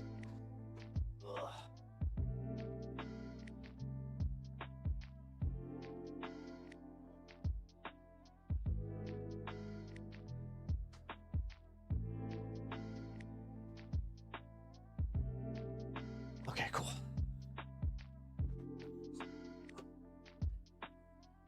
All right, let's take care of this. Crazy Candace. All right, so this is in Candace's words why she stopped being friends with Dave Rubin. Hand to God, this happened. Hand to God. Dave Rubin hired a person who worked with me on my team, not exclusively for me, at Prager University, and that he was very young. If I had to guess, he was 18 years old. It might have been 19, young, just starting, and he was ready for the next step in his career. He then decided he was going to move to Miami to work for Dave and his husband. So he says to us, "Oh, we were friends. We're going to, hire him." And it's so crazy. He has a really rigid Christian household, and his parents are fearful for him to come work for two homosexuals in Miami. And I was like, "That's so ridiculous. Like, what do they think is going to happen?" Fast forward, I see Dave Rubin again, hand to God. And he says to me and my husband that him and his husband, and I would tell you this kid was extremely shy. One of those kids that blushes very easily and just a shy kid, just a normal shy kid. Man, and he said, we think he's secretly gay. And so we've been egging him to just experiment and to hook up with a guy or to see that's what it is. We think that that's why he's so shy. He's diagnosing this young male as suffering from repressed homosexuality because he's shy. Right. I don't know. Okay, does he recognize that nobody even... Wow, did she just interview a shit ton of people in the same day, or is this just her Tim Pool new outfit thing? Thinks this way? The idea of me prodding the narrative about whether or not one of my employees is a virgin or whether they've slept with men. Tim Pool dresses like he's trying to be a NPC character, where it's just no matter what time you sign into the video game, he's always wearing the same thing. And that's not normal. That's not a normal thinking pattern. Okay. What ends up happening is he then says that they compelled him or supported him, not compelled him, but pushed him to go on a date with a guy and to have his first kiss. Shortly thereafter, the kid quit and moved to, if I'm correct, Texas is where he moved to. And I was very happy that he did that because it was very obvious to me that they were grooming him into thinking he was a homosexual because he was just probably an inexperienced, shy kid. That's the reason I stopped being friends with Dave Rubin. I never shared that story until the audacity of this person who has told me about how he's done drugs with Peter Thiel. Wait, is that Dale Earnhardt Jr.? He likes to live above his means, and he told me that he needed $5 million. Baron Coleman. I was like, to the fuck is Dale Earnhardt Jr. buy some house in some swanky neighborhood. So he went to his friend, billionaire Peter Thiel, and asked for $5 million. So Peter Thiel gives him $5 million with friends like these, right? It's great. I mean, it's amazing. Who among us? But Peter Thiel then asked for a percentage, I'm going to loan you this money, but if I'm going to be the bank of Thiel, you're going to pay interest. And I can't believe. Me and Tim Pool. Whoa, you could draw us and we'd be wearing the same thing probably, statistically speaking. Oh, wait, that's not, I'm making fun of myself. Damn it. He's a billionaire. This should be a drop in a bucket. He could just give me the $5 million and he's going to make me pay interest. He's literally talking trash about a guy that loaned him $5 million. Yeah. Right? Currently, he had loaned him $5 million. He was talking trash about him. So I just wanted to say that because that's actually what happened. That's the real reason I stopped being friends with him. And the audacity of him to then lie when he knew better than anybody how close me and Charlie were. Hand to... Yeah. So there was the context to that was missing. I kind of wish you would have had that at the beginning of that clip, was the fact that Dave Rubin went out on Twitter, and we read the tweet, I think it was yesterday, right? Where she was, she brought it up and said that, let's see, can I find it? No, I'm not even gonna screw with that. But Dave Rubin was essentially just saying I have some tea to spill. CANDACE actually hated Charlie, and she said that to me in confidence, and it was just well, okay. Number one, pretty sure that he was ready to burn that bridge for, I guess for reasons. In his case, it's more than likely because he's kind of the definition of a grifter. I mean, that's how you know he's a grifter when he starts doing the oh well, now I'm gonna turn on the right. It's okay. Question is, does he stay with politics? Don't know. But... All right, guys, we got 2 minutes here. So what? Hello, Adelaide Audits, 100%. Hey, Adelaide, welcome to the show. I appreciate you stopping by. If you are new here and you haven't already, please consider hitting that like button or double tapping that screen. Really helps out my stream. And yeah, sub to the channel because we have fun here. Unfortunately, I have to end stream, but I am going to leave you guys on this space, which I will be back on at 8 o'clock. Terminator timeline, where I will not be live, but it is exclusive content that you have not seen. Pendulous Dragon, what up, what up? Been lurking whilst cleaning. I appreciate that. Thank you. I always appreciate when people use me as like their cleaning podcast, because you know what? I listen to like Kyle Kalinske and stuff like that. Let's see, what's my like go-to podcast? The Regs, which is a comedy podcast with Dan Soder, Bobby Kelly, and Luis J. Gomez. But in 30 seconds, I'm betting on a private business move. Oh, interesting. You're good. Oh, thank you. I appreciate that. What subject in politics? I'm a Trump man. Well, Mark Travis, I'm not a Trump man, but I do welcome you here to have a conversation. Hit the subscribe button, and then we can have it on my next stream because I unfortunately do have to start wrapping up here. But right now is the most important thing. It is 4:20 on the stream here. I have been on for 4 hours, 20 minutes. You guys know what that means. I will be right back.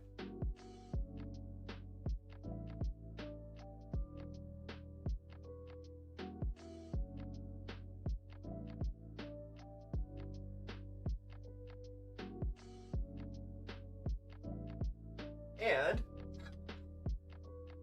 that also means I must wrap up stream. So, you're firing up right now. Hell yeah, hell yeah. You voted since 84? Wow. Yeah, Mark, Travis, I'm not even kidding. We may be ideologically opposed, but I'm more interested in having a open discussion and hearing your points of view. You came in here very respectful, so yeah, like I said, obviously I am going to do the YouTube thing, like I was saying, hit the like, subscribe, but I mean it. Like, subscribe to the channel so you can come back to the stream. I would like to have a back and forth, but unfortunately do not have the time right now. I do have to wrap up. So I appreciate you guys hanging out tonight. On my way out, as I said, I'm going to spam the link for this space. And you guys can go watch live right now. You're a family man, but you got lives in the family? Cool. No, Mark Travis, I appreciate you being here, man. I appreciate your candor. Like, you came in here. I appreciate you being honest and open about it. And yeah, seems like you're quite curious. So that's good. That's good. Yeah, but I have got to go. No Midwest goodbyes for me. Love y'all. I appreciate you guys checking out the stream. As I said, head on over to this space and you guys can see some awesome content over there. And at 8 o'clock, that's in just under an hour, you guys can catch me live with content that you have not seen. So, and I do recommend, because we covered that Cam James? Yeah, Cam James video. So, all right, guys, I gotta go. I love y'all. I will see you tomorrow.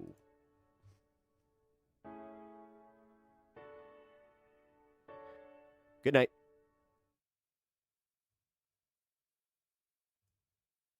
Who the heck is Pep Talks? I'm not gay, but I fantasize about Marco Rubio. Pep Talks. Pep Talks. Pep Talks. Let's eradicate the Kung Flu. I'm literally coming. Pep Talks.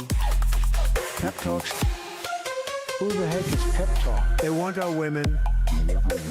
They want our children. Pep Talk. Sometimes no means yes. Grab them by the pep talk. Grab them by the Marco Rubio. Obama is a racist. Pep Talk.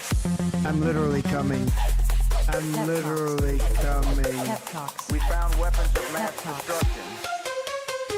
My fellow Americans, it has been confirmed today from Pep Talks that we are indeed all high on politics.